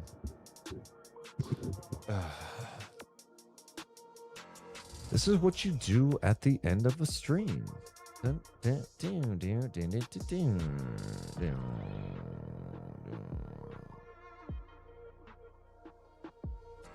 Checking my... Who told me to put this music on again? So stupid. Oh. And the end of the song reaches 6 o'clock. Ladies and gentlemen, what a run. What? Oh my God, at the buzzer, we get a news update. We aren't going anywhere. We have an update involving a former Sacramento King. Oh, we are back, baby. Keon Ellis is on his way to the Brooklyn Nets. Ellis gets 2 years, $18 million with the Brooklyn Nets rejoining Jordi Fernandez. Reunited Keon Ellis, who has been in this very room doing a podcast with Deuce Mo, is on his way to the Big Apple after getting moved in the Dennis Schroeder deal to Sacramento, from Sacramento to Cleveland for DeAndre Hunter. He has signed a deal with the Brooklyn Nets, 2 years, $18 million. Keon Ellis. Love that guy. Congratulations to Keon Ellis. Also, can we just point out how amazing this is? I said at the end of the first round, we thought it was done. Morgan's getting all antsy. I'm tired. I need to go to bed. I got a game tomorrow. Meh. And then Caravan happened. At the Horn? Keon Ellis? 2 years, $18 million. Dude, what a story this is, by the way, right? Undrafted guy, starts in the G League as a two-way contract guy, eventually gets an opportunity in Sacramento. Mike Brown's references so many times. It was a game in Houston. The Kings were getting clapped. Keon's out there, and he's just making plays. And then once he got more opportunity in Sacramento, showed the ability to be a 3-and-D guy, a really quality human being. And I'm happy that he gets rewarded here on a 2-year, $18 million deal, where you have to think with where the Nets are at. Let's look at their latest dub chart here. He will not be obviously on this. They've got so many young guys, right? But they pick up Julius Randle in the trade. They still got Michael Porter Jr. All the guards that they drafted. Daron Sharp is back with them too. They draft Michael Brown. You add Keon Ellis to the fold there. Someone that the Nets coaching staff with Jordy, Davidas Dolkis, and Dutch Gately, who's actually coaching that summer league team. Those are 3 former Sacramento Kings assistant coaches that were on Mike Brown's staff.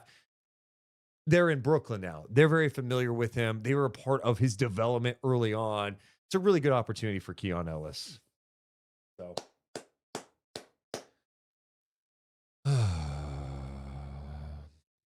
freestyle on Keon Ellis. All those SAC media members who said he wasn't an NBA player and wouldn't make more than the minimum in the league. I didn't know people said that. Here's the Keon stuff got weird at the end with what was being talked about. Keon is not a perfect player. I think could be a really good role player. I was very surprised that Cleveland did not give him as much run. They were in a different situation. And what Keon's game is flawed, if you want to bring it up, his flaws is he's not a point guard. Defensively, you're not going, oh, he could defend up. He's no, I mean, he has his limitations. But what you do know is Keon Ellis is going to play with tremendous effort. He's been a 40% three-point shooter. He's a deflections king. He brings the energy, and he has a role in this league. And I think teams value what he can bring to the table. You're going to see that in Brooklyn. He's going to get an opportunity there. I think so many people focus on what players can't do, and when they're toward the end of a place, they start going, hey, he's not that good. I don't know. Coaches don't like him. Hey, Mike didn't play him. Doug didn't play him. This guy. No, I mean, every situation's different. And I think Keon was in a tough situation in Sacramento last year with the roster, a new front office. And then he got the opportunity in Cleveland, showed some signs in the regular season, didn't get enough run. And look, I don't think Kenny Atkinson did a great job in the playoffs for Cleveland at times. And I think Keon probably deserved a little more run. So now he gets an opportunity to go somewhere else. He makes some money. It's a great story. And he's a great dude. I'm really happy for him. What's up, K-Rod? Deuce is nasty for still being here. Dude, what do you mean, man? It all changed once. Who was in the chat that said play some trap music?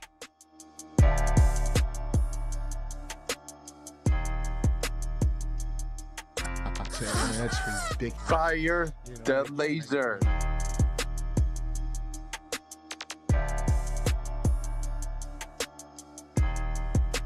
Fire, fire, fire, fire the laser. Pew, pew, pew. Keon for 3. Pew, pew, pew, pew, pew. Fire. Fire the laser. Fire the laser. I need up. Keon Ellis, 2 years, 18. Brooklyn, Brooklyn, Brooklyn, Brooklyn, Brooklyn, Brooklyn. Brooklyn in the house. Brooklyn, Brooklyn, Brooklyn in the house. Oh, Jordy and Keon.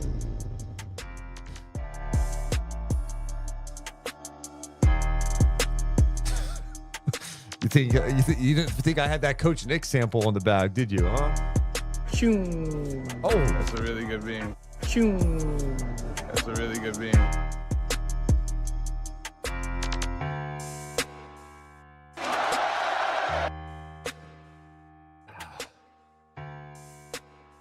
OMFL. Hey, Deuce. Any advice for anyone who wants to get into sports media? Do you want this in a different type of form? Just kidding. My advice for getting in sports media. Well, now abrupt stoppage. You know, the biggest advice I would say would be you have an amazing opportunity where most people, you know, you have a cell phone that can create video. You can edit on your phone. You have a computer that can edit. You have all the resources in the planet to look up stuff about how to do things.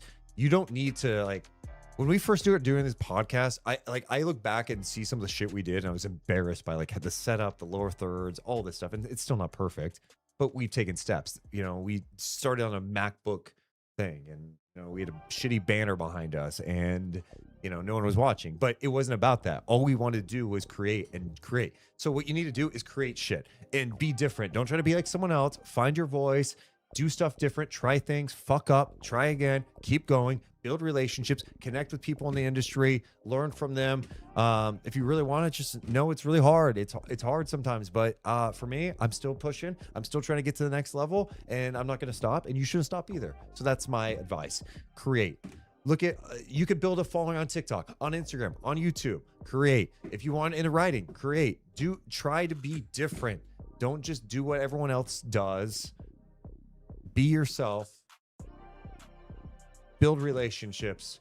And number one at the top, be a good person. There you go. Stay true to yourself too. Don't just try to go viral. What's that mean? Going viral? Cool. You had one moment. What's that mean? I don't care. Anything I do, I'm not going, oh my God, I hope just better get all the views, dude. We've had things that I felt like were like home runs that didn't like blow up. I feel like we've had conversations with NBA players, like our De'Aaron Fox interview, I thought was great. It didn't like blow up, but should have? Yeah, maybe, but it didn't. And I don't care because it was fun. It's art, man. You gotta love it. If you're in it for the right reasons too. That's my other thing. Be in shit for the right reasons. I'm in this business because I like talking sports and basketball, and it's fun. I'm not in it because I'm like, dude, I'm chasing fame. It's like, no, dude, I want to make a living being in my hometown and talking basketball. And I'm doing that right now. Do I still have goals I want to reach? Yes. But the way to do it, consistency, be creative, try shit, evolve, be nice to people, build relationships. Everyone's path is different. There's no like, hey, dude, these 4 things and you will get there. I got started at a very young age. I thought my career was going one way. I've been fired in this business. I've been in different situations. I've questioned myself. Should I go be a teacher at some point? It's a roller coaster ride. You just got to keep chugging. Can you keep chugging on a roller coaster ride? I don't know. You know what I mean? Keep going. Shout out to the chat letting me know that Keon Ellis has gone to the Nets on a 2-year deal. Yeah, we talked about it, dude. Keon Ellis. That's why we're still live. I was going to sign off, but Keon Ellis gets it done. Oh, here we got some more details on it, too. We'll turn this music down and go to...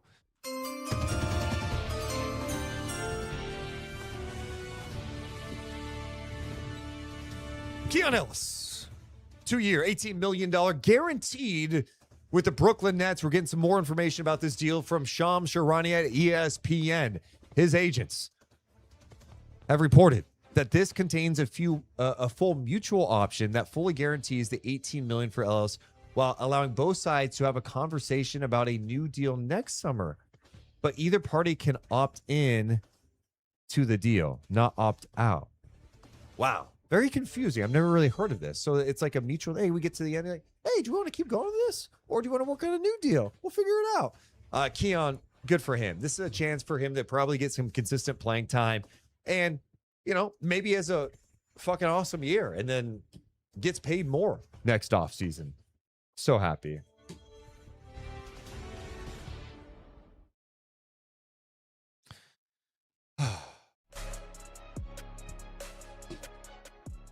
What's the right reason to be in shit? Well, you know, this business and in this shit, you know what I mean? The right reason is, I mean, it's like anything. The right reason is you're in something because you're super passionate about it, you enjoy it, and you like being creative.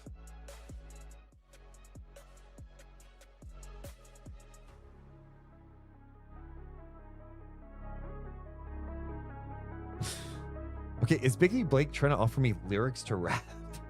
Fire the laser, fire it up. Let's like the beat for A-Cuff. Deuce back on the mic because free agency isn't enough. He traded Cap and trying to bluff. Let's got cook. Kings get Jalen. Put it in the book. I now have ghostwriters. That's pretty funny. I know GDM. I have no update on that. Appreciate that, OMFL. I'm very happy with what I'm doing in Sacramento. If I'm gonna say this, if I could just stay in Sacramento my whole career, sign me up. Sign me up. I would love that. We have no cap space, so we're not going to hear anything about the Sacramento Kings. We did today. Precious Achiuwa is back, baby. Did you not hear the news about Precious Achiuwa? Did you not hear the news about Precious Achiuwa. Precious Achiuwa, Achiuwa. Precious Achiuwa, the big sneeze.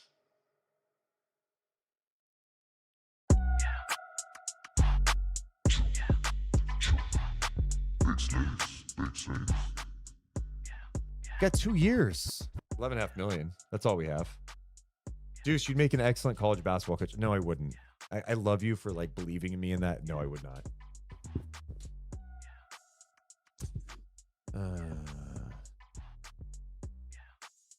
Okay. We got some ghostwriters in the chat. This is making me laugh. All right. I'm putting time on the clock.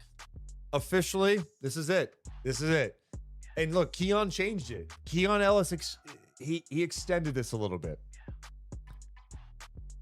We will be done with this at 6:25.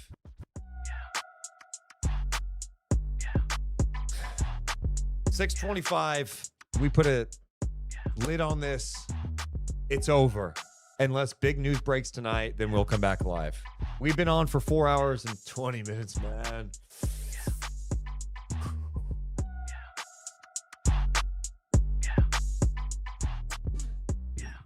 Nice, but we still need to get rid of Sabonis and Levine. I mean, look, I think they're trying to make those moves, but you have to be realistic. I don't know if that's going to happen. You know?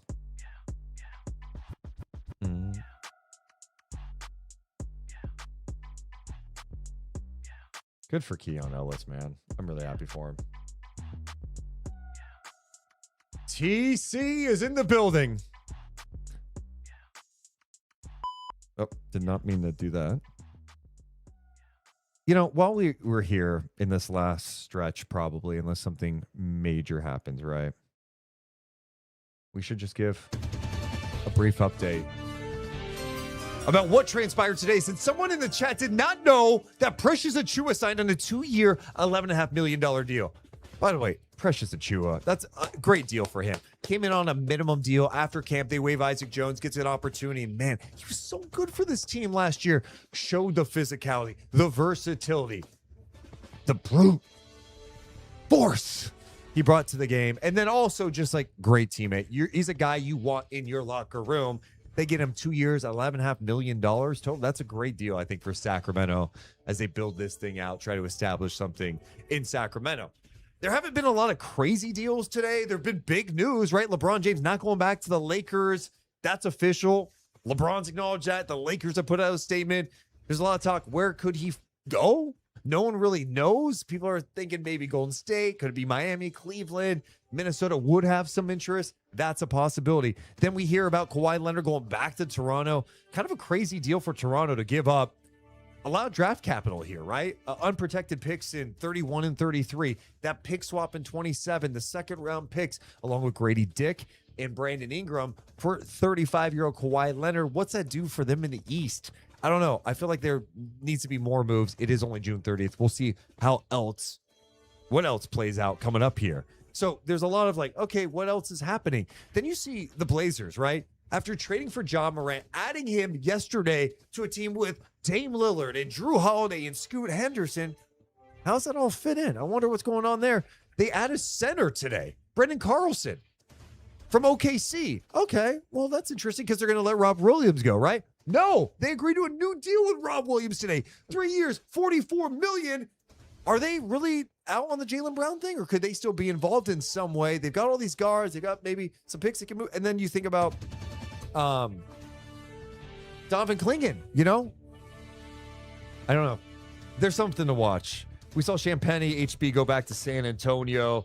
Lawndale's going back to the Hawks. Fontecchio staying with Miami. Miami also signed Tim Hardaway Jr. That was like one of the bigger signings, I guess, today. Ousmane Dieng going back to the Bucks on a 3-year deal, I think it was. 3 years for him. Kobe Sanders going back to the Clippers. We mentioned Tim Hardaway. DeAndre Jordan returning for his 19th season, going back to the Pelicans. Ousmane's contract, by the way, Ousmane Dieng, 3 years, $17.5 million deal. Yesterday, we saw Herter go back to the Pistons, 3 years, $27 million. Nurkic, 2 years, $22, staying with Utah. Shamit back to the Knicks on a 4-year deal. We're still waiting. What the hell's happening with Jalen Duren? The Sacramento stuff came out yesterday. The latest reports from Sam Amick say he is meeting with the Lakers today. It looks like he probably already met with them, scheduled to meet with the Kings at 5 o'clock. We've heard no updates about those meetings specifically, but we've heard from the Detroit side, reporting from The Athletic, multiple reports saying that the Pistons don't have any interest in a sign and trade potential with Sacramento involving Domantas Sabonis. In fact, they feel like they've got a great offer out there for Duren. They will match any offer if he signs an offer sheet with someone else, and they have no interest in a sign and trade. Things can change fast in this league. We'll find out, but that's kind of looming large. Tobias Harris taking meetings around the NBA too, talking to multiple teams. So the Pistons have some work to do trying to figure out how they can stay in this really competitive Eastern Conference after winning 60 games, how they stay in the mix of things in the Eastern Conference. Fascinating to see how it's going to unfold. And then the very latest news that we have at this hour, former Sacramento King Keon Ellis, who many people were excited for him when he was going to the Cavs. You know, he went at the trade deadline. It was Schroeder and Keon going to the Cavs in exchange for DeAndre Hunter. Keon doesn't go back to Cleveland. He didn't get a lot of time in the playoffs. He ends up signing a 2-year, $18 million deal with the Brooklyn Nets, reuniting with Jordi Fernandez, Davidas Dolkis, Dutch Gately, 3 former Kings assistant coaches who are Mike Brown's staff. Of course, Jordi, the leader there of that Brooklyn team. And he's going to have an opportunity there to show what he can do. And we'll see what he's capable of. That's pretty much it for NBA free agency. Let's close with some comments. We've got like 5-6 minutes to go until we wrap this up. K-Raw, 916 says, Juice, would you say that a one-day pass to the California Classic is worth it? I've never been.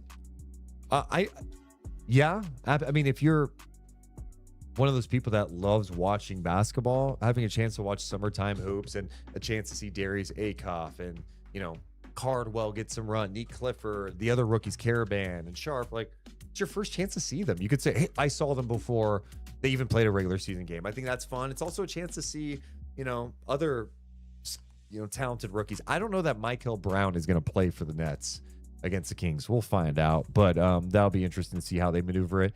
You know, I think if the league had their wishes, they would want these teams not to have all these other summer leagues ahead of time and that just be all their debuts in Las Vegas. They want to make it a big deal. So, but it's a great chance to see that. I mean, I'll never forget, was it like 2 years ago now?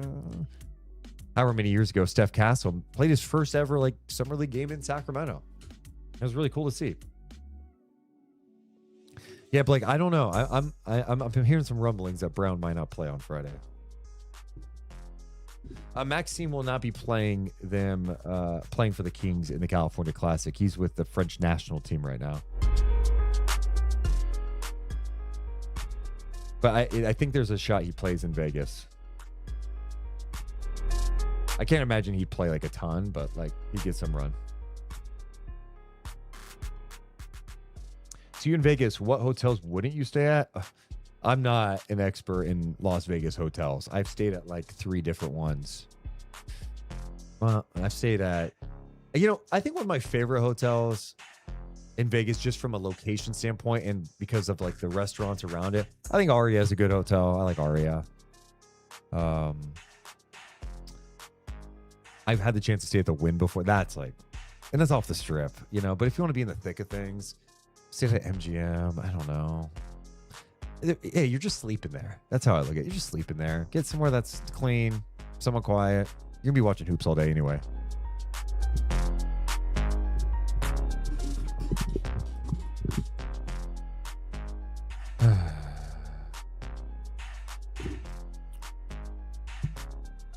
What a run we've had today. Carlin, what are you doing, dude? We've reached a point Carlin is very grumpy.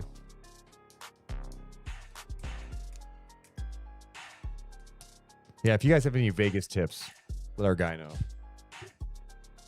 Carlin, don't look at me like that. You're hungry. You want to eat dinner. You're hungry. You want to eat dinner. You're hungry. You want to eat dinner? You hungry? You want to eat dinner? Give me some food. I need some kibble. Hook me up, Dad. All right. What a run we've had today. 4.5 hours. We got 2 minutes to go. Can something break in the next 2 minutes that could keep this rolling? If something big breaks, and we'll all as a group decide if it's big enough, we add 10 minutes to the clock. We get anything that breaks by 6:25, we add 10 minutes to the clock.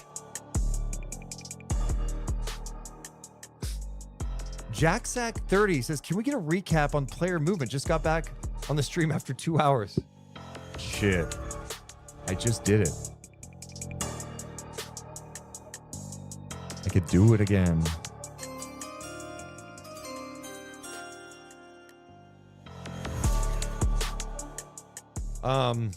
Here's what I would say.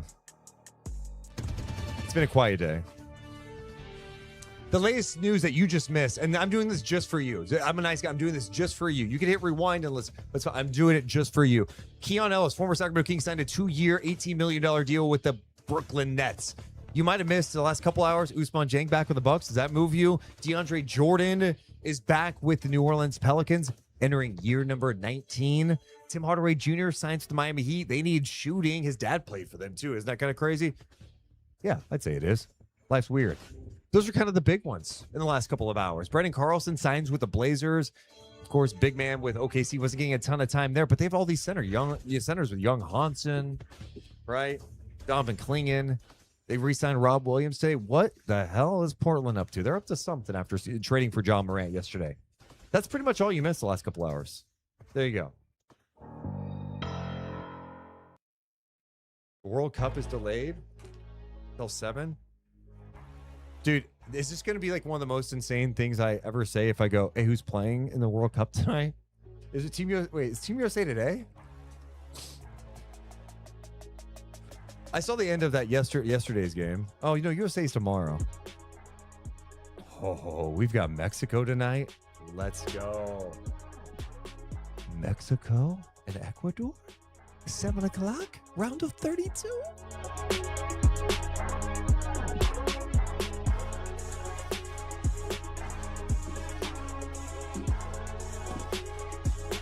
You know what I would tell you guys too is check out my friend's Twitch stream. He goes live. He's going live for every single World Cup game on Twitch.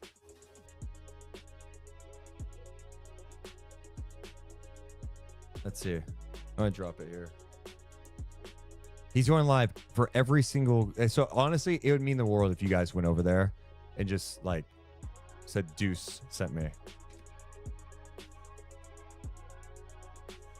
I'm going to drop it.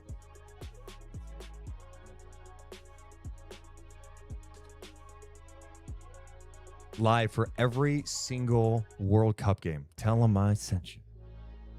It looks like he's going to be live in like 6 minutes, too.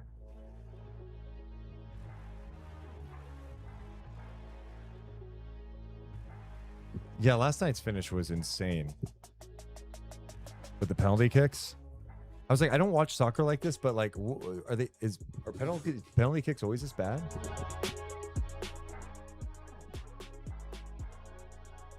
I just realized it's 6:26. Time is up. What a ride it's been, huh? If you're in the World Cup, check out that stream.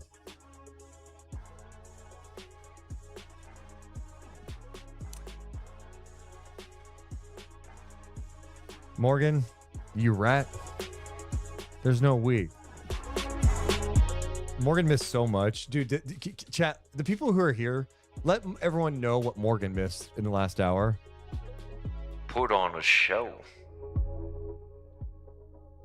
Harry Mack, a.k.a. Deuce Mack, was in the building, right? Okay, see, I like what you guys are doing. You guys are trying to drop some new questions to keep me on longer. It's not going to work. Do you like the fact they took the strap off Cody this last weekend? I mean, I'm so disengaged with WWE right now. It's tough for me to say. It's been a ride. I appreciate you guys so much for being here. If anything big breaks tonight, LeBron signs somewhere, the Duren stuff pops off, I'll probably jump back on. Turn on the notifications. It was fun. Love you guys so much. But we gots to go. See ya.